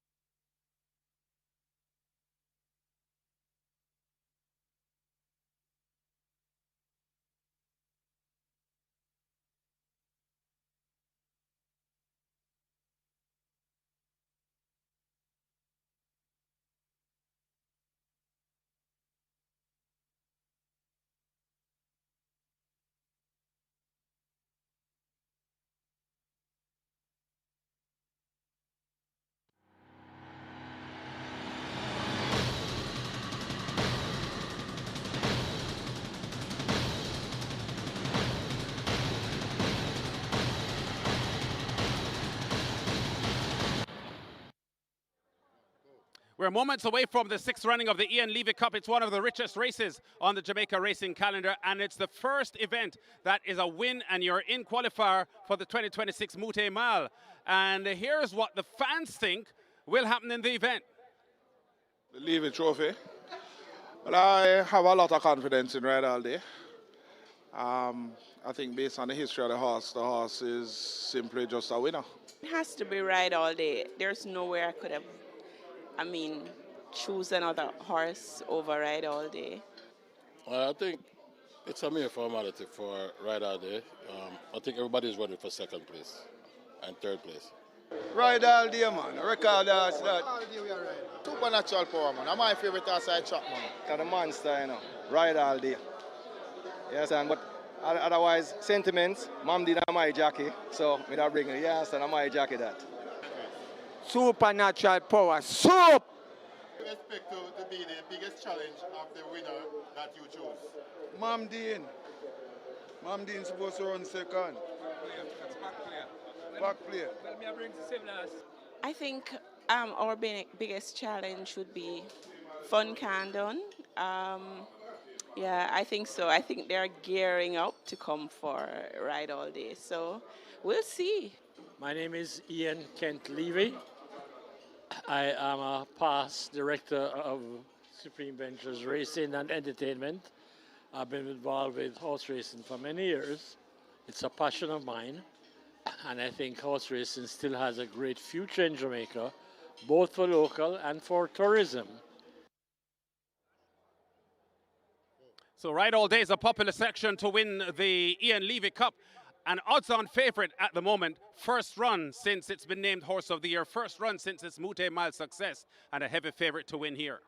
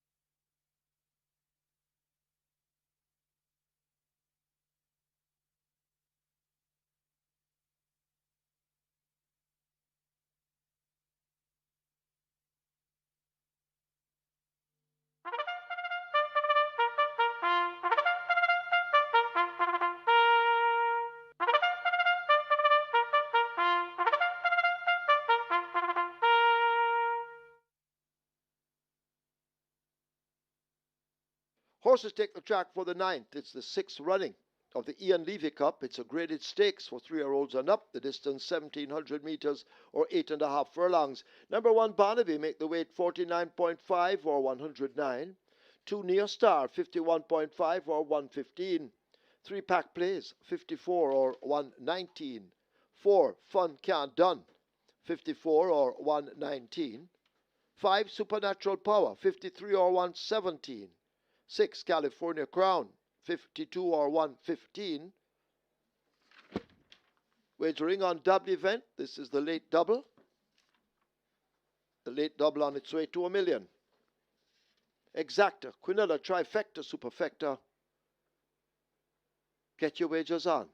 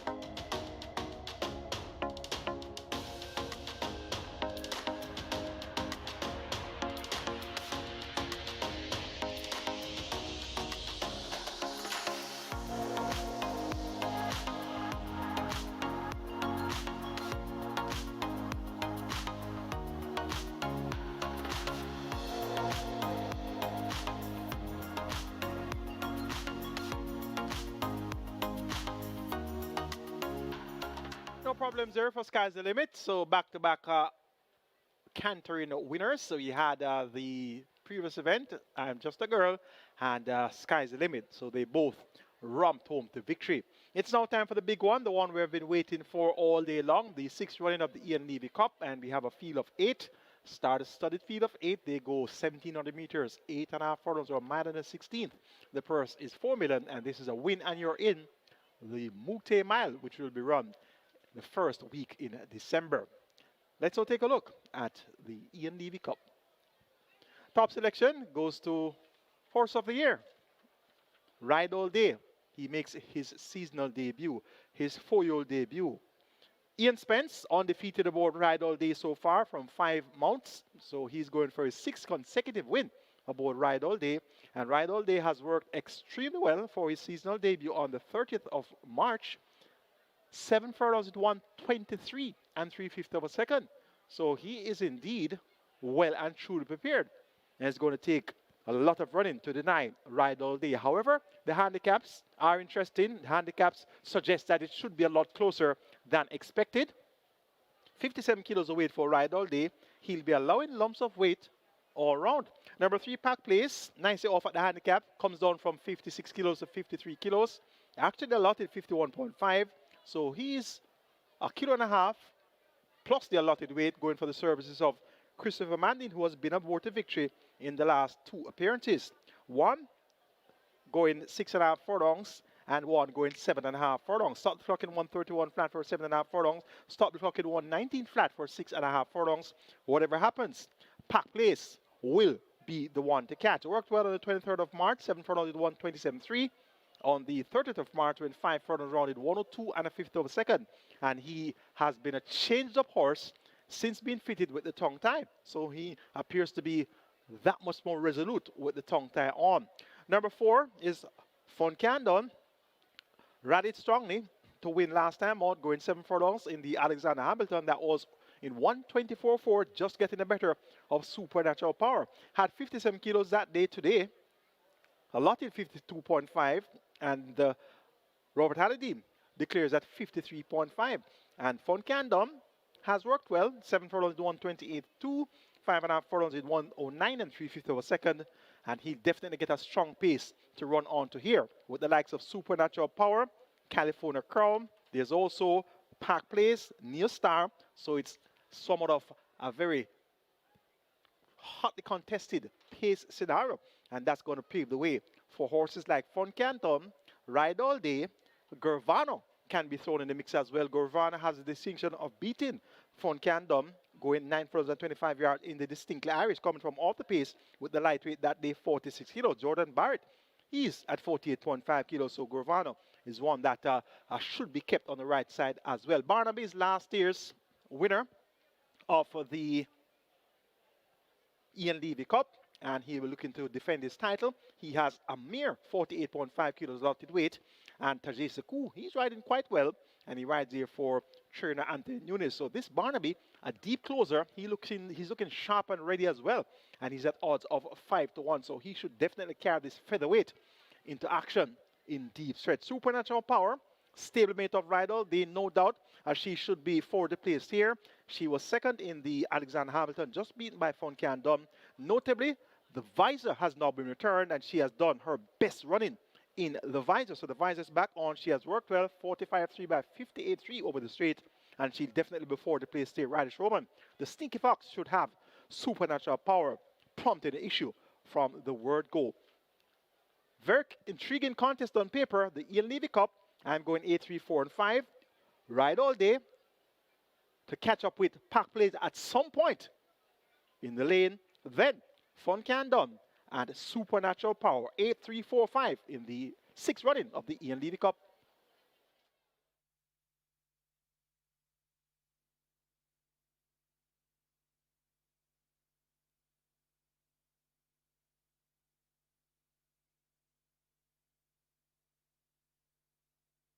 So they've closed up the gates in preparation for the sixth running of the Ian Levy Cup.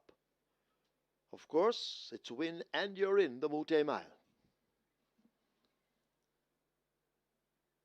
1-2 favorite in Ride All Day. But this is a star-studded field. And we'll see what happens.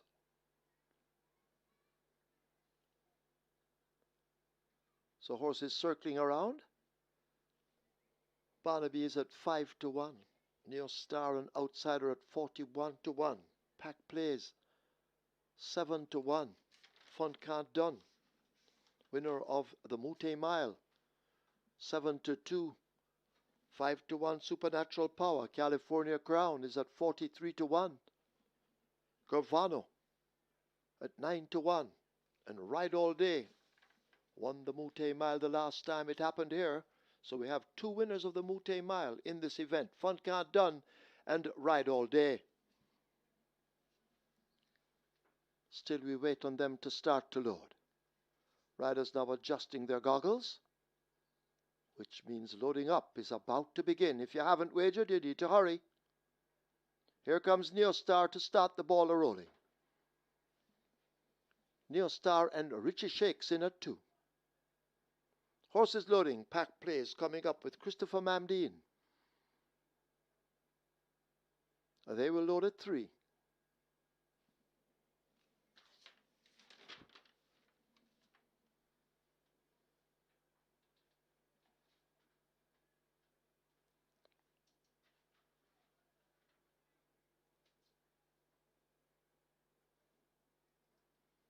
So 2 have loaded.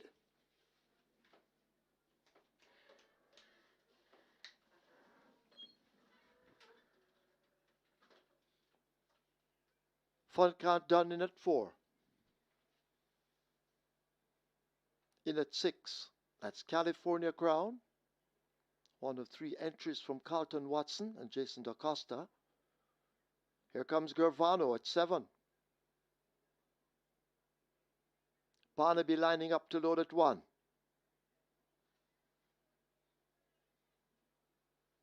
So we wait on Barnaby coming into gate 1.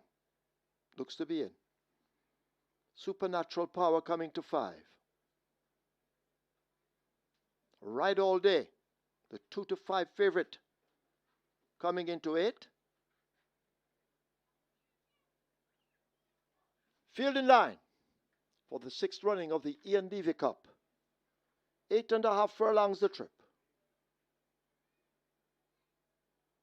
They're off for the Ian Levy. Fair start. Barnaby just toward the back of the field in the early exchanges. Ride All Day took off quickly, so too California Crown wanting that lead. Pack Plays is rushing up now to challenge for the lead, and Pack Plays goes on. California Crown just a half a length down. A break of 5 or 6 lengths back to Ride All Day, accompanied by a Fun Count Done as they make their way toward the final 6 on the back stretch. Barnaby moving fluently on the rail. Neo Star in the pack in the middle of it. Gervano racing out wide in the red cap. And Supernatural Power is last of the field. Down the back stretch they go. They make their way toward the 5. They're about to pass it. And a Pack Plays and a California Crown share that lead. Just a neck separates them. A huge gap to Ride All Day, waiting on the leaders to fold up. Fun Count Done settled in between horses as they leave the half-mile marker. There goes Gervano now making ground. Supernatural Power has caught up that bunch quickly. Fun Count Done left back a bit and now pumped and asked to go down. Barnaby races toward the back along with Neo Star. They share last as they've left the 3 and come toward the 5/16th. The race about to climax. And the Pack Plays has now snatched that lead. A Ride All Day now is on the premises and beginning a charge, but they're into the top of the lane. A Pack Plays giving way immediately as Ride All Day is unleashed and now takes charge. Ride All Day begins to bounce away from them. Supernatural Power, the closest pursuer. Fun Count Done needs to do a lot more on the rail, but it is a Ride All Day beginning to go away from this field inside the final 16th. It is Ride All Day and Ian Spence with a 4-length lead. They're not going to catch Ride All Day. A spectacular performance winning the Ian Levy Cup. Supernatural Power is second. Barnaby is third. Gervano is fourth. Fun Count Done is fifth.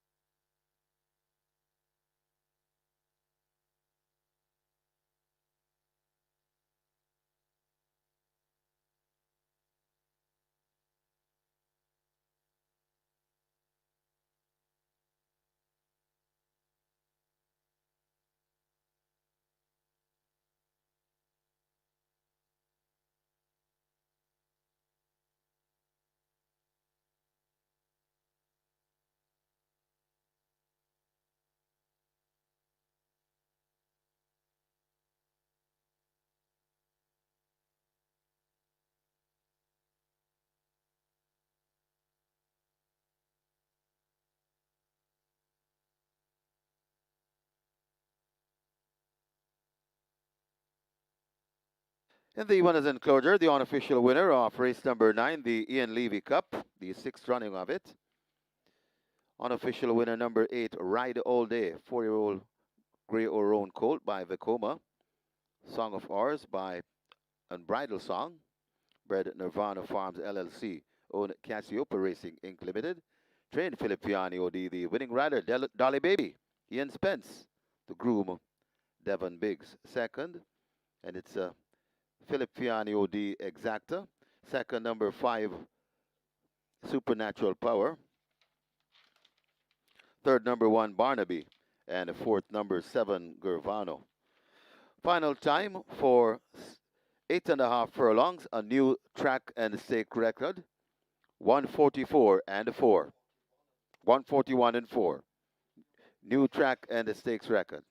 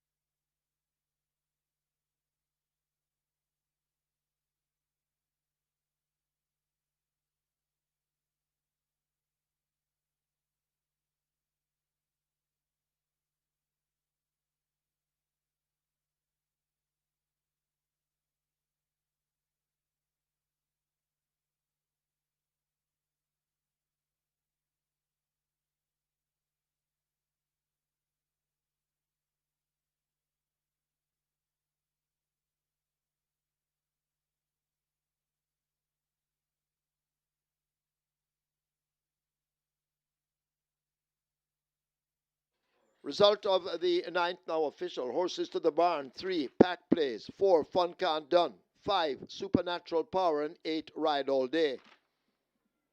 3, 4, 5, 8 go to be tested. Splits 22-4, 44-4, 110-3. A mile raced in 135-4. And the final time, a new track and stakes record for the distance, 141-4.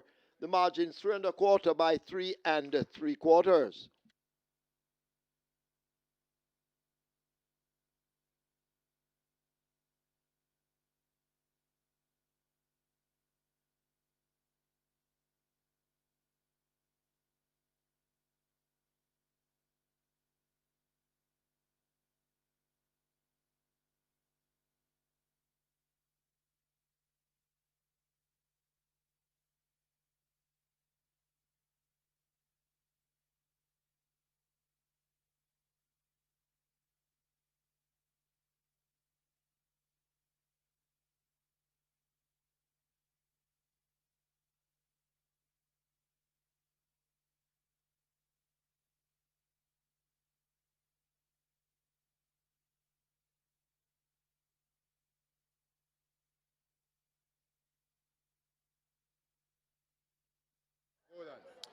The Horse of the Year puts an exclamation mark on his status as a Horse of the Year, and the best horse in the country wins the Ian Levy Cup in 141.81 seconds, which is a new track record. It breaks a near 30-year-old track record, the track record that stood between Smile and Leave, with Smile and Leave, for 29 years actually, now shattered, and Ride All Day very, very impressive in its first start for 2026. Ian Spence was the rider aboard. You have never lost on this horse. How easy was that? Well, because him don't race for a while, it wasn't that easy. You understand? So I just give him a little breather, and when him come up the straight, I just ask him a furlong and a half, and him give me what him can give me. But after this race, he be super. There was a huge gap between the leaders and you when you sat in third down the back stretch. How comfortable was that for you? It was very easy. I'm just watching the pace because I'm feeling how him go on, and I see them start to come back. So when them start to come back, I start to hold him, and him start to pick up the bit. So I just allow him to catch them up, and then I do my work up the straight. How good is this horse at the moment, Ian? Because as a 4-year-old, it is normal for horses to improve on their 3-year-old performances. He was the best horse in the country last year. Can you talk to us about how good he is at the moment as a 4-year-old? Right now, he is a Breeders' Cup contender, Breeders' Cup Classic contender, not just regular Breeders' Cup. Breeders' Cup Classic contender, that's what he is. So You're talking about the Breeders' Cup in the USA? Yes, that's what I'm not talking about, not here. Yeah. Well, his dad, Vekoma, ran in the Kentucky Derby and actually won the Rich Metropolitan Mile at Belmont in New York. So his breeding suggests that he has a lot of class. Way big class. He's a lucky barn.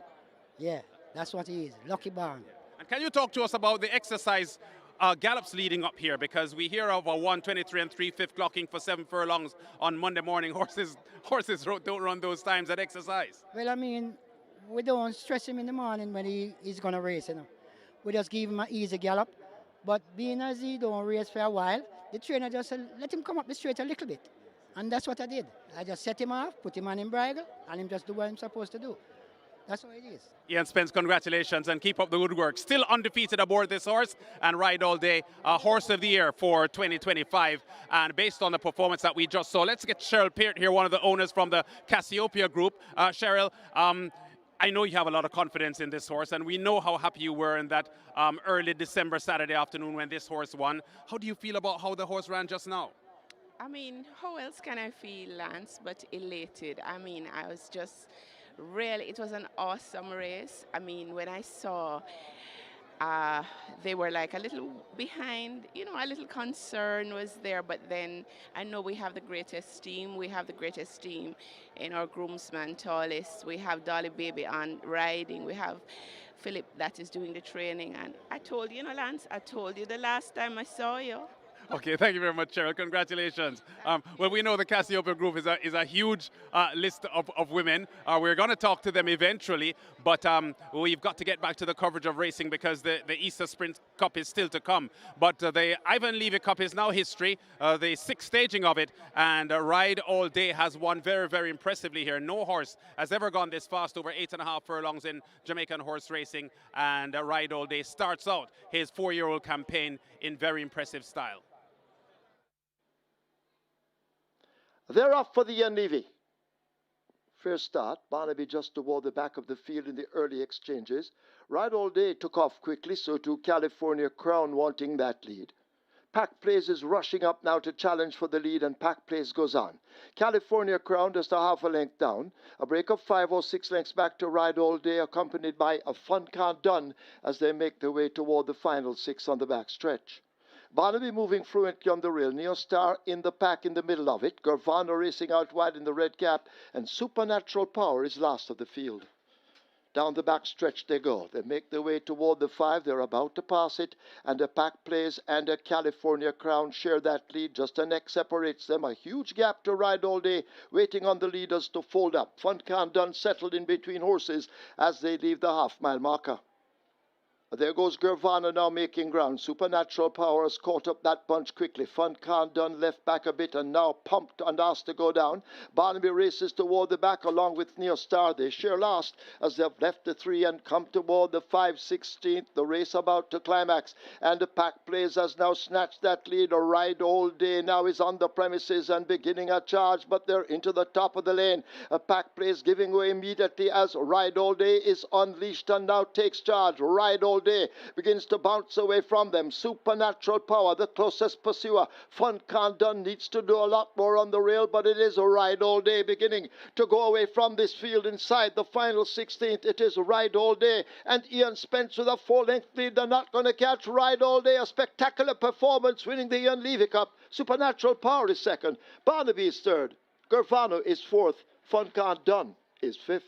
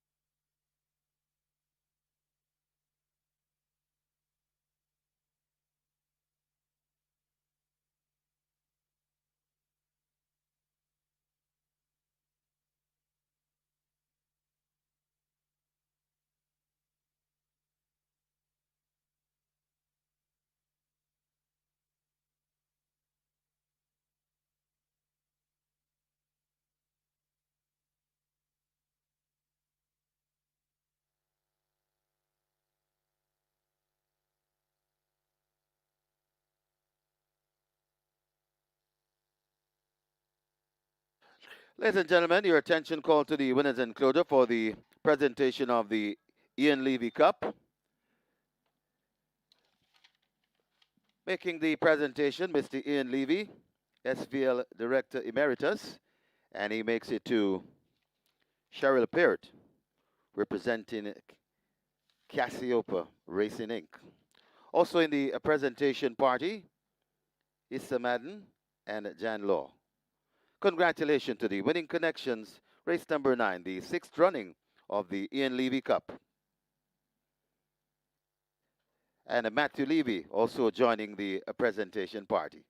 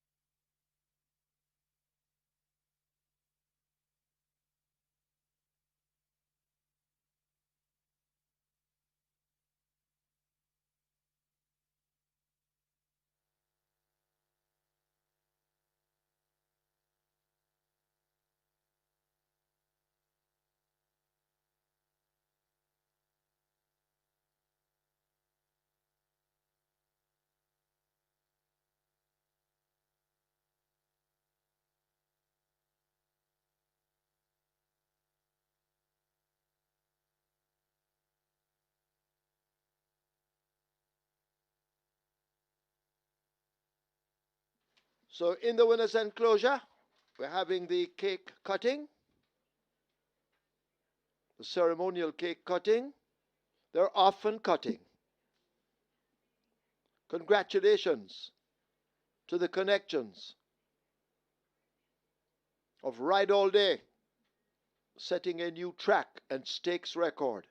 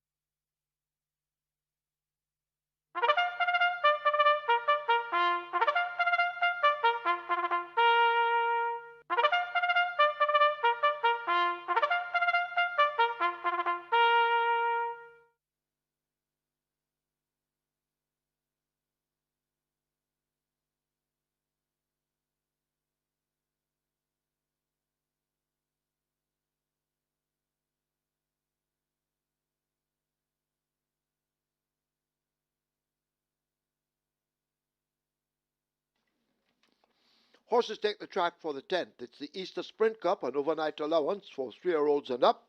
The distance 1100 meters or 5.5 furlongs. Number 1, My Sunshine, 52.5 or 116. 4, A Breath of Fresh Air, 52.5, 116. 5, Miss Money Penny, 52 or 115. Number 8, Is That a Fact? The allotted weight was 57 kilos or 126 pounds. 9, Get a Pepsi, 54 or 119. 10, Major Danger, 52 or 115.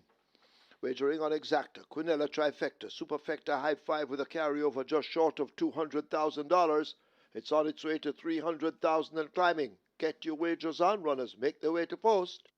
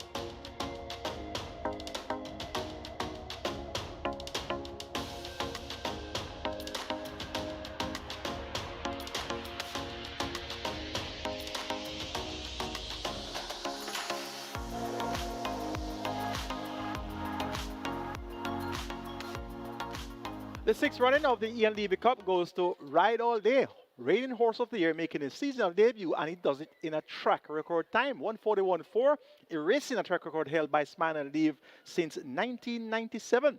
So big time performance by Ride All Day, 57 kilos, allowed non-stop weight all round. Got a third pace of chase when Pac Plays was hooked up with California Crown and really got the run in the catbird seat and proved to be strongest at the finish. And that's his 4-year-old debut, and he appears to have a very bright season ahead of him. Live ticket count on the Catch 9 now 5, and it's 565 live tickets on the Twilight 6 side of things. It's now time for our secondary feature, the Easter Sprint Cup.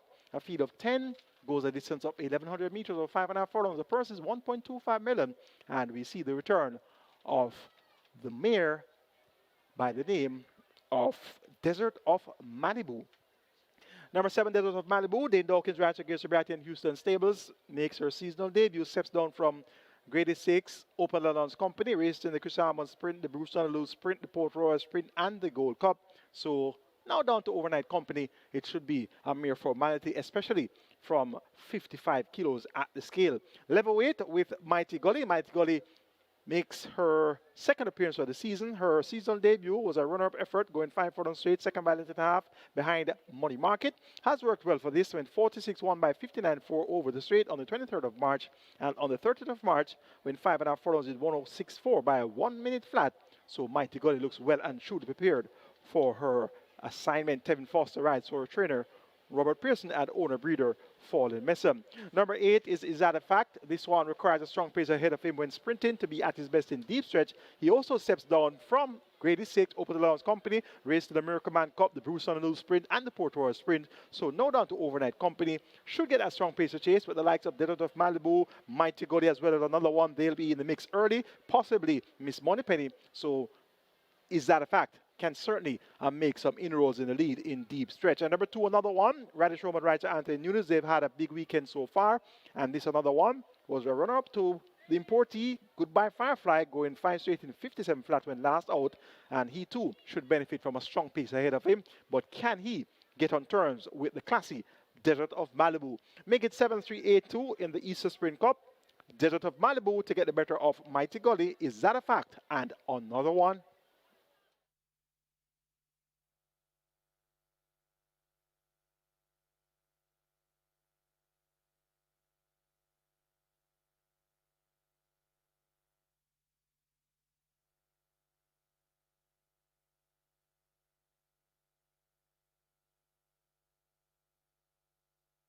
Runners arriving at the start. This is race number 10, the 10th and final, the Easter Sprint Cup.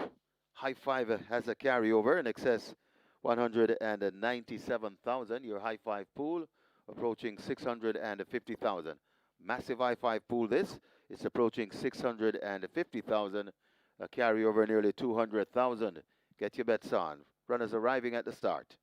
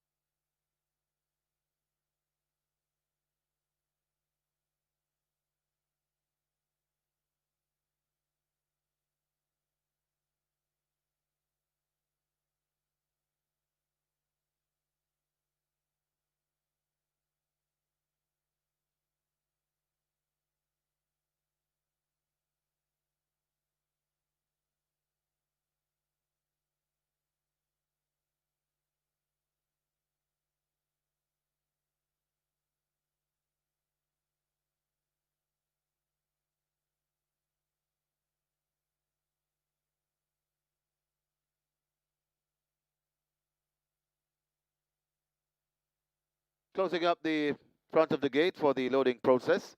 Hurry and place your bets. The High Five pool, just under 700,000. So we're close to 700,000 in the High Five pool. and they're closing up the front of the gates. So get your bets on. Running out of wagering time for sure.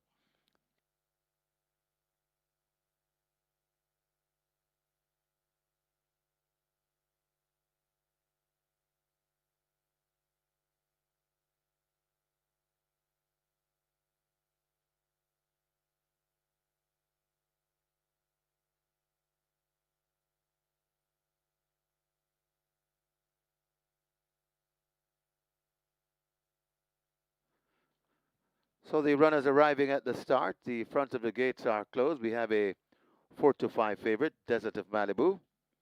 Devastating Dane Dawkins. He's on 499 wins. One away from another milestone. And could Desert of Malibu provide this 500th winners? Get your bets on here as the high five now approaching 700, 750,000. 750,000.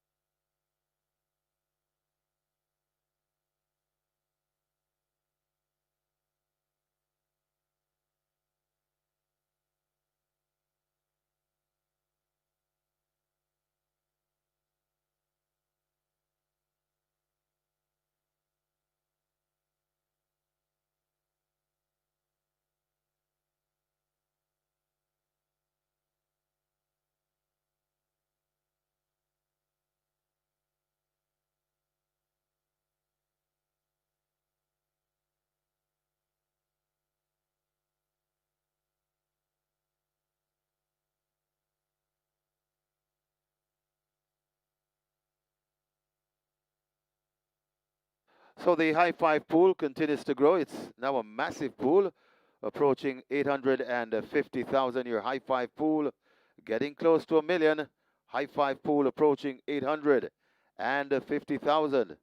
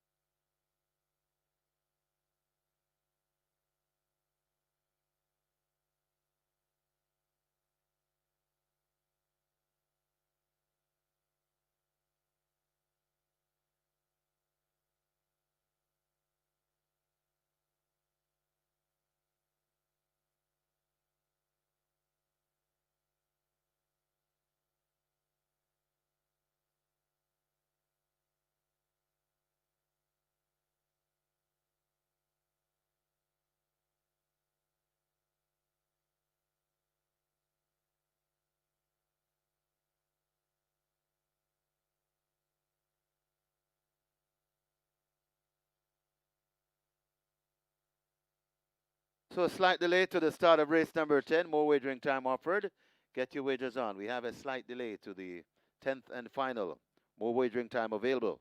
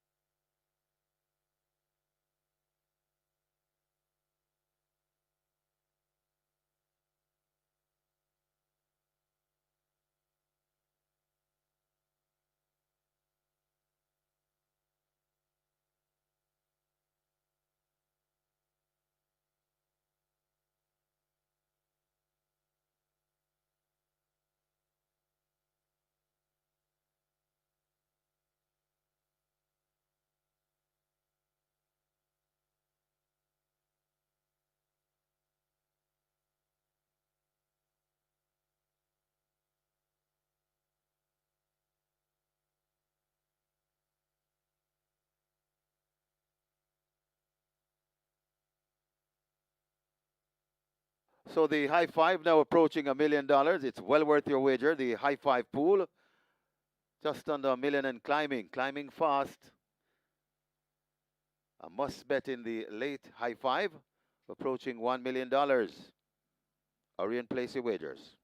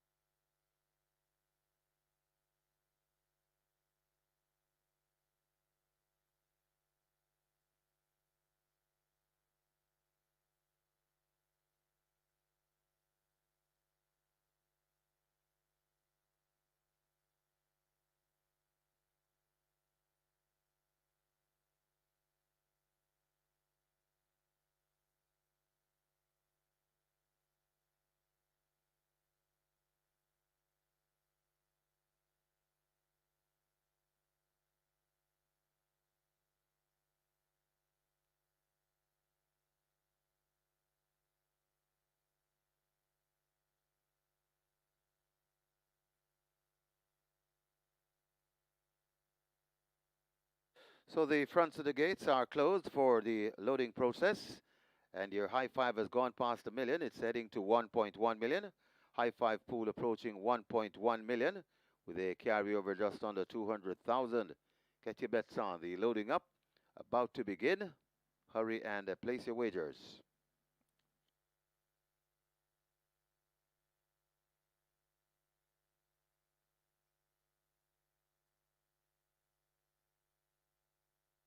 Horses loading for the 10th and final, the Easter Sprint Cup. My Sunshine, the first to come forward. Horses loading. My Sunshine is slotted into one. Another one. Riderless heads to gate 2. Champion jockey Radish to Sneaky Fox Roman looking for 3 wins on the card. A Breath of Fresh Air joins at 4. Miss Moneypenny loaded out Aaron Chatry.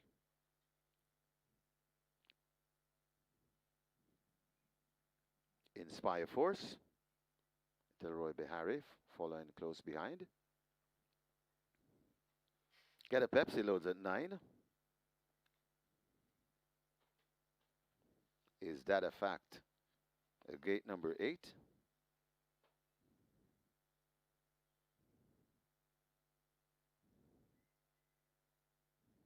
Working on Is That a Fact? Desert of Malibu and Major Danger waiting along with Mighty Gully to complete the line.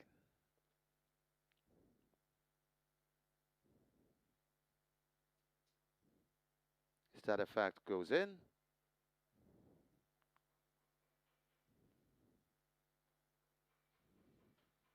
Major Danger heads to gate 10.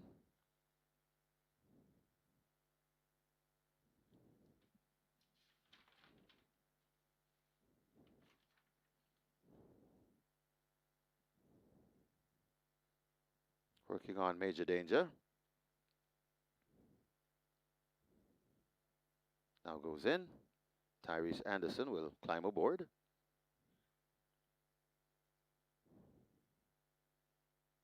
Desert of Malibu moving to 7.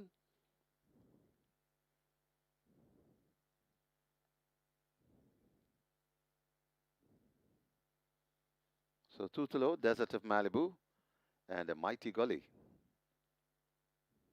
Well, they're backing out My Sunshine from gate 1. Well, they're backing out the runners. So we seem to have a further delay backing out some of the runners.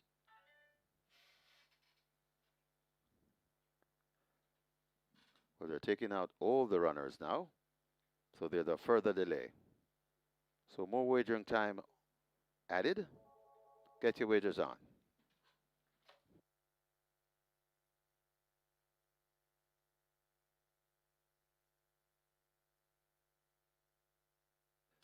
So we're having some technical issues at the moment. It's being worked on. So that's what's causing the delay. In the meantime, you can take opportunity of this slight delay to make additional wagers. Got a very big high five pool approaching 1.2 million. So we're having some technical issues. We do apologize. It is being worked on. And we thank you for your patience.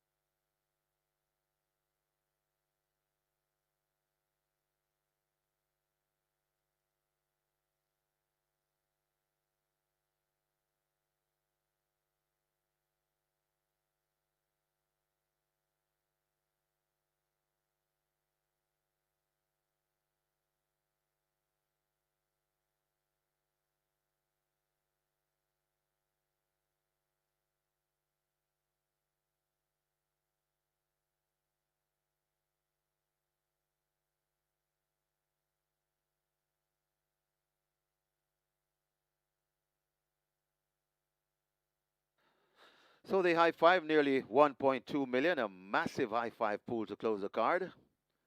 So this high five is well worth your wager. Nearly 1.2 million. And this could be one of the biggest high five pool we've seen in a while. So take advantage. The high five pool approaching 1.2 million.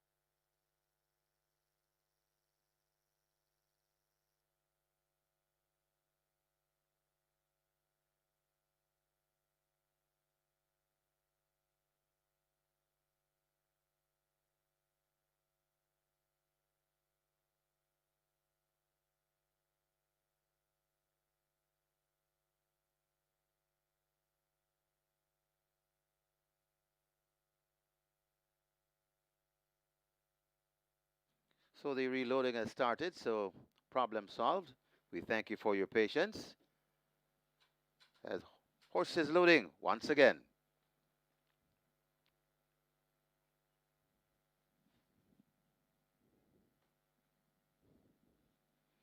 A breath of fresh air right already in the gate. Goes in at 4. Another one comes to gate number 2. My sunshine already in.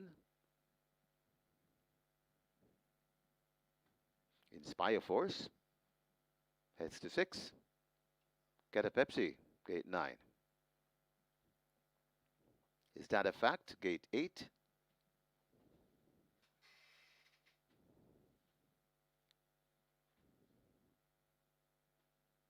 Major Danger. Desert of Malibu. And Mighty Gully.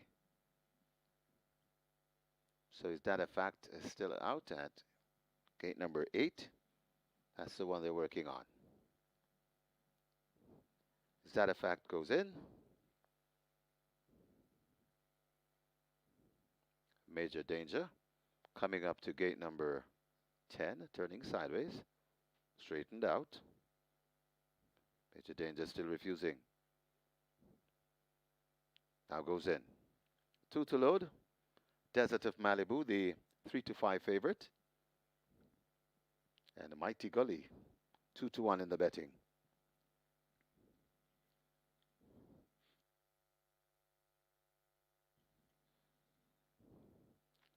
So Desert of Malibu going up to gate 7 rather. 5.5 furlong the trip. Desert of Malibu goes in. Dawkins climbs on the gate. Mighty Gully's in. Starter Michael Sims. Looks to be ready. Ready for the Easter Sprint Cup.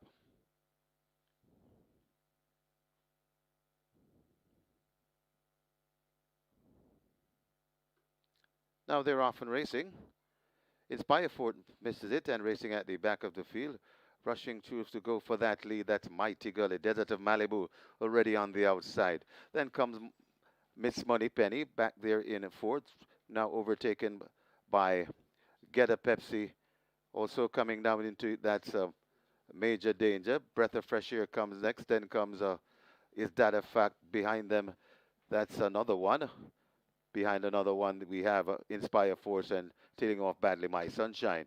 They're coming at the top of the lane. Desert of Malibu and Mighty Gully. Desert of Malibu in front. Mighty Gully switched toward the outside and renewing rivalry. Desert of Malibu still in front and it looks to be in control. Mighty Gully testing all the while as they come with just about a furlong to travel right against the rail. Major Danger coming on and a breath of fresh air, but it's Desert of Malibu keeps on churning. Mighty Gully still there fighting. A half a furlong to travel. Desert of Malibu and Devastating Dane Dawkins bringing up his 500th win in the Easter Sprint Cup. Desert of Malibu beats Mighty Gully. Then comes another one back there in fourth. That's Major Danger and Inspire Force in fifth.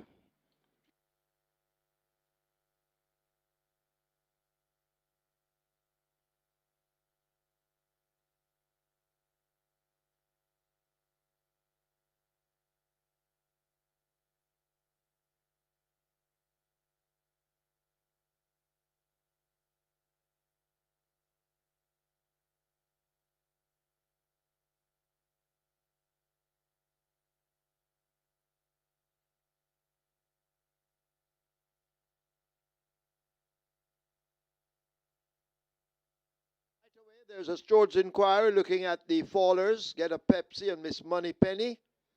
George Inquiry. Please hold all tickets. George Inquiry.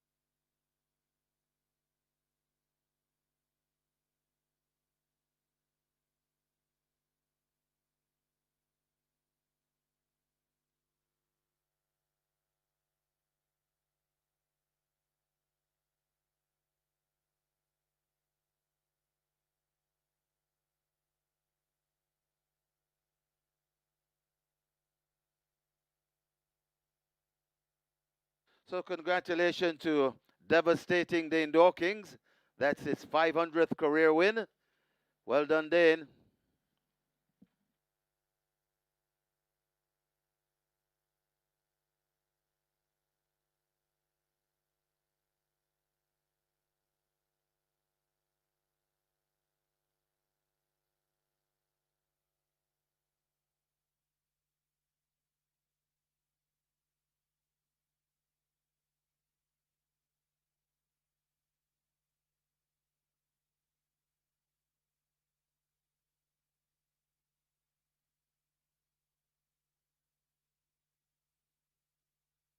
Unofficial winner of race number 10, the Easter Sprint Cup.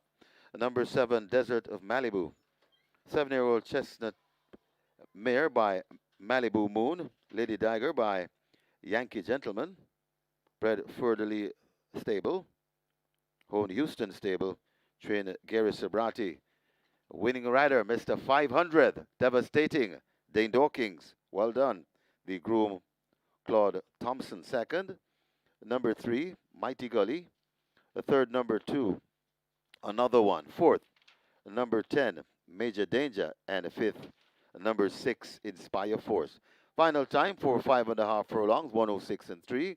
Please note Stewards Inquiry. Hold all tickets, please. Stewards Inquiry.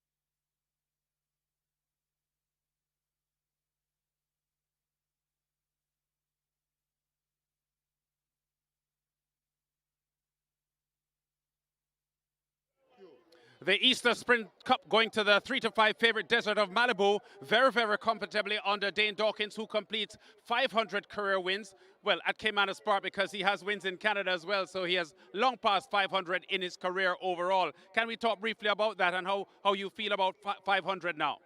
Well, it's a milestone, you know, so I'm happy about it. Very, very happy. And about your career overall, I know you've won 3 Classics, you've won a 1,000 Guineas, a 2,000 Guineas, and a Derby as well. So those big wins are included in your 500. Yes, it is, and I hope I win a lot more. All right, talk to me quickly about this victory, though, because Desert of Malibu hadn't won a race since July of last year, but was favored here to win. First outing for the year, but that looked pretty easy, didn't it? Yeah, it was easy. As Jenna said, you know what, I don't know what to tell you, so go and ride a race. And the fact that you were challenged at the top of the straight, you didn't start riding at that point, so you were comfortable, and that challenge didn't mean anything to you? No, I was very, very comfortable. I just know that when I reach a furlong pole, I would have to ask her because it's always like to hide when she's alone. Yeah, and you've now won 3 of the last 4 Easter Sprint Cups because Mahogany and Atomica were wins for you in recent years, and this makes it 3 out of the last 4 years. How does that make you feel? I'm very happy. Can't even talk about it. Congratulations, Dane, and keep up the good work. Thanks.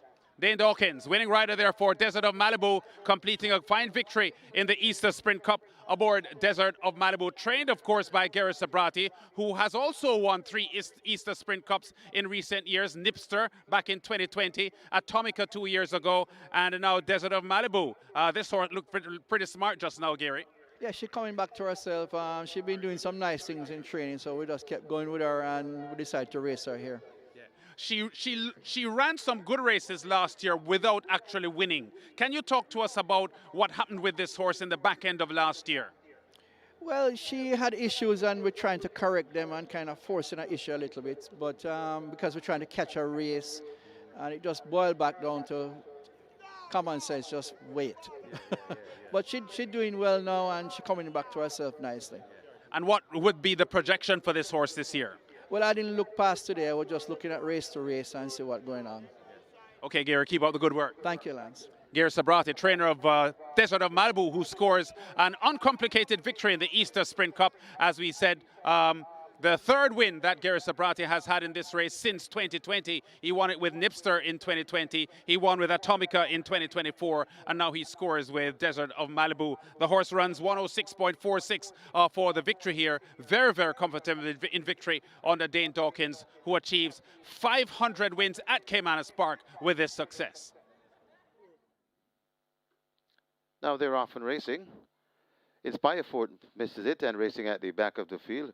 Rushing through to go for that lead. That's Mighty Gully. Desert of Malibu already on the outside. Then comes Miss Money Penny back there in fourth. Now overtaken by Get a Pepsi. Also coming down into it, that's Major Danger. Breath of Fresh Air comes next. Then comes Is That a Fact behind them.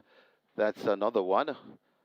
They're coming at the top of the lane. Desert of Malibu and Mighty Gully. Desert of Malibu in front. Mighty Gully switched toward the outside and renewing rivalry. Desert of Malibu still in front and it looks to be in control. Mighty Gully testing all the while as they come with just about a furlong to travel right against the rail. Major Danger coming on and a breath of fresh air, but it's Desert of Malibu keeps on churning. Mighty Gully still there fighting. A half a furlong to travel. Desert of Malibu and devastating Dane Dawkins bringing up his 500th win in the Easter Sprint Cup. Desert of Malibu beats Mighty Gully. Then comes another one back there in fourth. That's Major Danger and Inspire Force in fifth.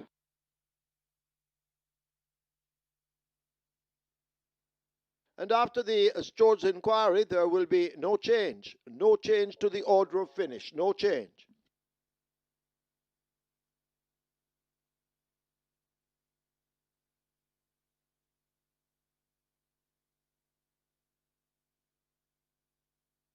Result of the 10th, now official. Horses to the testing barn. 3, Mighty Gully. 7, Desert of Malibu. 3 and 7 go to be tested. Splits 22-3, 46-3. They raced 5.5 furlongs in 106.2. The margin's 4.5 by a half a length. Stand by for the presentation of the Easter Sprint Cup.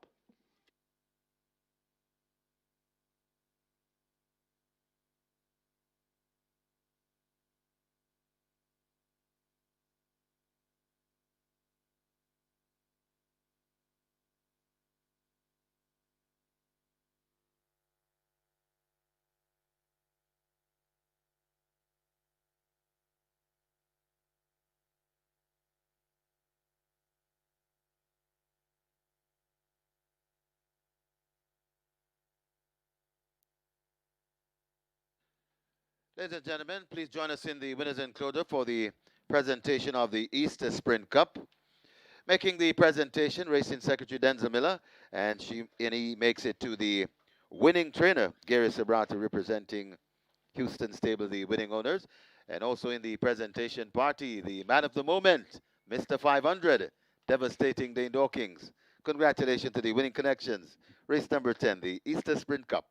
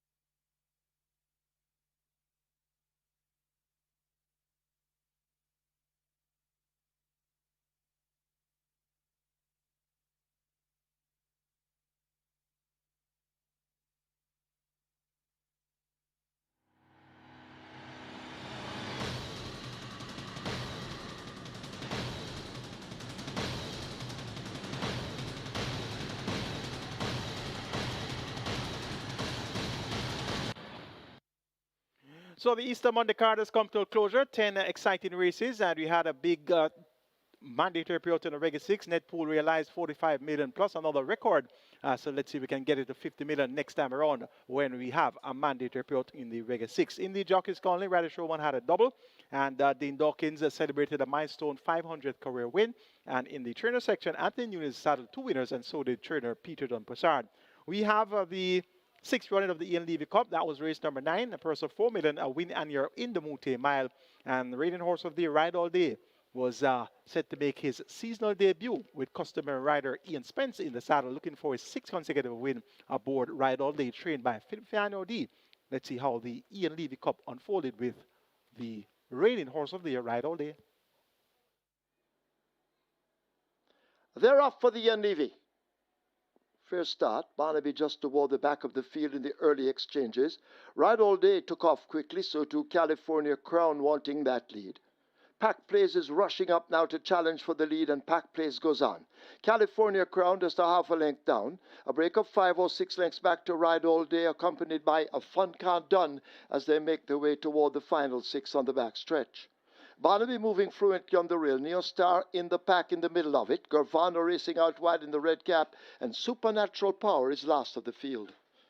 Down the back stretch they go. They make their way toward the 5. They're about to pass it, and a Pack Place and a California Crown share that lead. Just a neck separates them. A huge gap to Ride All Day, waiting on the leaders to fold up. Fun Can't Done settled in between horses as they leave the half-mile marker. There goes Gervano now making ground. Supernatural Power has caught up that bunch quickly. Fun Can't Done left back a bit and now pumped and asked to go down. Barnaby races toward the back along with Neostar. They share last as they've left the 3 and come toward the 5/16th. The race about to climax, and the Pack Place has now snatched that lead. A Ride All Day now is on the premises and beginning a charge, but they're into the top of the lane. A Pack Place giving way immediately as Ride All Day is unleashed and now takes charge. Ride All Day begins to bounce away from them. Supernatural Power, the closest pursuer. Fun Can't Done needs to do a lot more on the rail, but it is a Ride All Day beginning to go away from this field inside the final 16th. It is Ride All Day and Ian Spence with a 4-length lead. They're not going to catch Ride All Day. A spectacular performance, winning the Ian Levy Cup. Supernatural Power is second. Barnaby is third. Gervano is fourth. Fun Can't Done is fifth. Impressive victory there in a new track record, 141.448 and a half furlongs, and that's Ride All Day. Really a big time performance there. 57 kilos, a long lumps up weight all round, and he's just gearing up for the 2026 season. The next feature, the Easter Sprint Cup, we had the return of Desert of Malibu. Dane Dawkins riding for GR.I and Houston Stables, and she was the hot favorite at 3-5. They're coming at the top of the lane. Desert of Malibu and Mighty Gully. Desert of Malibu in front. Mighty Gully switched toward the outside and renewing rivalry. Desert of Malibu still in front, and it looks to be in control. Mighty Gully testing all the while as they come with just about a furlong to travel right against the rail. Major Danger coming on and a breath of fresh air, but it's Desert of Malibu keeps on churning. Mighty Gully still there fighting. A half a furlong to travel. Desert of Malibu and devastating Dane Dawkins bringing up his 500th win in the Easter Sprint Cup. Desert of Malibu beats Mighty Gully. Then comes another one back there in fourth. That's Major Danger and Inspire Force in fifth. So Desert of Malibu makes a triumphant return, gets the better of Overnight as expected. Next time out, you see her in open allowance company with Dawkins on his 500th career win. Congratulating Dawkins on a milestone career win. Win number 500 at Caymanas Park aboard the GR.I trained Desert of Malibu. Our next race day is going to be on Saturday, the 11th of April, and we'll be having the Prince Consort Stakes and the Thornbird Stakes this weekend. Purses of $1.75 million up for grabs. Of course, coastal geldings go in the Prince Consort, and the feeders will be in the Thornbird Stakes. So that's going to be a must attend on Saturday, the 11th of April. I'm your analyst, Michael Kay, on behalf of the production team, and also on behalf of our promoters, Supreme Ventures, Racing and Entertainment Limited. Have a productive week, and see you on Saturday for some more live thoroughbred racing.